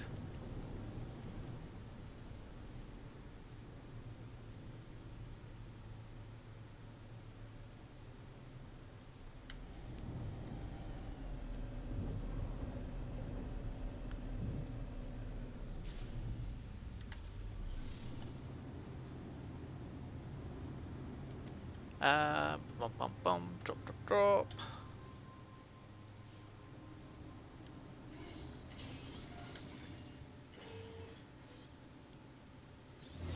It's quite an amazing feat, guys, you know, 500 followers. Oof.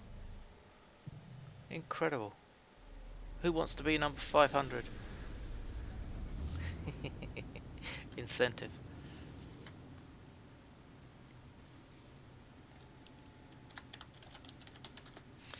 130.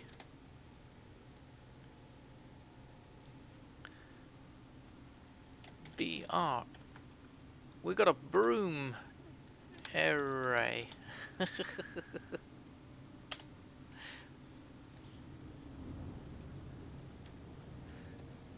I think they got a bit confused between boomerang and a broom.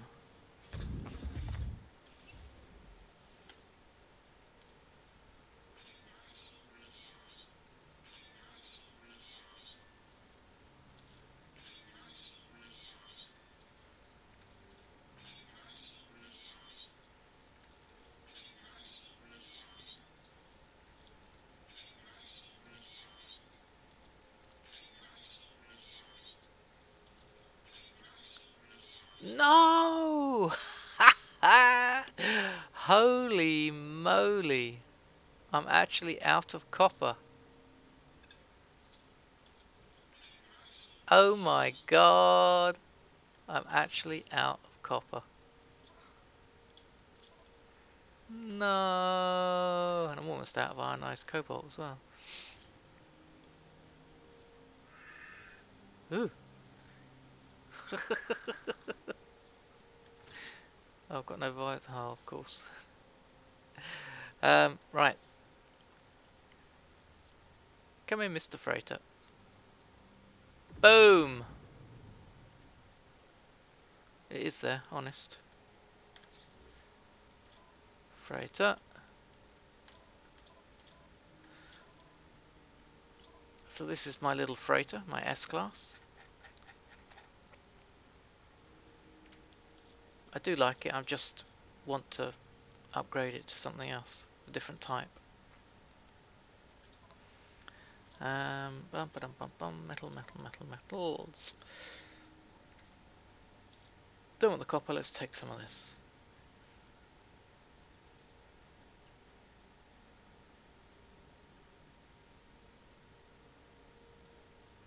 That'll do.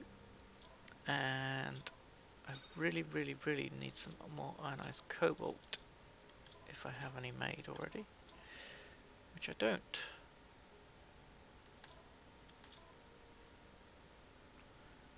Damn.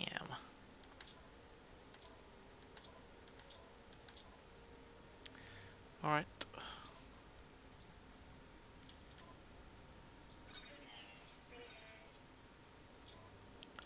Probably should have waited to repair that, but never mind. Let's leave it going for a bit.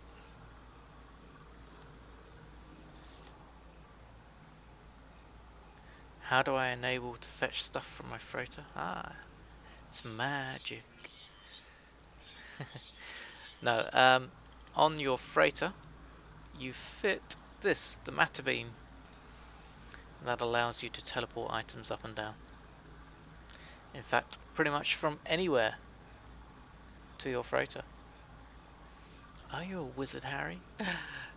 No, because my name's not Harry.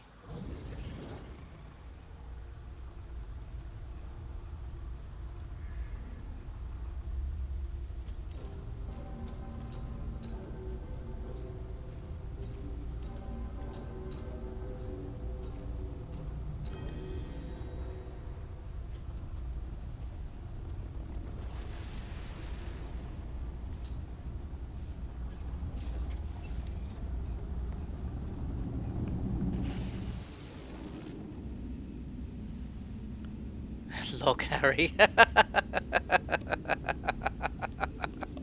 That's what the silent H stands for.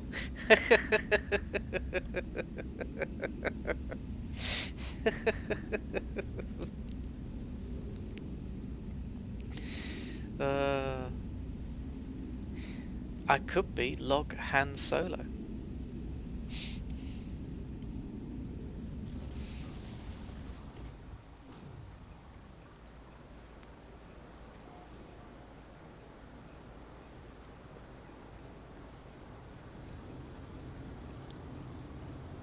Stick with Harry.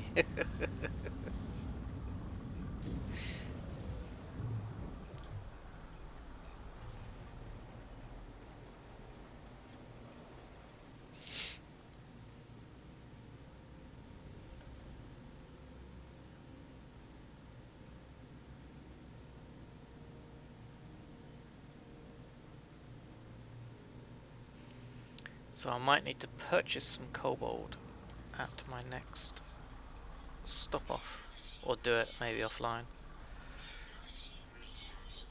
Let's see what we've got.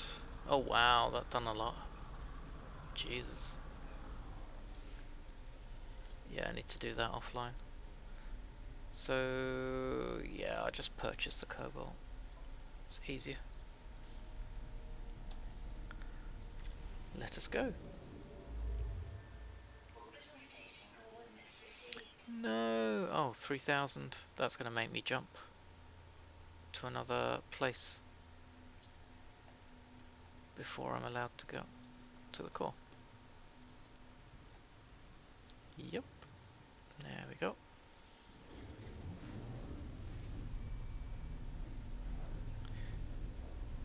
Zoom.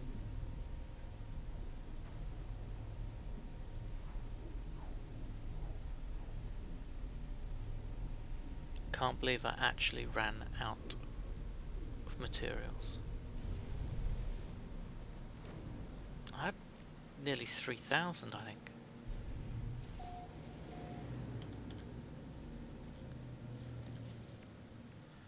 Right, top up time. Now we're ready. Let's go.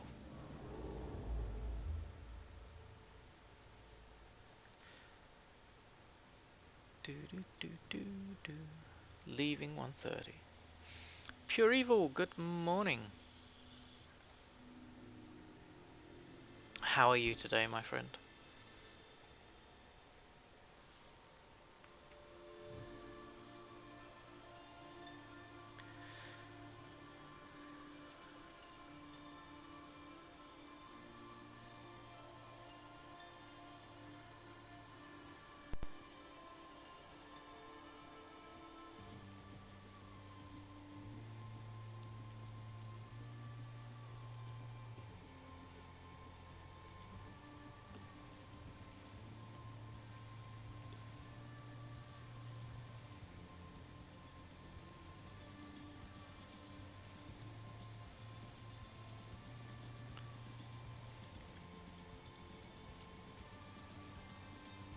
About to try No Man's Sky for the first time in VR. My body let me borrow his cord to use so I could. Awesome. Let me know how it goes.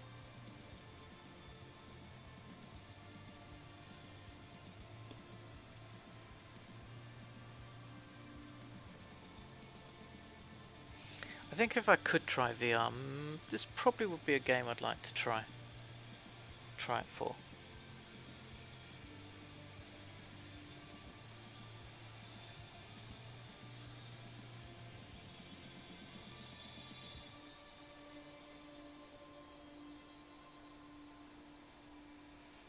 You get car sicky. Oh god.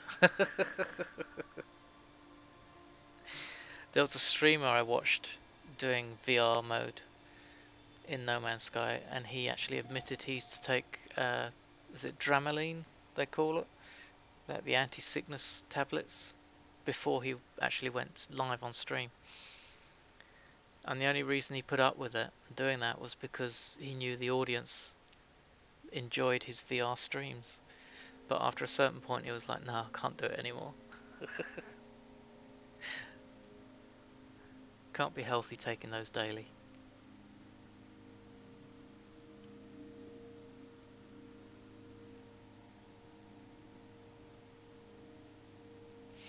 Just have a bucket close by.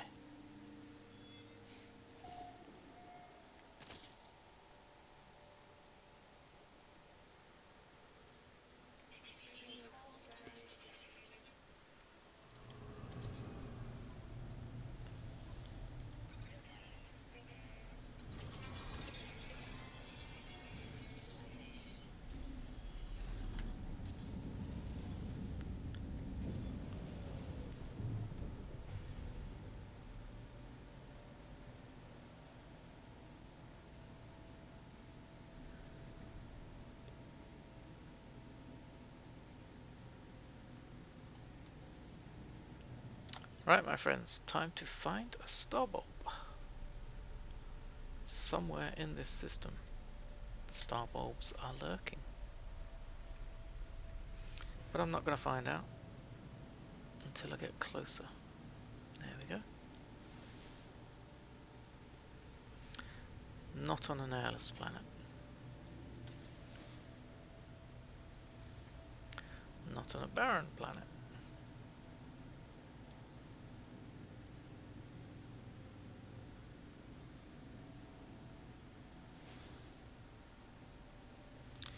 Not on a boggy moon.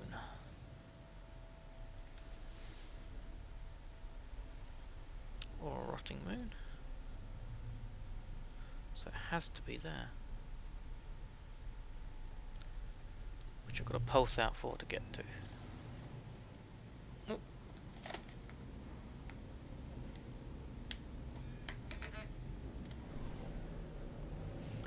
Quickly plug my phone in before it dies.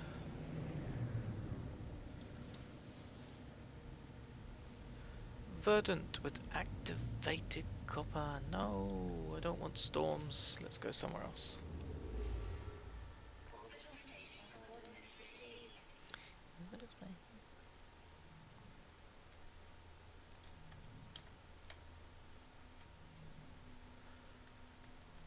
Dum dum dum dum. Right.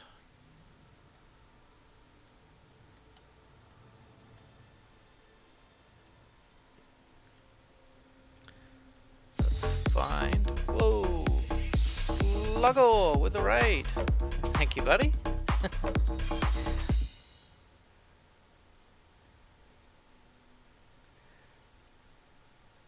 Were you streaming?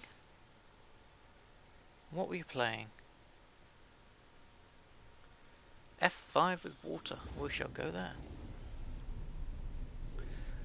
You were playing No Man's Sky. Expedition, I hope, my friend.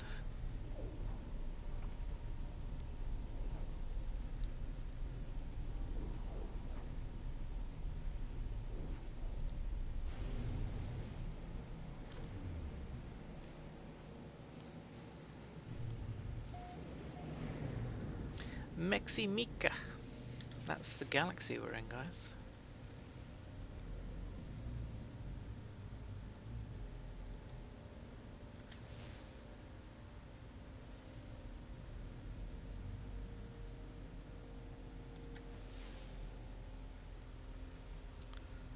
Oof.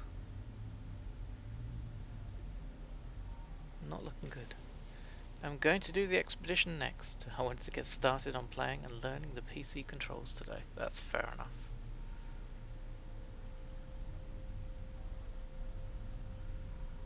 That looks like a big oof for this system, guys. It is indeed.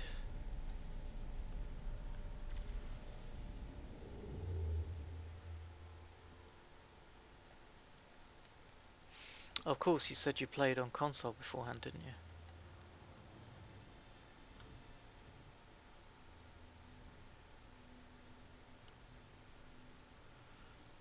Don't want an F8 or an F1. F3's borderline, F4 is better. But there's not many planets there, but we'll try.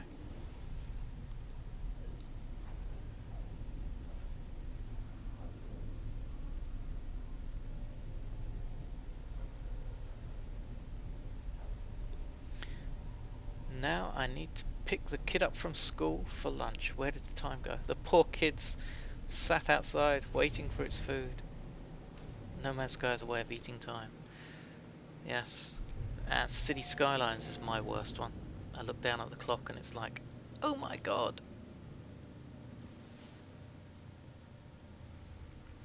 Endless morass. Pure evil. I use controller to fly, but mouse and keyboard for everything else. That's probably a good idea, actually. A controller for flying is probably really, really handy.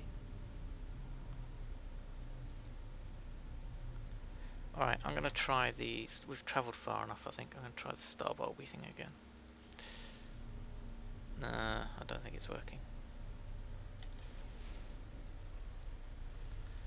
We shall see. There's one other moon. Quagmire moon. Yeah, that's the lot. Has that got star bulbs in it? I didn't look. No. Copper and poop.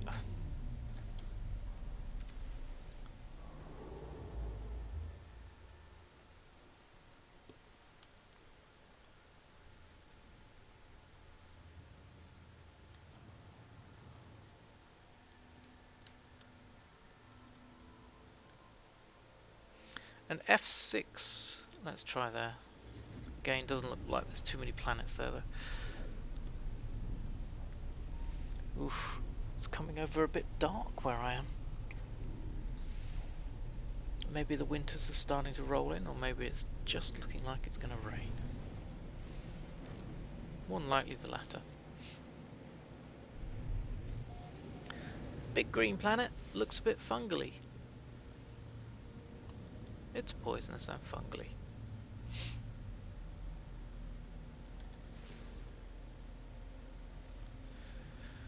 And low atmosphere, is that the only two here? It is. Well, that sucked. I did say it looked like there weren't many planets there, and I was right.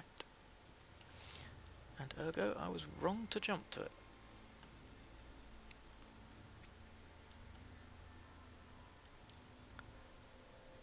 Dum da dum dum. What we got? G1, G4. Could do a G4 with water.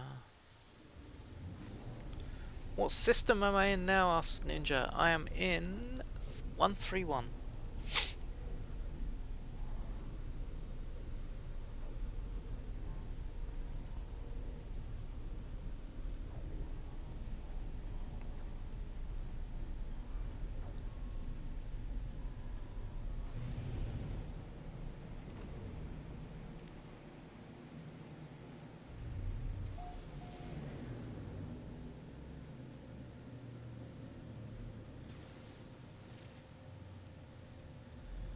You knew that one was going to be frozen, and that one as well.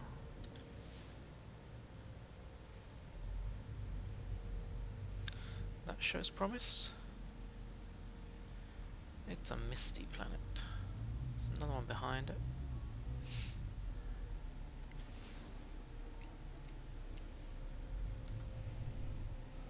What's your goal after reaching the last galaxy?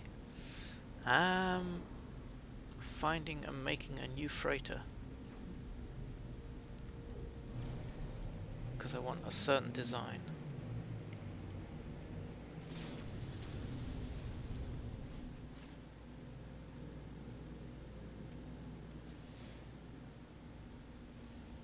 Foggy planet. Rubbish. Oh, more ads. Sitting there wondering, what's he on about? Ads? Sorry, mate.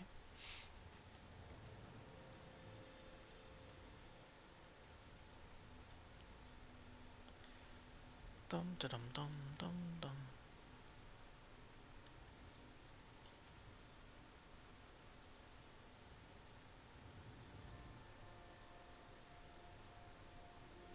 A G6 with water. Foggy and misty. This system must be based in the UK. It only needed a rainy planet just to be the perfect place.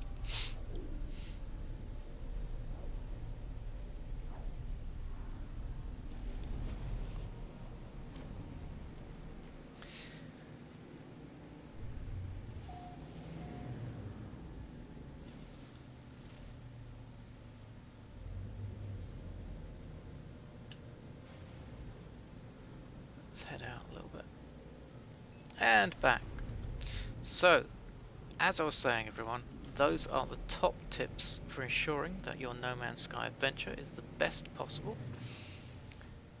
Don't forget them. Hope you all wrote them down, because I'm not going to repeat them.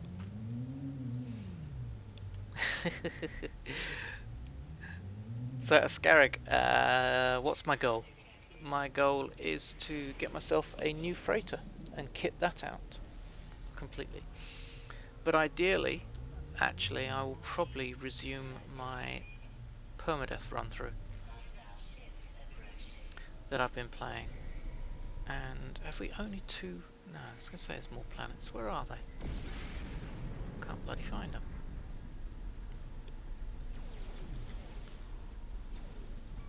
Go away. Oh.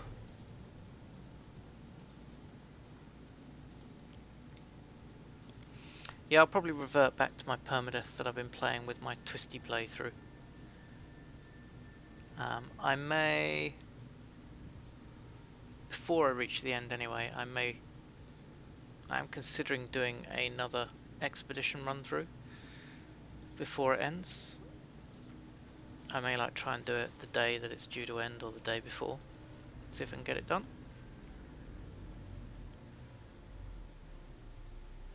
I think the later we're leaving it, the harder it's going to get, just because of all the bases and everything that are down. Oh, this is just not working out, is it?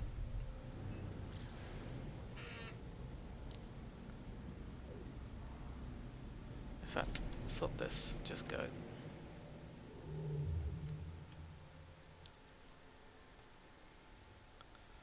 Can't seem to find a decent system.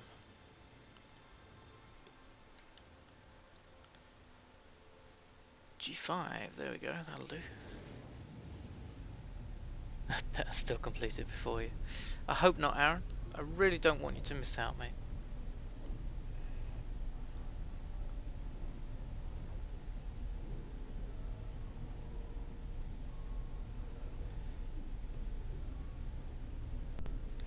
Well, I might try a cooperative playthrough on the expedition, and I'll start it and get 3 of you to join me, if you like. And we can have a bit of fun.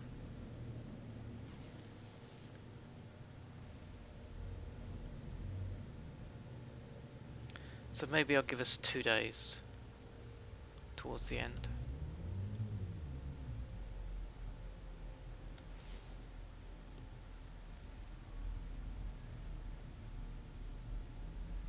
I suppose I really should put an advert up on my Discord and collect names of people that would be interested,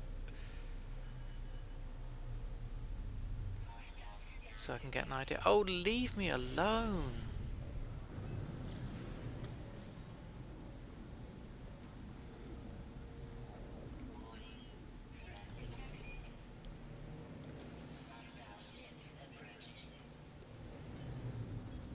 This does not look like a good planet ahead.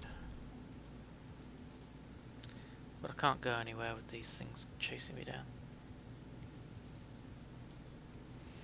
Wow, it's getting really dark now. I mean, it doesn't help I've been wearing sunglasses to ease the pressure on my eye.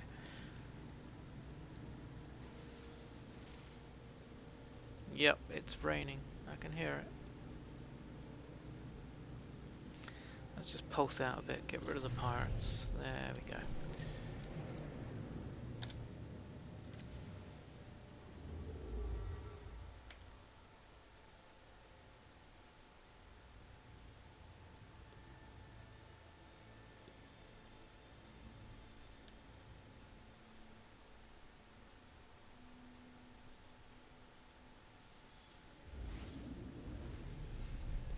A G5 with water. That's a good temperature. It's a G star. It's got water. Give me a nice planet. Who was talking about these hell galaxies?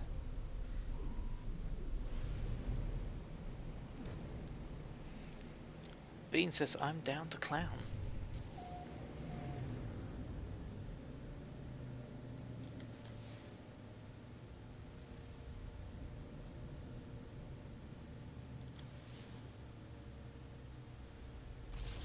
Oops. Pew pew.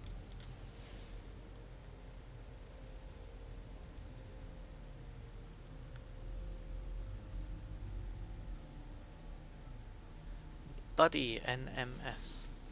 If you're not sure, exclamation point COM will give you all the commands.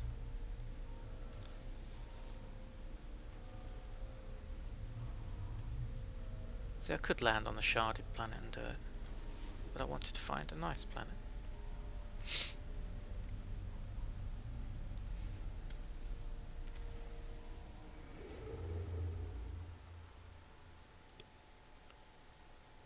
No, other way round, Michael. Buddy NMS.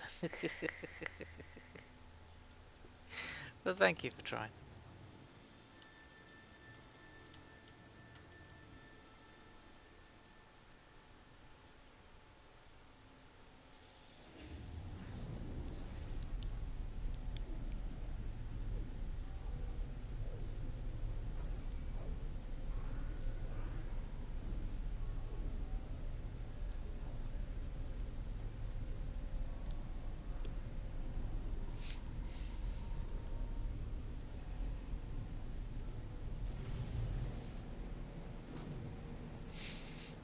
add the second one as well. Yeah, could do.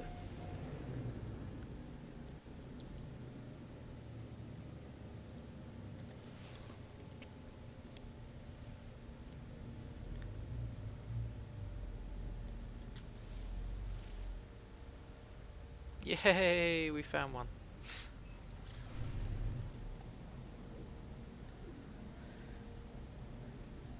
Booty.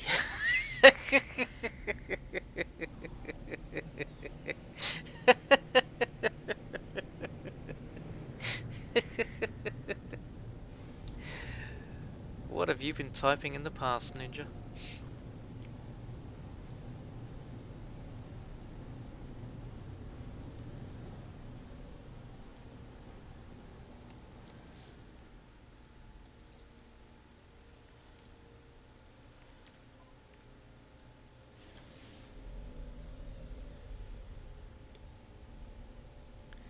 Booty Man Sky.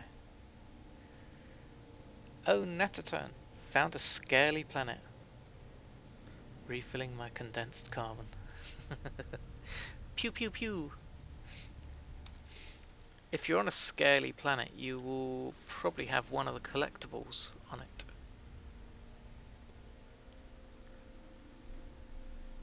So scaly is probably like hexagonal looking planet maybe, or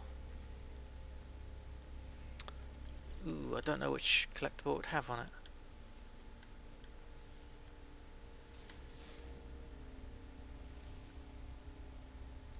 Oh, the hexagonal type things, okay.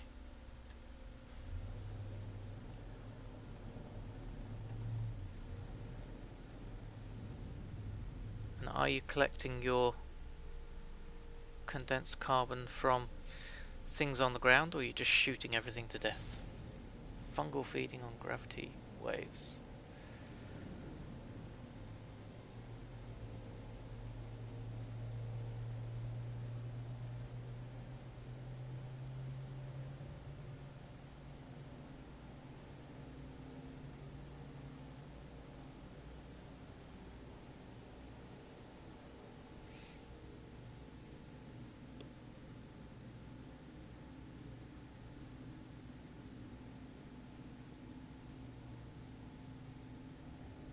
Ah, okay.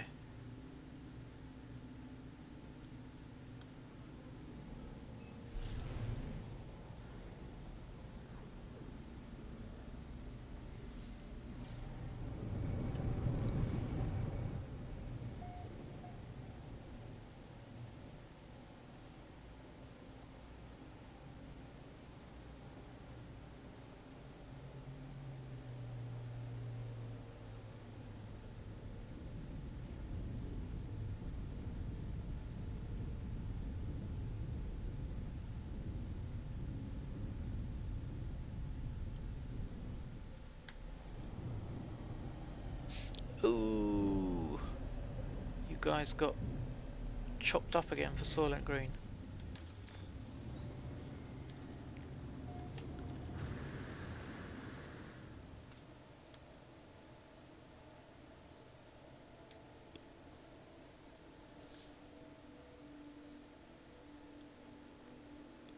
It's telling me to leave. As my feet approach the monolith, I hear a low rumble, which gradually builds into an ancient scream. It's like no other noise I've ever experienced. The calm silence of the alien landscape has become a nightmarish cacophony of pain and death. I try to concentrate. There are words within the screams. Touch it, move away, or wait. I think I'll move away.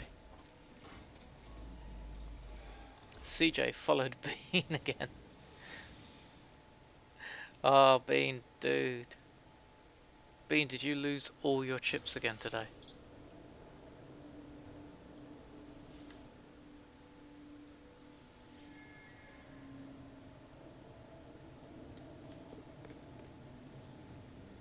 No, see, you got chips. It's better than having nothing.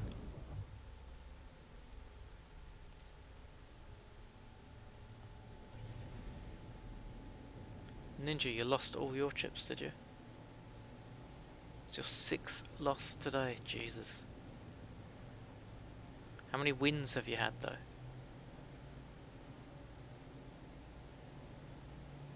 Oh, Ninja at 60 chips, bless.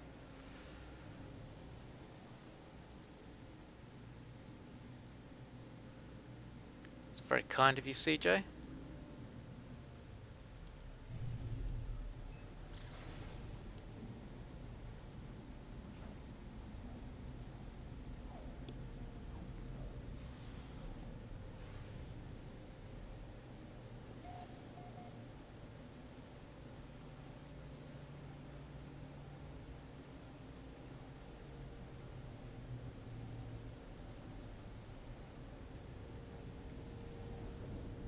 Ooh, slow down. Stop reading chat and driving. No texting and driving.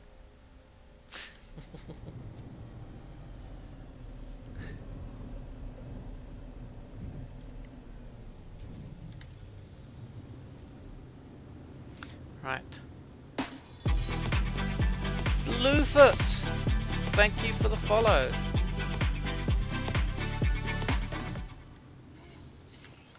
And Bluefoot, you may not know it, but there's every chance you could be number 500 as far as my followers go. So thank you very much. Welcome to the stream.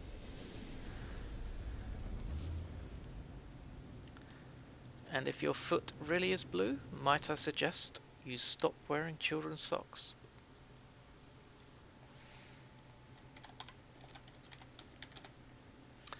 Portal number 131.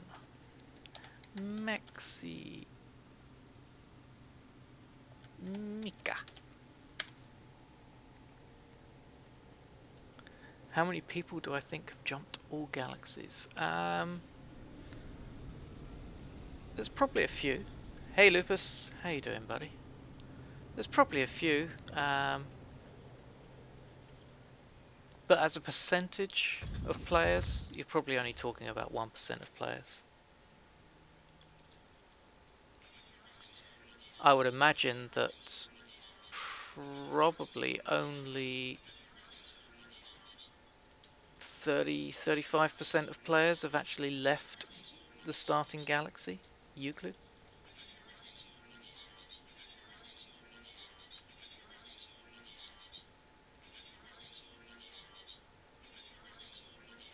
There are people that spend their whole gaming experience in the one galaxy. Moto, redeemed drink, thank you.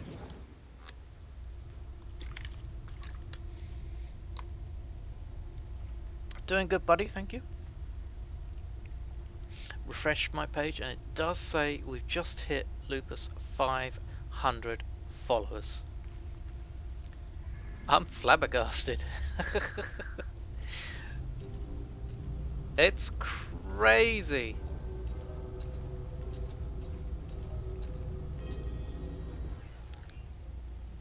Absolutely nuts. You reached 200 the other day. Woo.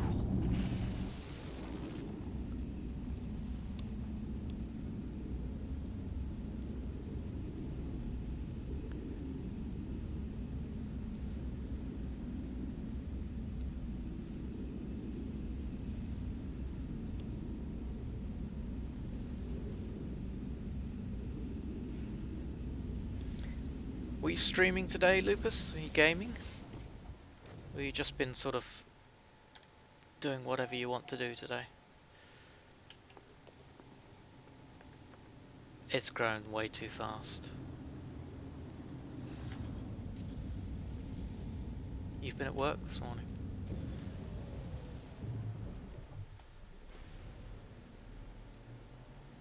I only started doing this really because I'm sitting here playing games and my girlfriend likes to watch me play and listen to me, so it was a means to an end sort of thing.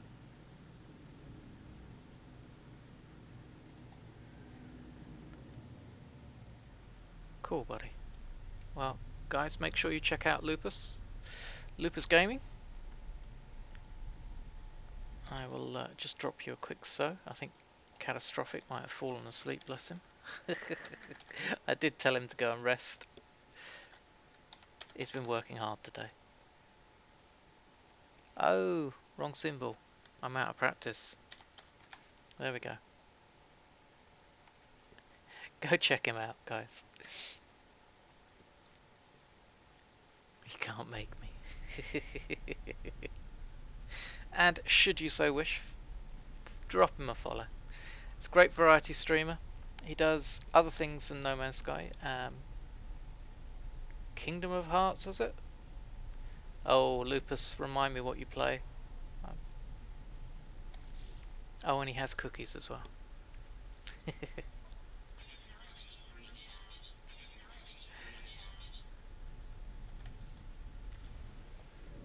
A singular reason enough to go and join him. You can enjoy my chips and then finish it off with these cookies.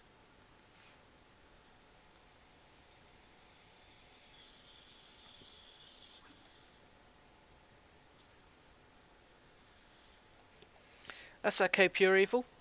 You can enjoy a stream, I'll enjoy the cookies. Kingdom Hearts, Super Animal Royale, Apex, and now and again, No Man's Sky.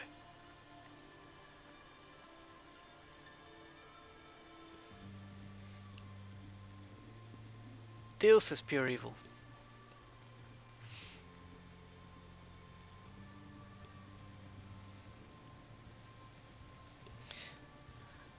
Yes, I've got to go and see your wolf pet. I'd like to see that. You can make a dance. I'll just trade my cookies for chips. Ooh, I don't know. Should we allow that, Lupus? Should we allow cross-stream trades? And if we do, what's the ratio? How many of my chips to how many of your cookies?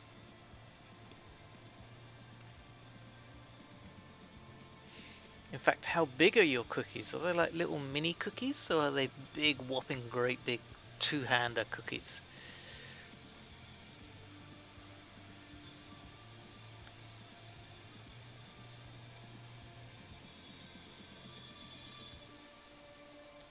One to 1.5. Huge cookies. So you want one of my cookies, one of my chips for 1.5 of your cookies.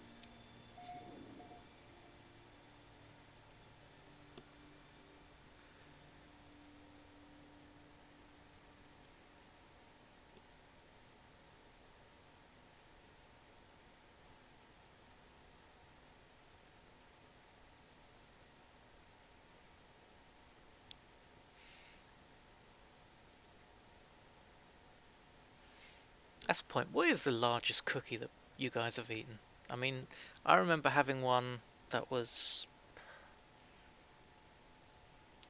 trying to think how to describe it. I suppose it was table tennis bat size, just the paddle part, about that big. Some nice big cookies. Don't know if they still make them. If he takes a bite of every cookie, it's a one-on-one. If he takes a bite out of every cookie, he's gonna get fat. Large round birthday cakes. That sounds massive.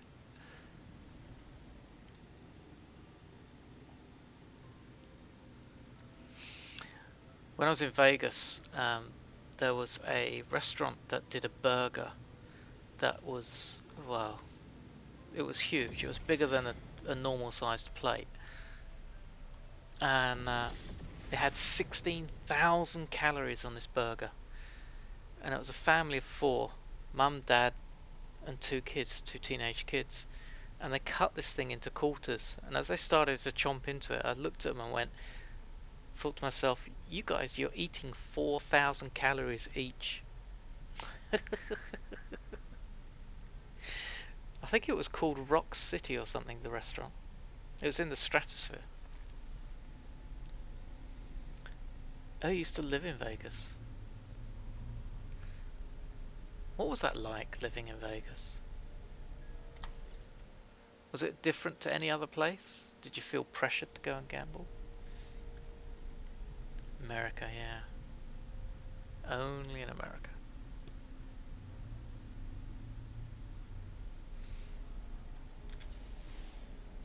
It was pretty meh. I mean, whilst I was there, I did find that if you went out in the morning, it was just dead. All you could see walking around everywhere were bums and and the tourists. And then it got to the evenings, about 4 p.m, and the place just burst into life.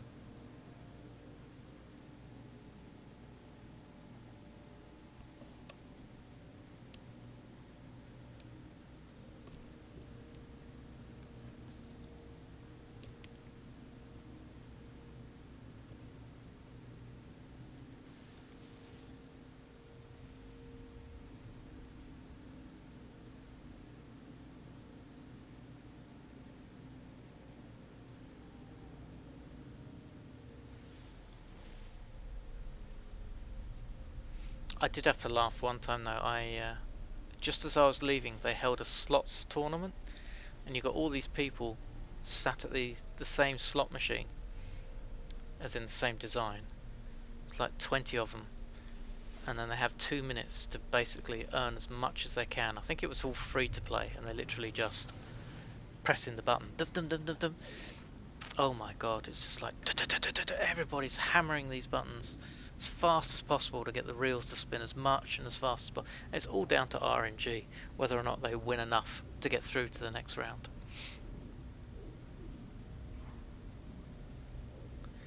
It was noisy, but it was funny.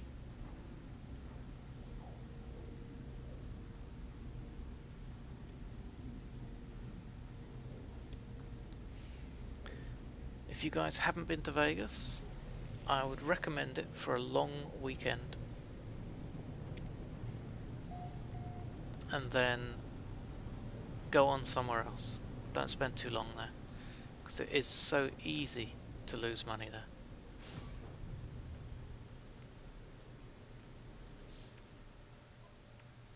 Oh, maps.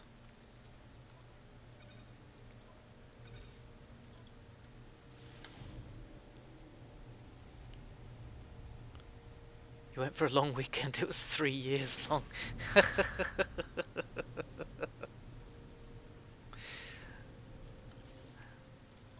That's not quite the right definition of a long weekend.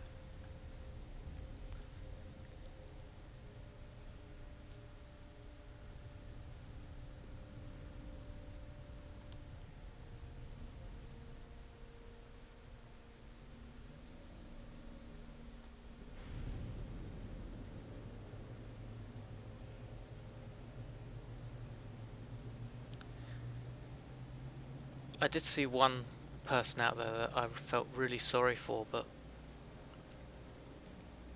you just don't know who anybody is out there, so it's just scary if you try and offer any help or support.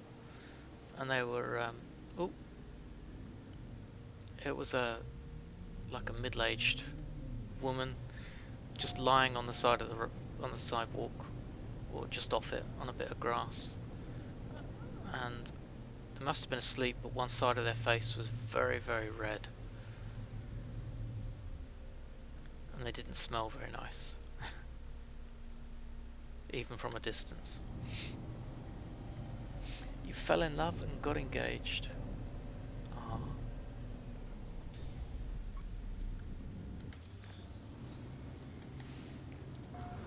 I think it's definitely a city where you can do that. Ooh.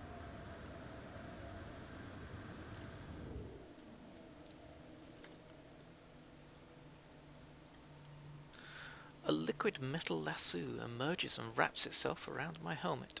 It freezes in place before pulling my head into contact with the glow of the monolith. The ancient stone is warm, and deep inside I hear a hum of an arcane technology as it prepares to unleash itself. I look up, back up at the glyphs and try to guess why this might be happening. They talk to me in an alien tongue. Wait or pull free. I'm gonna wait. Yeah! She ripped your heart out and did a jig. Ah, I'm sorry, buddy. I am sorry, but even so, I bet you have some great memories from the good times there. But I hope you've found something better.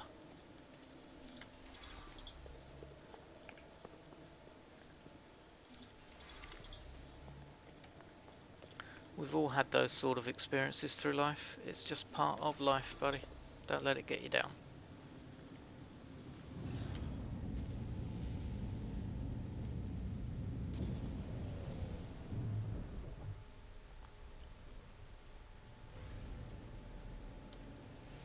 Just means there's something better out there waiting for you.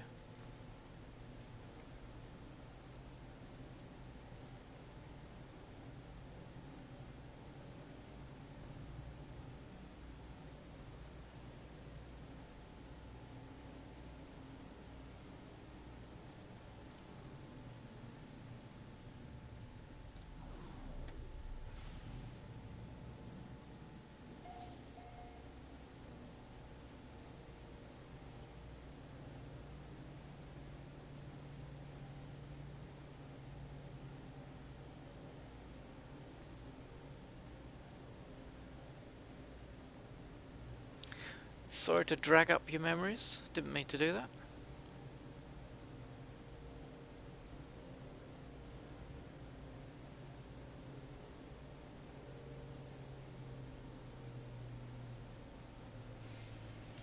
I had a friend who, well, was my best friend really. He married a girl that I didn't like, his parents didn't like, and I had a very interesting conversation with his dad, who I was good friends with, and it was really weird. We were sitting in the bar just having a chat. We started talking about the upcoming wedding and stuff. And his dad started asking me, like, what do I do? Because we don't want him to marry her. And I was like, you've really got two choices. And one is that you can interfere, try and stop him marrying her, and he'll probably resent and hate you for the rest of his life. And go off and do it anyway, because he's that sort of person. Or, I'm sorry to say, you can let him make his own decision, get on with it, and if it all works out, fantastic. But if it all goes to shit, you'll be there to pick it up and help him, because he's going to come back and look to you. And it was, I mean, this is like a grown man speaking to a teenager sort of thing. And I was advising him, and I was like, that's the only thing I could suggest to him. So anyway, they got married, and it lasted about, I don't know, a handful of years before they broke up. But at least he went back to his dad, and they were still friends throughout the whole thing, which is good.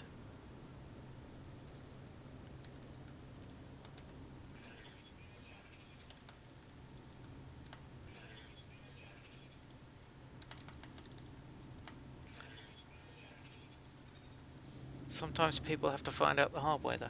Make their own decisions in life. That's the only thing you can do.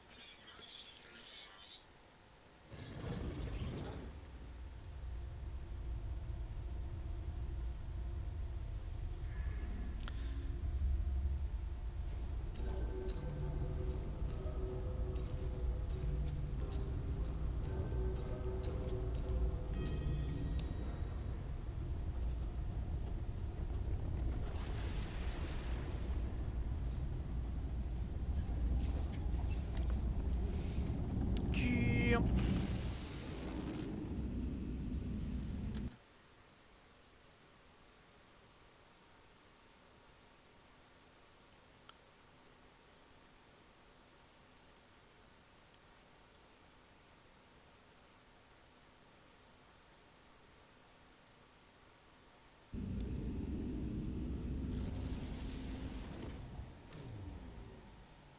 Forever Soylent.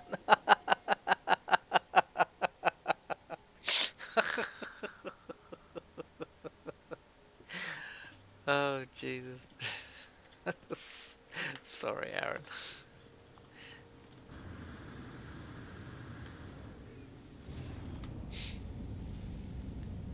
Sometimes the best thing you can do is nothing at all, exactly.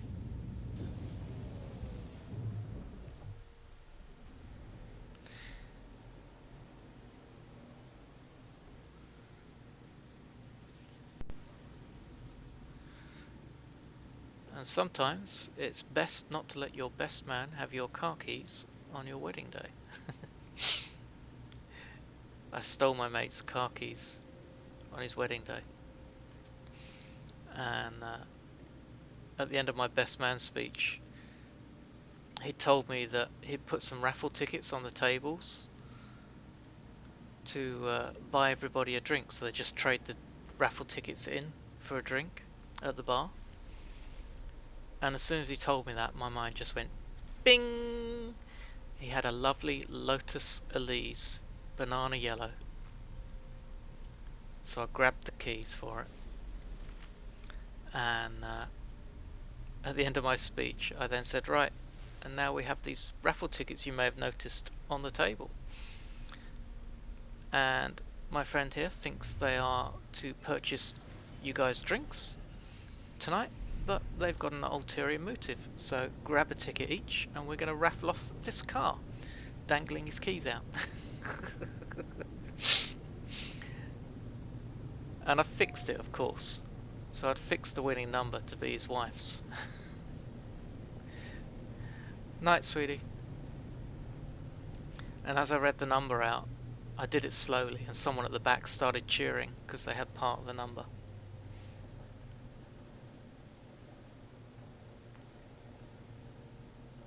And then, of course, I read it all out, and it was his wife that I'd awarded the car keys to. So I then walked round the table and presented her with his car keys. Probably wasn't the best move I ever made, thinking about it now. Interference? What? Hang on. You what, mate? I'm meant to be jumping, aren't I? I think.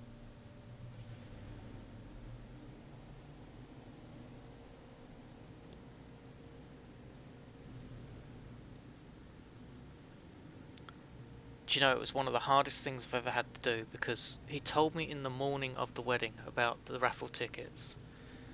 So I got to the reception place just ahead of him,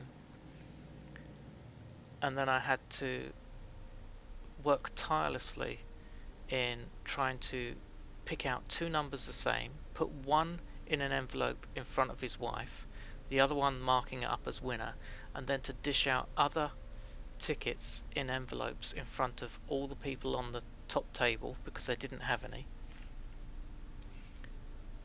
And all the time I'm doing this, I'm getting dragged away for photos. So it's literally, hey, can you go and get so and so and bring them out for a photo? Yep, okay, did that, fine. Pose, photo. Run back into the main dining area, do a bit more, then sneak back out again because I'm trying to do it where he's not finding me. Then get told, come out for another photo, pose, do it again. And it took me about 5 or 6 tries to get this done. It was great fun. It was worth it in the end. It really was. And why am I getting interference? What the hell's going on? Let's kill these buggers.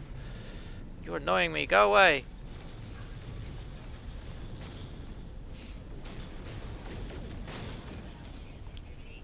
Thank you.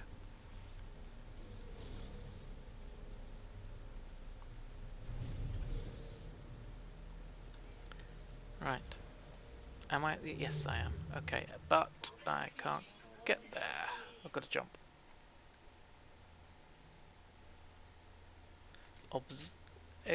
Exotic obtained. Fantastic, CJ. Well done, buddy. Tell us what you got.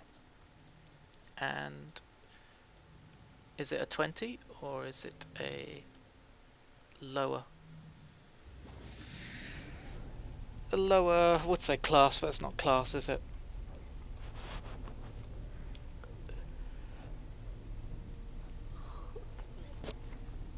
A lower valued one. So exotics you can buy, the cheapest is 5 million, the most expensive is 12 million. And they range from 15 plus 3, I think it is, to 20 plus 6.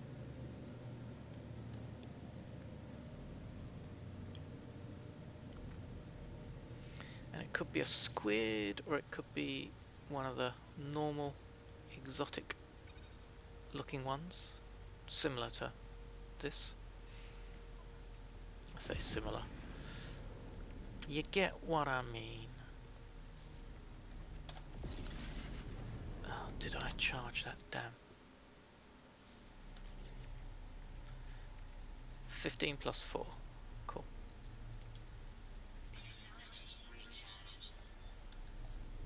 Now we're doing it.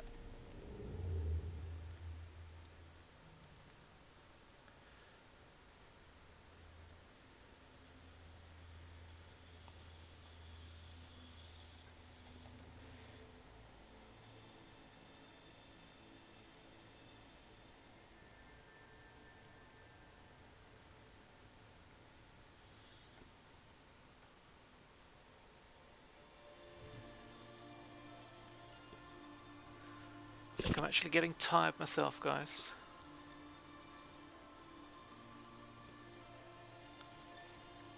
Let's have a quick look, see who is streaming. Smuggy's on. We're going to raid Smuggy, guys. I'm getting a bit tired, I'm sorry. I'm going to have to finish it off for today. So before I go, I'd like to say thank you so much, guys, for your company. Thank you for the follows. Reaching the 500 mark is just phenomenal. And thank you for the subs today, guys. So everything is really appreciated. And please come back. I don't just do the galaxy diving. I'm just concentrating on it while I have a bit of a dodgy eye and I'm trying to get that to heal. But I will be looking at doing some new stuff soon. I look forward to having you back. But for now, I'm going to pass you on to Smuggy. Blowtorch, how you doing, buddy? Go and say hi to Smuggy. Drop him a follow, please. And when you get there, throw loads of chips at him.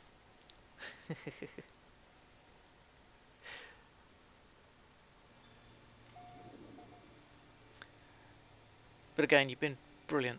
Oh, dude, you missed my stream. I'm sorry.